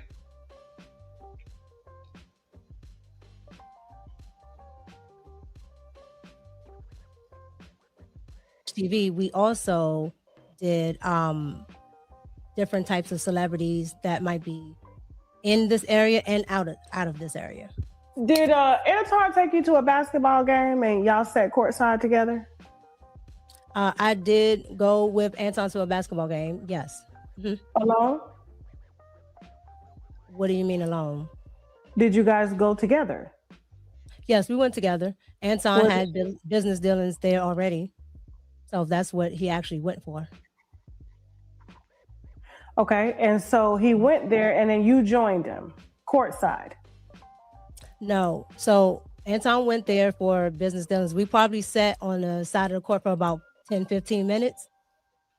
After that, he's back talking to all the people he's talking to. You are in business. You absolutely understand that business dealings go on, not just in office spaces. What kind of business dealings does Anton do that he got to do it courtside, though, is the question. It's not courtside. So you absolutely understand that these type of events or these type of places, golf courses, I guess some cases Atlanta, other places, but a lot of business dealings happen outside of offices. I'm familiar with that. I used to, before I met my husband, I dated upper echelon men. Correct. And I was with them. And correct. When I'm with them, they want eye candy and they pay my bills. Okay, but Tasha, I can't be concerned about what Anton may or may not be thinking. No, I'm not saying about Anton. Shreddy, you know what the fucking deal is, man.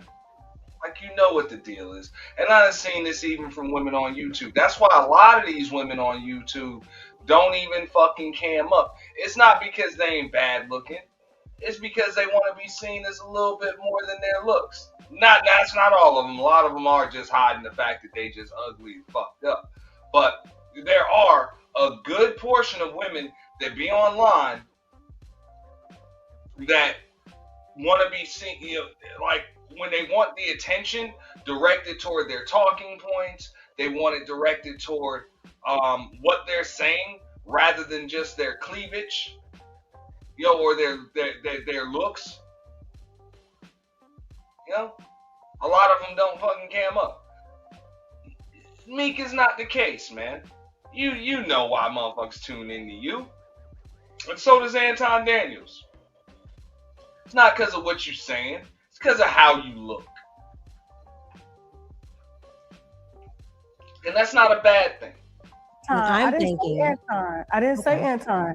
Okay. I said when these type of business dealings go down and these men are on the golf courses, they usually want eye candy. I didn't say Anton. So I'm familiar with what you're saying is because I dated upper echelon men.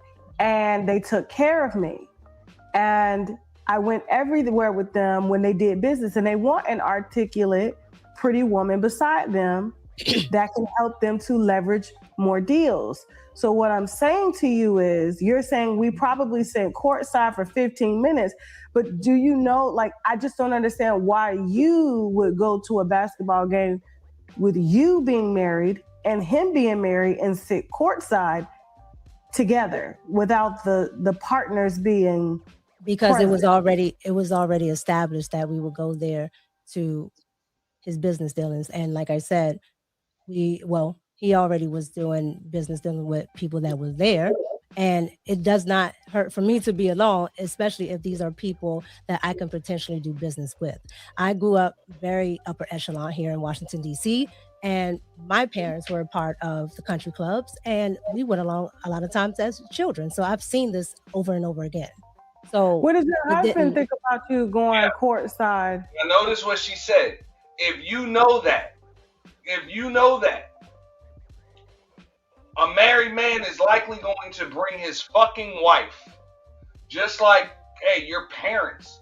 Notice she didn't say my dad. She said my parents. Your dad brought his wife and kids because that's the best way to close deals when you're dealing with people on the upper echelon, so to speak. I don't even really like that term when you're talking about people, because people are people. They shit over two shoes just like the rest of us. But those are the questions that people ask you. Like, you can have a side chick, you can have a mistress, whatever. A lot of them do. But at the end of the day, how's the family? Everything good? Wifey good? The kids are straight? For real. That has a lot more cachet when you're talking about dealing with people on the upper echelon, in the higher tax brackets. Not just how pretty the chick is with you. That's how I can tell Anton is either number one, new money, or number two,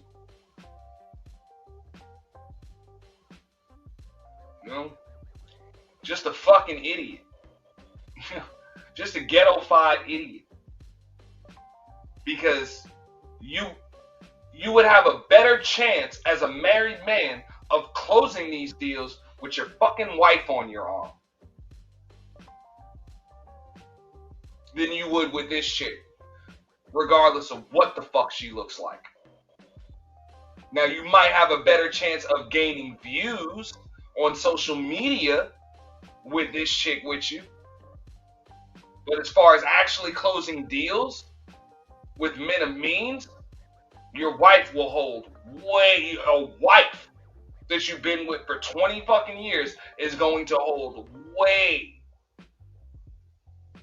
more cachet than a chick like Micca, who you're not married to and is married to another motherfucker. And that's regardless of what the hell your wife looks like. They want to see that you can maintain a fucking family. They want to make sure that your home life is in order.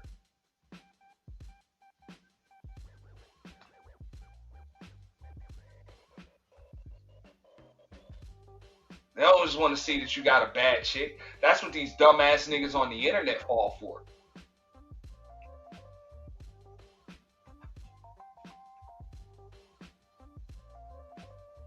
What does your husband think about that? Oh, so my husband was absolutely fine with my picture because at the end of the day, everything that I do, my husband is aware of. I don't hide anything from my husband. This is my husband. So anything that I do, anything that I'm going to say, like this interview or anything else that I do, my husband is aware of. Hold on.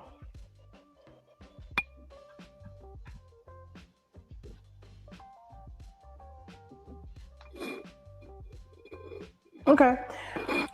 Excuse me.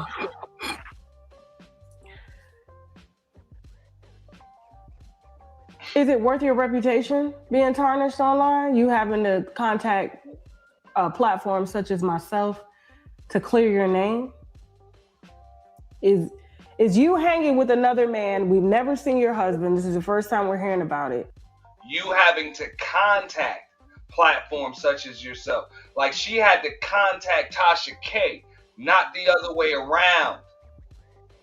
Notice that shit. Food for thought. Is this worth your reputation? You say you know, is you hanging with another person online? You having to contact.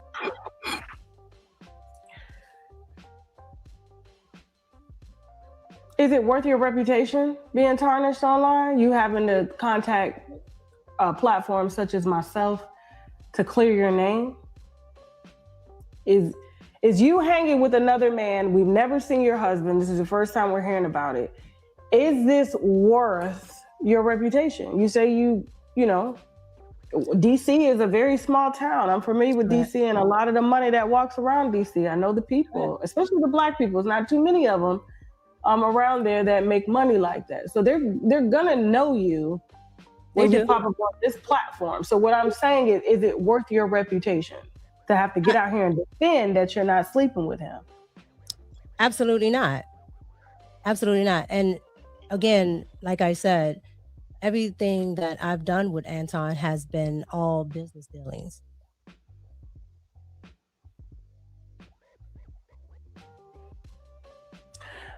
Before we started the call, your manager was on the phone with you. Mm-hmm. I was shocked that you had a manager. Okay. Do you know why? No, I don't know why. Because you have no movement. We're gonna spin that back real quick. I'm not shocked that she has a manager because she's been chasing fame and clout in multiple different industries for a while. So she should have a manager. She should have a booking agent. No? She should. And that motherfucker is working day and night, hand over fist, trying to fucking advise her and get her booked for something. Because the only way he gets paid is if she gets paid, and she's likely not getting paid. No, very much. And if you've seen her music videos, Tasha K, and you've actually checked out her fucking content or listened to that shit, you know why that motherfucker gotta work so goddamn hard to get her ass booked. Okay? She's not very good. Again, she's not very good. Okay. Do you know why? No, I don't know why. Because you have no movement. Okay. I didn't get a manager, my first manager, till like 200,000. Like, and that was, Okay. you don't have any movement. So I'm just trying to figure out, like, you have a manager. That was a little taken aback for me, because I was like, you have absolutely, like, you're in spaces, but you don't have any movement. What I'm saying is, and I'm not speaking down on you, he said something to you that kind of raised my eyebrows. He said, "Remember what I told you," and you were like, "I got it." What did he mean by that? Well, first of all, this would be the first time that I would have to talk to someone to actually interview about anything that may be semi-personal or even my business dealings. So again, that's something that he has to talk to me about. And that's something that a manager does, especially a manager that absolutely knows the business, because my manager My manager don't tell me. No, my manager don't tell me shit. He works for me. Well, okay, well, my manager is very experienced. So again, if this is something that I'm doing for the first time, That's the difference, Tasha K. Just like she said, she had to hit 200,000 before she actually started dealing with a manager, and he had to help you with a lot of the shit that you were bringing in. She's different. She doesn't have a fucking manager. She has an agent. She's just calling that motherfucker a manager. You know? And that motherfucker's trying to do everything that he can so that way his commission can go up. Because right now, ain't none. Ain't none.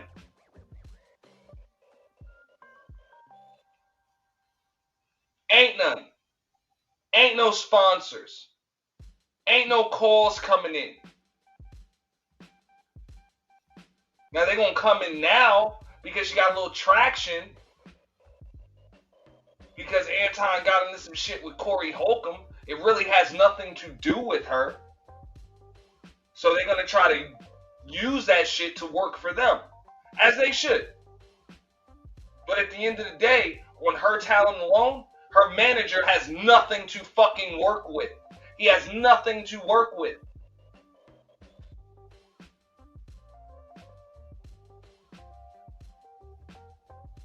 It's like a college basketball player that hires a fucking agent and never gets drafted. It's damn near impossible. Now I gotta send you to all these fucking open workouts and shit. You gotta pay $200, $300 to try out for teams. You gonna end up fucking playing for the Shanghai Sharks in fucking China. That's the best we can do for you. You're not that good. You know? And no disrespect to her.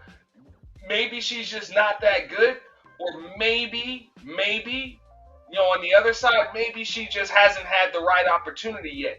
But that's tough. We linked you up with Anton Daniels, okay? We linked you up with all of these other people. We've given you all of this fucking advice. You tried to go the MAGA conservative route. We tried fucking everything. We did music videos. We did it all. That's all you are, is a cute fucking face. That's it. That's all we can do. That's it. The next and last option is OnlyFans. That's it. Time you talk to your client about what to expect, what is going on, and so forth. Okay. So what did he tell you about me? He didn't tell me anything about you. He told me what to expect on an interview. Okay. All right. Which led to, you know my platform is big. And Micca, I've been doing this a long time. Okay. Real shit. The Shanghai Sharks, Turkey, whatever. There's nothing we can do. There's nothing we can do. There is no N1 mixtape tour anymore. There's no fucking killer crossover tour.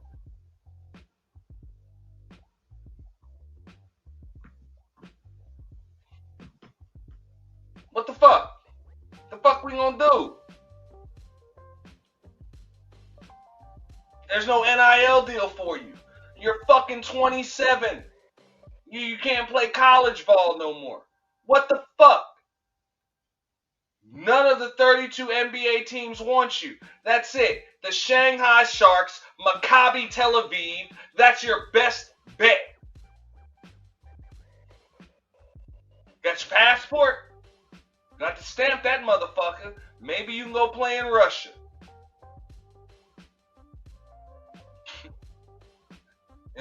He's just trying to get some money.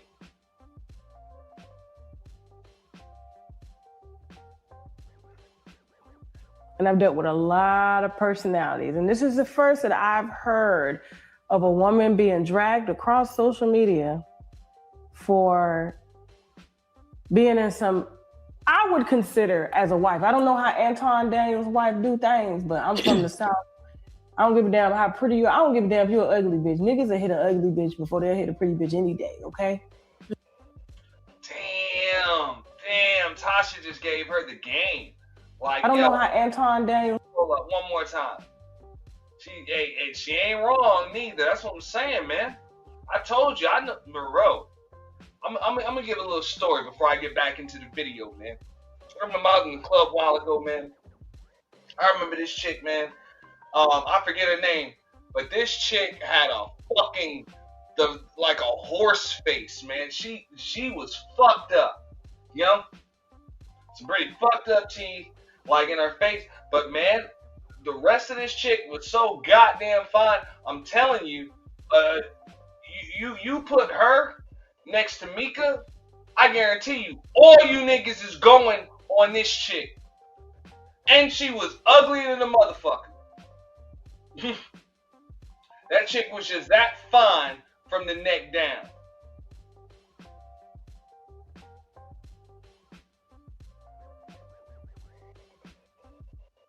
They used to call that bitch.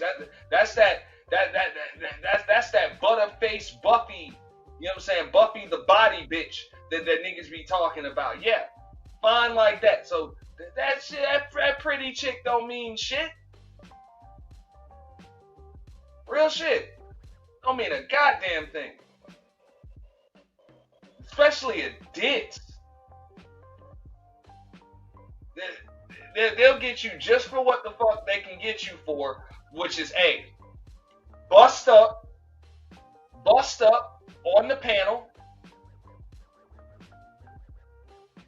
Cause when we see the rest of you, it's like, just like New said, you kind of give Cankle vibes. Kind of give Cankle vibes. And again, I'm gonna say, it's not a bad looking woman at all. She's a good looking woman. But at the same time, it's like, you ain't a baddie. And somebody said that your body was done. Where the fuck at?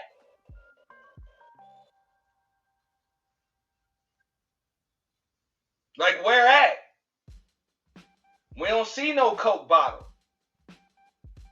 What we see here is you had to really inhale. Like, you had to inhale like a motherfucker and hold it while you snap that shit. No, hey, it's all gravy, man. I personally prefer, you know what I'm saying, a healthy chick, over just a chick that looks good is just an unhealthy motherfucker. You gotta have diet pills. You done went under the knife a few times and all that other shit. I prefer, hey, you just naturally healthy, over that. So that don't mean nothing. But Tasha K is 100% right on the money. I'm like, hey, that pretty face don't mean much of shit. It really doesn't. When it comes to who dudes actually choose in the long run. Look at Anton Daniels. That motherfucker's still married to this chick right here. Because he know what's up. At the end of the day, Anton Daniels knows what the fuck is up. As far as a wife is concerned, this is his best option. You got a little bit of money and you got internet clout. It's all types of baddies throwing pussy at you, bro. Even though you look like shit. Even though you short. I know real life baddies are throwing pussy at you, nigga. That nigga ain't getting rid of his wife. Because he know damn well his best bet is Rita. Deep down, don't none of them chicks hold the candle to Rita. Don't matter how they look. So all these niggas that'll come on here, yeah, well, who looks better? That shit don't mean a motherfucking thing. Nothing. Who looks better? Motherfucker gonna choose, at the end of the day, you're gonna choose, marry, and stay married to the chick that's better for you. If you got any sense.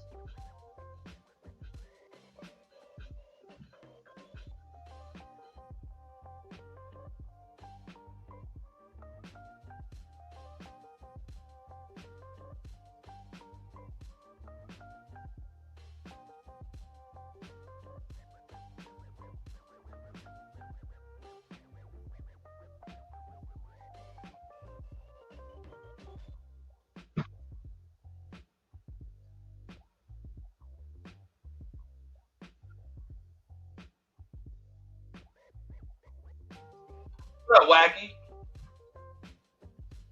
Salute, fam. I'm gonna let this shit play for a minute. Step away. Leave myself. Be right back.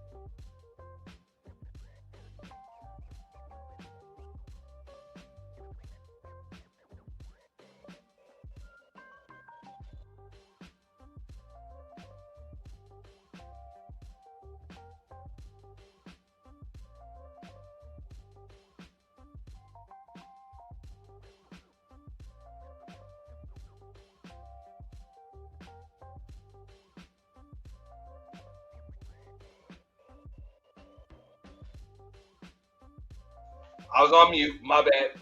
Nah, bitch, it's too late for that. Okay? It's too late. You are now associated with this nigga. That's all anybody want to talk about. They want the dirt on that nigga. You had a chance to build your own fucking brand outside of that nigga, and you fucking blew it. You know? You blew it. So now you're on Tasha K's. When you was on Talk Perspective with old boy here, you know, you had the opportunity to talk about yourself. You had the opportunity to talk about yourself when you're on Anton's show all of the time. You choose not to. You choose to just sit up there looking good. So now we want to hear about Anton. Alright? That's it.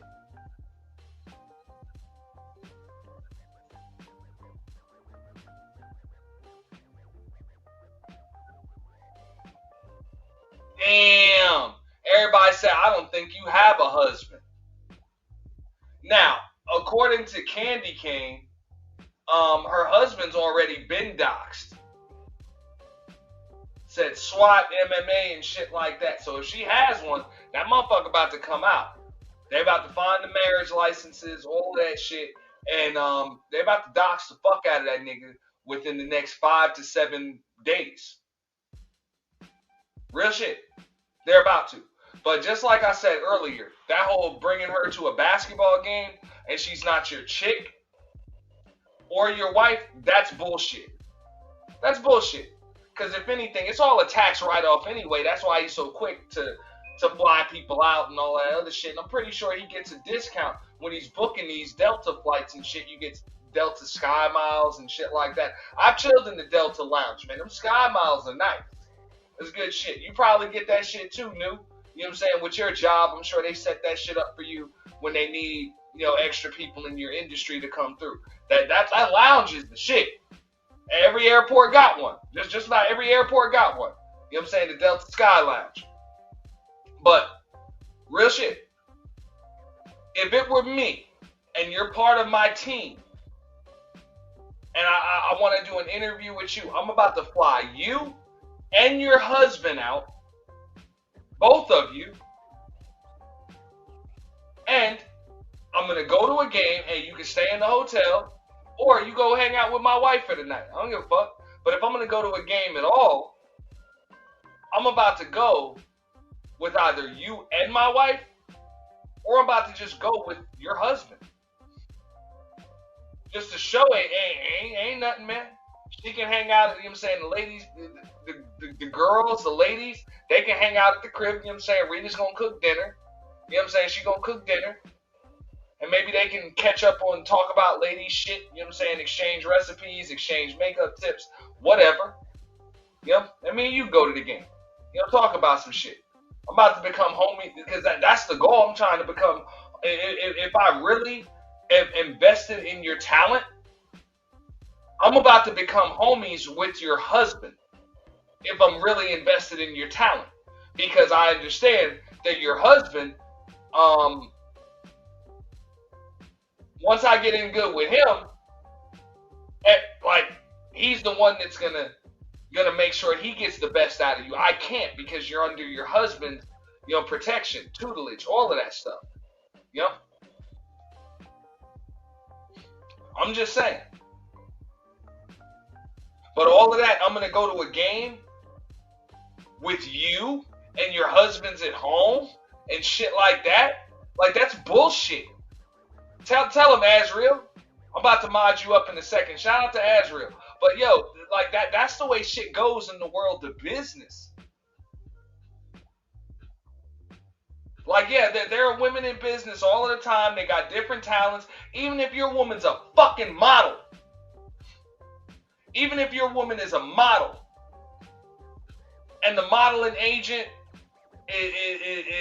he's like, yo, she's got all the talent in the world, all of that shit. Yeah, there's going to be a photo shoot, but if he knows you're married and that shit's all business, he is going to invite your husband, do everything he can. Like, you're going to have to tell him, look, my husband knows about it, he just doesn't want to come. That's what you're going to have to tell that motherfucker.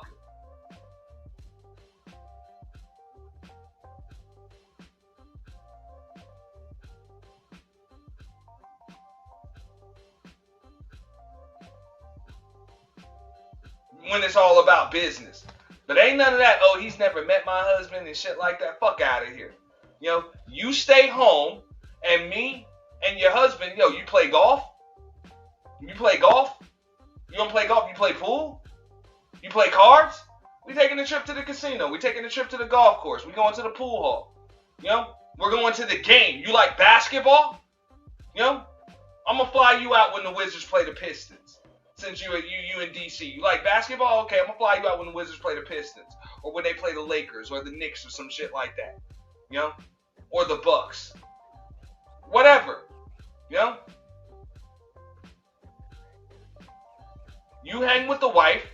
I'm gonna go. Me and your husband are gonna hang out. Because I understand that you and your husband are a package deal. That's the way it works in marriages. There ain't none of that flying you across 3 fucking time zones. Like, the fuck out of here. In Islam and in the Judaic culture, forgive me if I mispronounce that, in the Judaic culture, you know, during business meetings, they don't even shake hands with the woman if she's the main speaker. Like if they were listening to a biz deal from an American woman. Facts, bro. Like, that's bullshit. That's bullshit. The fuck?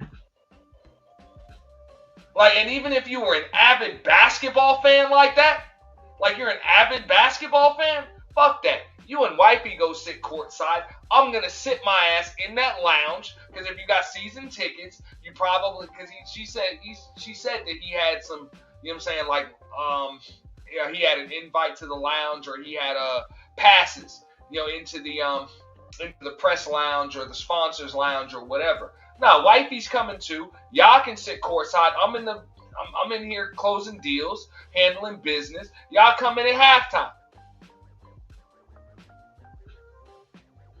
But I'm not gonna be sitting out there by myself with you. Fuck out of here, bro. I got a wife, bro. You know, because I already know what's up. Who the fuck? Bro, if you got a fucking wife. As a matter of fact, let me rewind this shit, because I don't think y'all heard it.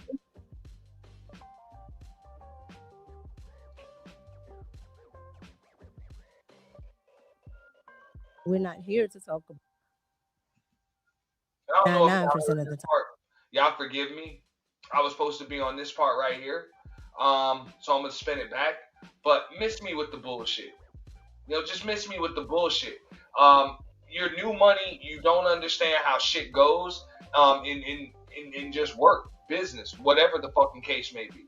Yeah, I get it. A lot of fucking quote-unquote upper echelon dudes, they're going to have their side chicks, they're going to have their mistresses and shit like that, but motherfuckers going to know wifey first.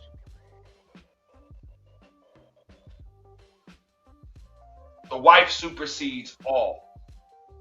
And it doesn't matter how she fucking looks, because she's my wife. She's your wife. She's not my colleague's wife. They ain't supposed to be trying to fuck her. You know? They want to see that you can maintain your family. First and foremost.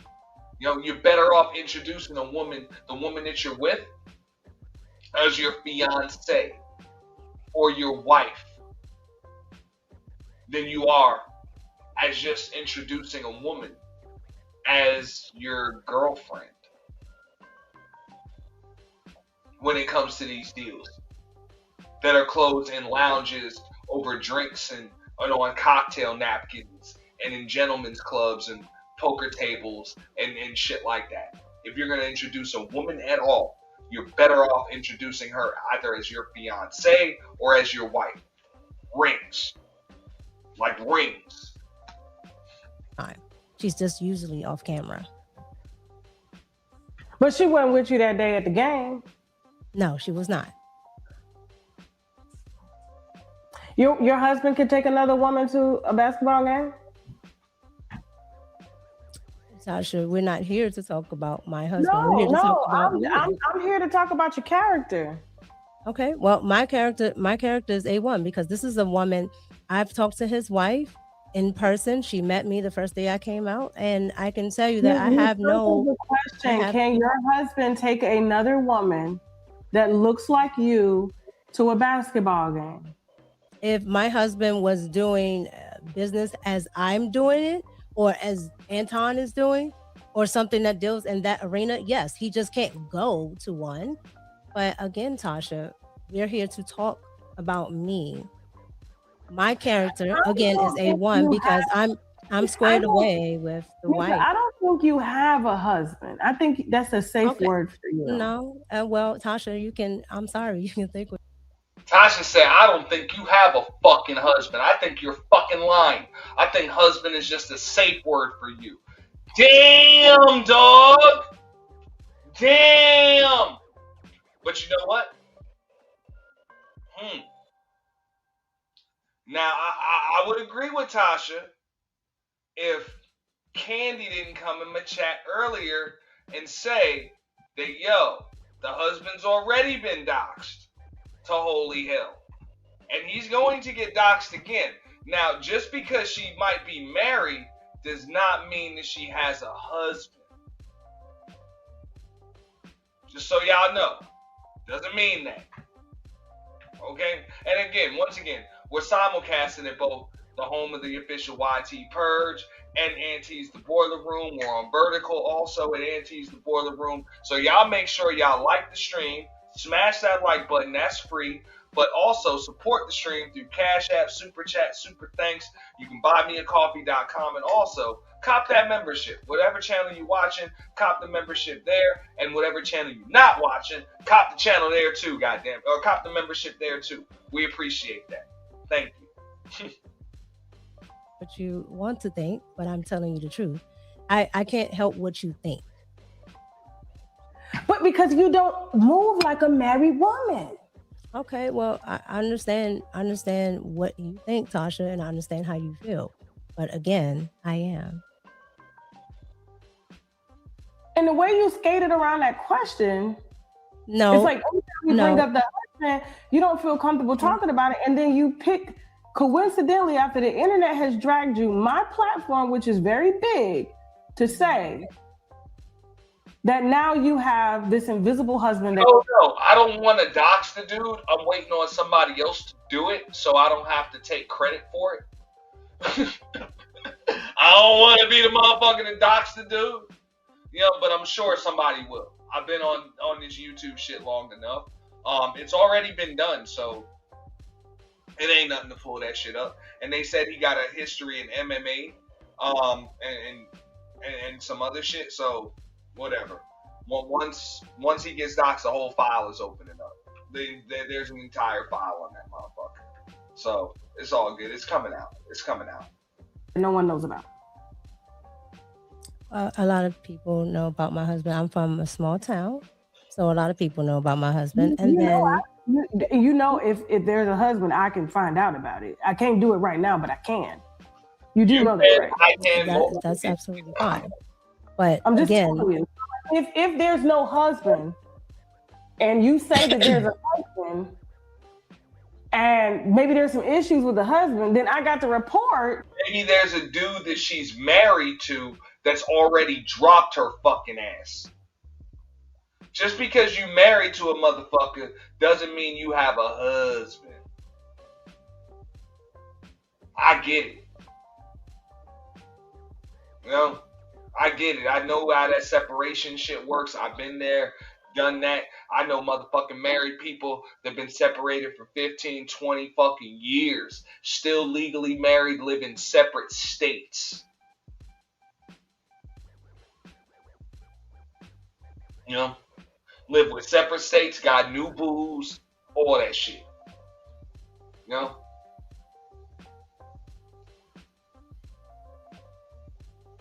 Because now you don't open up Pandora's box. Tasha, there's no issue with the husband.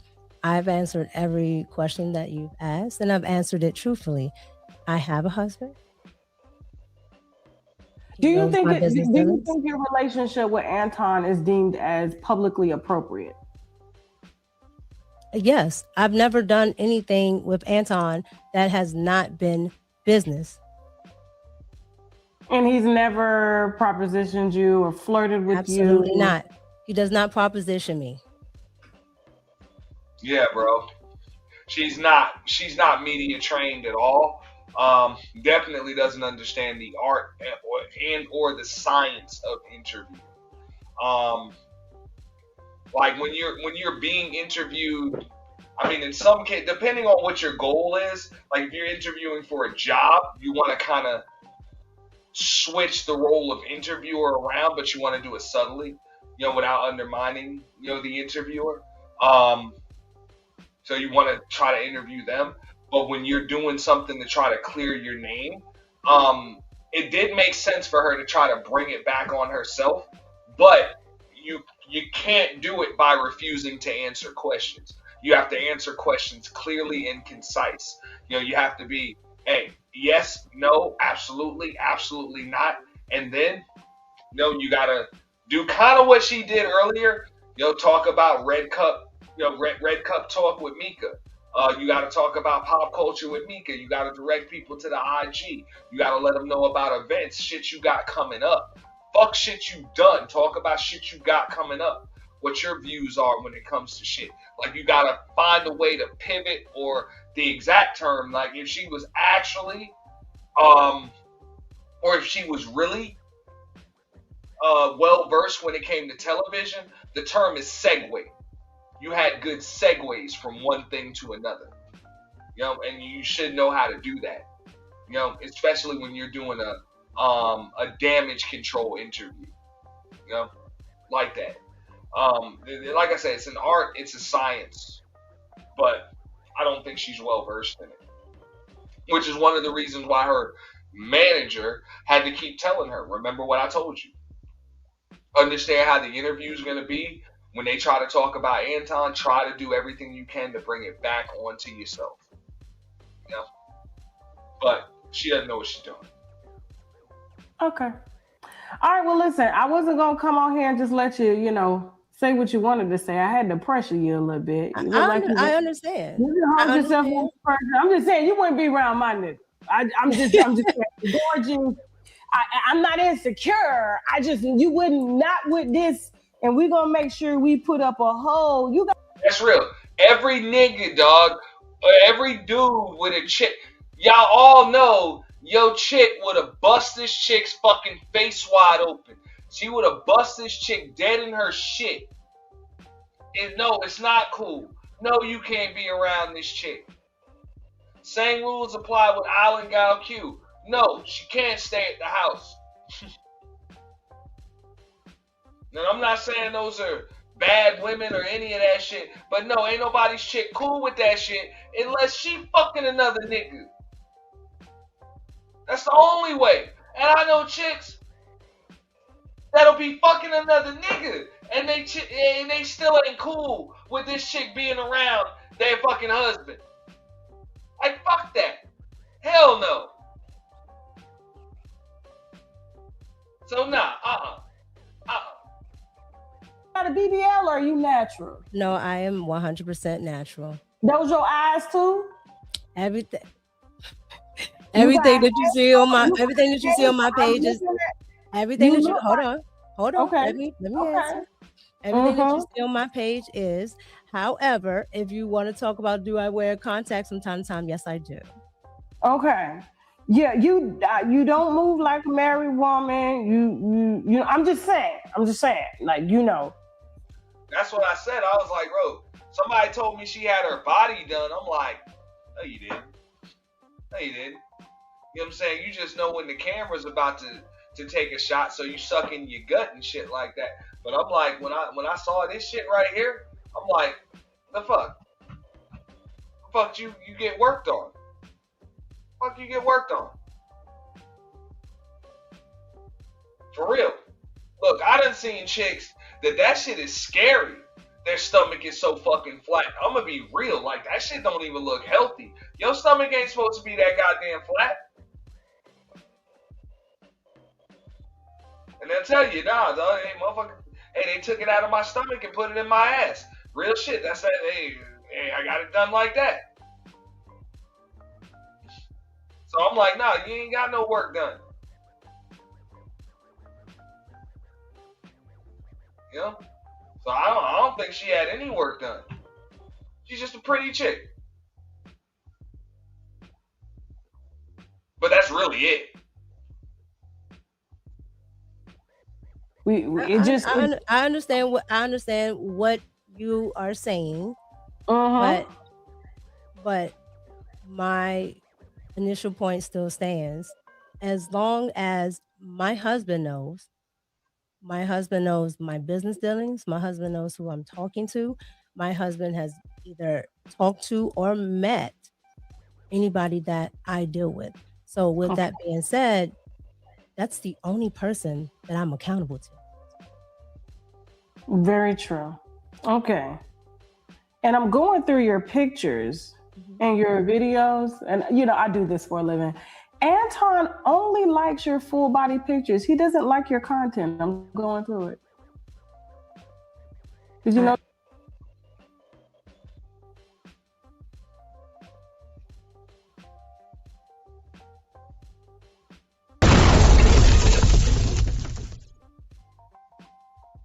Videos, and I do this for a living. Anton only likes your full body pictures. He doesn't like your content. I'm going through it. Did you notice that? I don't know, because I don't go through my pictures. Now don't call him and tell him to go like the content now. Like, hey, I'm not calling Anton to tell him he only liking your full bodies. He's not liking the pop culture Micca. It's only You're talking to Anton on Wednesday. You'll have to talk to him about that. I'm talking to him. Yeah. I'm looking at him. He only liking you, and but it's all good. Do you think Anton's attracted to you? From what I can see, I'm not going to say that he doesn't find me attractive. I'm sure people have eyeballs. But again, that has nothing to do with our relationship. It has been strictly professional. So what he may or may not find has nothing to do with anything. Do you think that... Look, even the other dude, I know he was a great interviewer, and we know that, hey, she doesn't do the room 9 shit anymore. Look, you still fuck with that nigga? That's the question. You still fuck with this nigga? After he got you around here answering all these fucking questions, do you still fuck with this nigga, man? He got your husband out here looking like a fucking cuck or a simp or an idiot. You know what I'm saying? He got you out here looking like a side piece hoe turning tricks. Okay? He got his wife out here, you know what I'm saying, looking like a fool.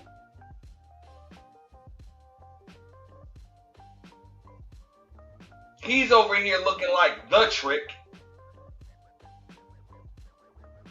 You still fuck with this nigga?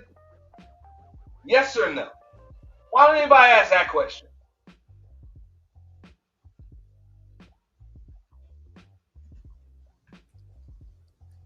If you and Anton were not married, would you date him? Is he dateable?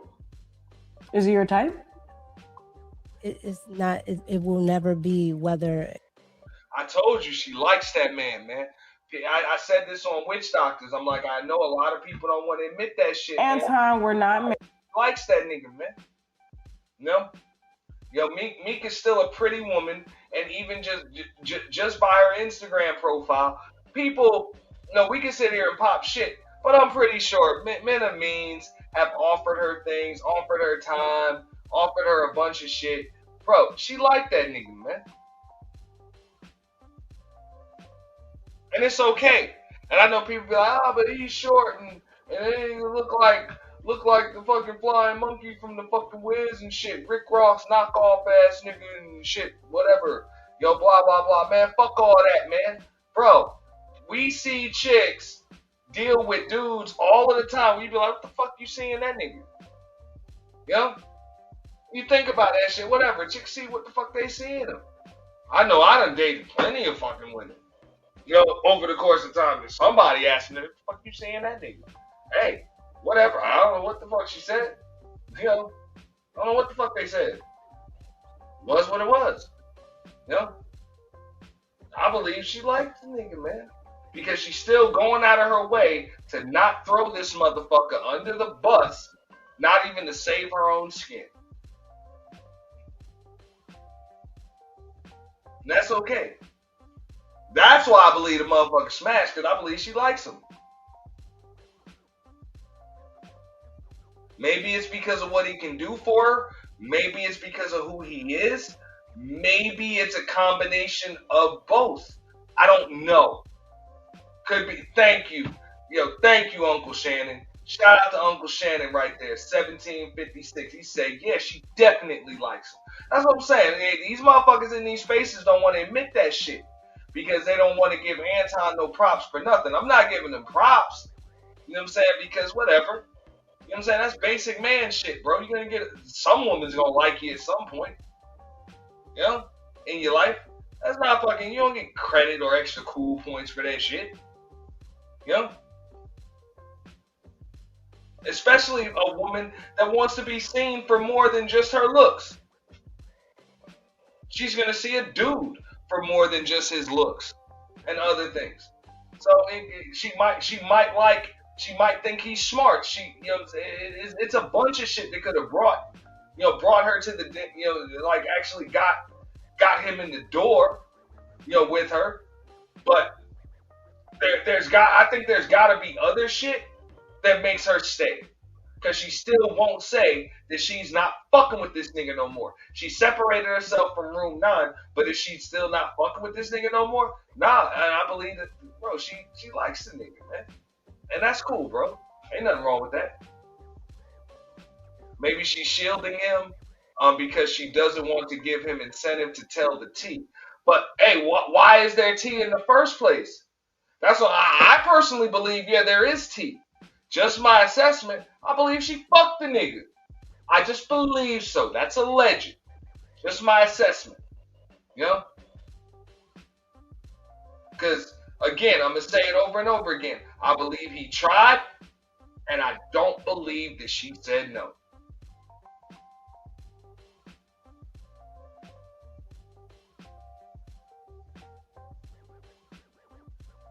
And that's cool, you know what I'm saying? She's a grown-ass woman, he's a grown-ass man. They do whatever. You know? They got a right to do it. But I believe, she likes that nigga, man. Married. Would you date him? Is he dateable? Is he your type? It's not, it will never be whether it's married or not, because this is a professional relationship. So that doesn't even cross my mind. And all she had to do was say no. Absolutely not. No. Even if I wasn't with my husband, he's not my fucking type. He's a podcaster. You know what I'm saying? We have business relationship. That's it.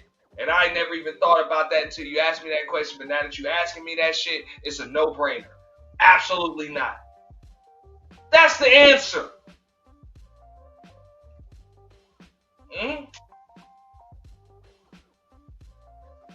If you're going to elaborate on any answer, you elaborate on the absolutely not part.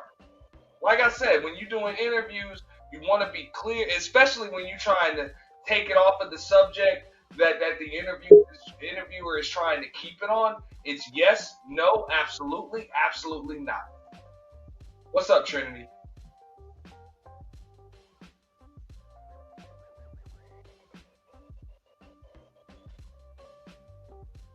Trinity.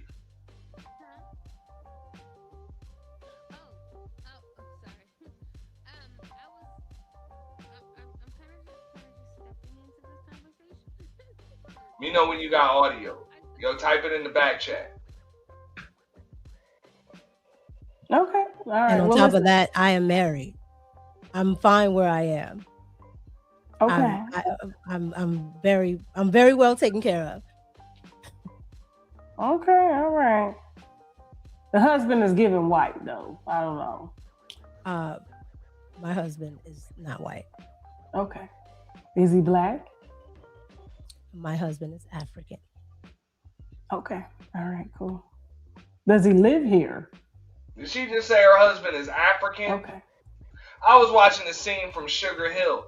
Yeah, they know there's a difference between black and African. They don't fuck with no quote unquote Akatas, right? That's what they call us and shit. So there's a difference between black and African. Get the fuck out of here. You know what I'm saying, with this shit, man. Is he black? My husband is African. Okay. All right, cool. Does he live here? In America, yes, ma'am. Okay. So you didn't marry him for papers? No. My husband is from America. My husband is American. Okay.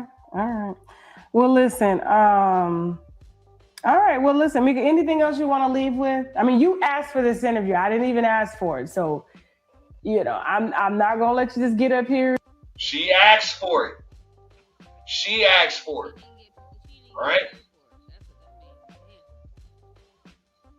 And just be pretty and look in people's eyes and gaze them like you do people's husbands. You're not doing that today on my platform, okay? That's what she used to doing. Is just sitting up on the panel and mugging the camera. Well, that's it. That's all you gotta do on an Anton show. Just sit there and cam up, doll up, do your love and hip hop thing. You know? Yeah. And now you're getting grilled and you don't know how to fucking handle it. Pretty little thing, you. So, anything you want to leave the viewers with? Yes. Well, my team did reach out Yes. because I felt we felt also that it was a need to They trying to build your fucking brand because Anton didn't do that. make sure there were no Shout out to her misconceptions. team. Again, I understand how people may feel. Understand how Taking advantage of a fucking opportunity. Shout out to her team. Or her manager or whoever the fuck. For doing some shit that Anton should have did years ago. people may put things together or whatever they may be, thinking and perceive. But the point of me even doing this interview is to actually set the record straight that I am not. I have not ever been propositioned, and I've never even thought about that with Anton. Anton has been more of a role model for me, especially coming into YouTube, where I did not understand the platform. So what I would like to say to your audience, yes, you may see all of these different content creators put out different things, but again, nobody really knows me. They know Anton and whatever they might know about Anton. I employ them to go and actually look at my content, whether you agree with my stances or not, but look at what I am doing, what I have done before Anton, and really judge that for yourself versus a third party content creator that just wants clicks and views. Okay. Do you know Alvin Gray, the filmmaker? Absolutely. From Baltimore. Okay. He's a All very, right, great. very cool guy. No problem. He know your husband? Yes, he's met my husband. Okay, fantastic. Okay, no problem. I'm gonna call Alvin. He's a good friend of mine. Okay, cool. All right, well, listen, and I'll set the record straight. I apologize if maybe this interview was a little heated, but I take every single approach, every single thought process and standpoint, and I'm gonna hit you from every angle. You held your ground. Well, thank you, and I appreciate you having me on your platform. Anytime. Okay, and so we will reconvene because Anton got to sit in the hot seat too. And that's absolutely fine. All right, Micca. I followed you everywhere. Do you want to tell people where they can find you, follow you, support your content, support you? Yes, you can follow me on the Red Cup Podcast on YouTube, the Red Cup Podcast on Instagram and X, and you can also follow me at Pop Culture Micca as well on YouTube and Instagram. Fantastic. All right, so let's get some winos up over there to help get you some movement. Shout out to you, sister. I appreciate you for reaching out. Tell your manager thank you, and we will be in contact. Just keep your Instagram on so we can collaborate on the clips with you. And there you go. That's it. So it's a wrap with that. What's up, Trinity? What you want to give us before we get up out of here? You got audio, Trinity? Oh shit, you're all muzzled. fuck happened to you? Thinking. All right. There you go. There you go. Well, your Can mic you hear was all me? I don't know who you pissed off, but your mic was all the way down. Go ahead. Did I piss off you? Anyway, Yeah, what you feel about that? but I just fixed it. So what's up? Thank you, honey. What did you feel about that? That interview right there? Mm-hmm. She's horrible at interviewing. She doesn't know what she's Well, doing. she'll get better. She'll get better. Yeah. She's a beautiful girl. Right?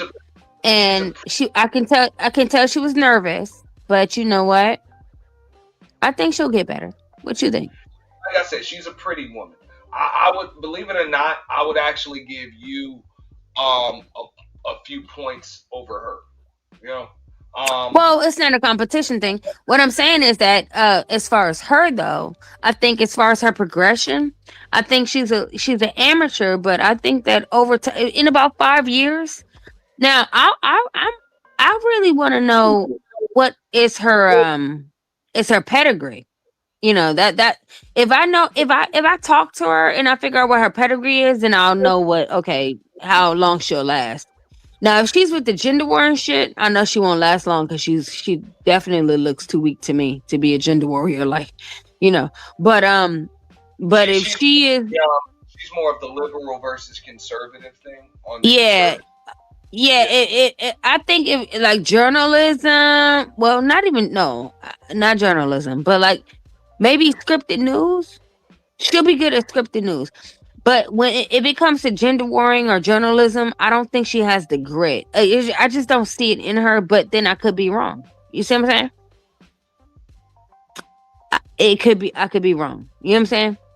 But like, you know, but she's very beautiful. But I've also seen a lot of beautiful women come through and in and out this motherfucker. You know, because you know how the nanosphere do. You know, they use beautiful women up. You know, they bring them in and they wash them out quickly. You know, so hopefully they don't do her that way. Hopefully, you know. What do you think? I mean, look, the manosphere, as far as I'm concerned, that's over. That's dead. So yeah, but at the same time, I'm just using that name because, you know, it's a space. You know, even though we wash those motherfuckers out, at the end of the day, the men are still around there. So what I'm talking about is the men. The closest thing I've seen her at when it comes to the manosphere is maybe Fatty's channel, you know, Fatty and Ali. But I mean, most of them don't have to worry about the manosphere because they don't fuck with the manosphere like that. So yeah, but we're not really talking about like that name. We're talking about the ideology. You know what I'm saying? Well, the way that you're used to hitting manosphere panels with dudes that have that quote unquote manosphere ideology, these chicks like Micca will never really even go over there. You know, unless it's by way of Anton Daniels. But let's keep it real, though. Anton is kind of like that ideology, even though nobody wants to. You know what I'm saying? You don't want to say it, but you know that's where it comes from. Come on, like let's not act like it's not copy and paste. Come on, can we just stop pretending here? I mean, in some facets, yeah, a lot of the talking points. And yeah, shit like let's stop talking. Don't gaslight me here. Hold up. Yeah. I've been live for 5 hours, so I can't just go back and forth. But what I'm going to say is that's that water. No, we're not going back and forth. I'm asking you not to gaslight me. No, I'm not. So it's not saying, yeah. So we know the Anton. Man, I can't be talking over people, man. I'll bring you back up in a second. That watered down manosphere should be fine there. It should be fine there. But that old school manosphere, she ain't got to worry about it. They gone. Oh, okay. So you putting me in back now? Yeah, because I'm not going to talk over you. Oh, okay. I got you. Don't worry about it, Auntie. Got you. No. That's how we doing it now, right? Press your mic up for you. All right. I got you, Auntie. Yeah. down manosphere, she'll be fine. Just like all of you chicks would be fine there. Yeah, Because they all of you chicks or all of you chicks, because you're a chick to me. all right. And you want to know So, why I know that? Or you want to all put me right. in the back again? No, Auntie Wrenches. I'm Uh actually huh. just gonna. You got any final thoughts? Yeah. See, Auntie Wrenches, I always try to motherfucking give you a chance, but you know, it be that bullshit you be about. You know what I'm saying? It be that. You see what I'm saying? No, I don't, and I'm not trying to No. either. When you, oh, you're not trying to? Clown? You're not trying to? I'm going back and forth with you. Oh, back and forth though. This is a back and forth? This is a No, back and forth, really? no, it's not. After 7 years, you punk ass bitch, this is a back and forth? 5, almost 6. Final thoughts, 5, Trinity. almost 6. No, actually it's 7, bitch. Final thoughts.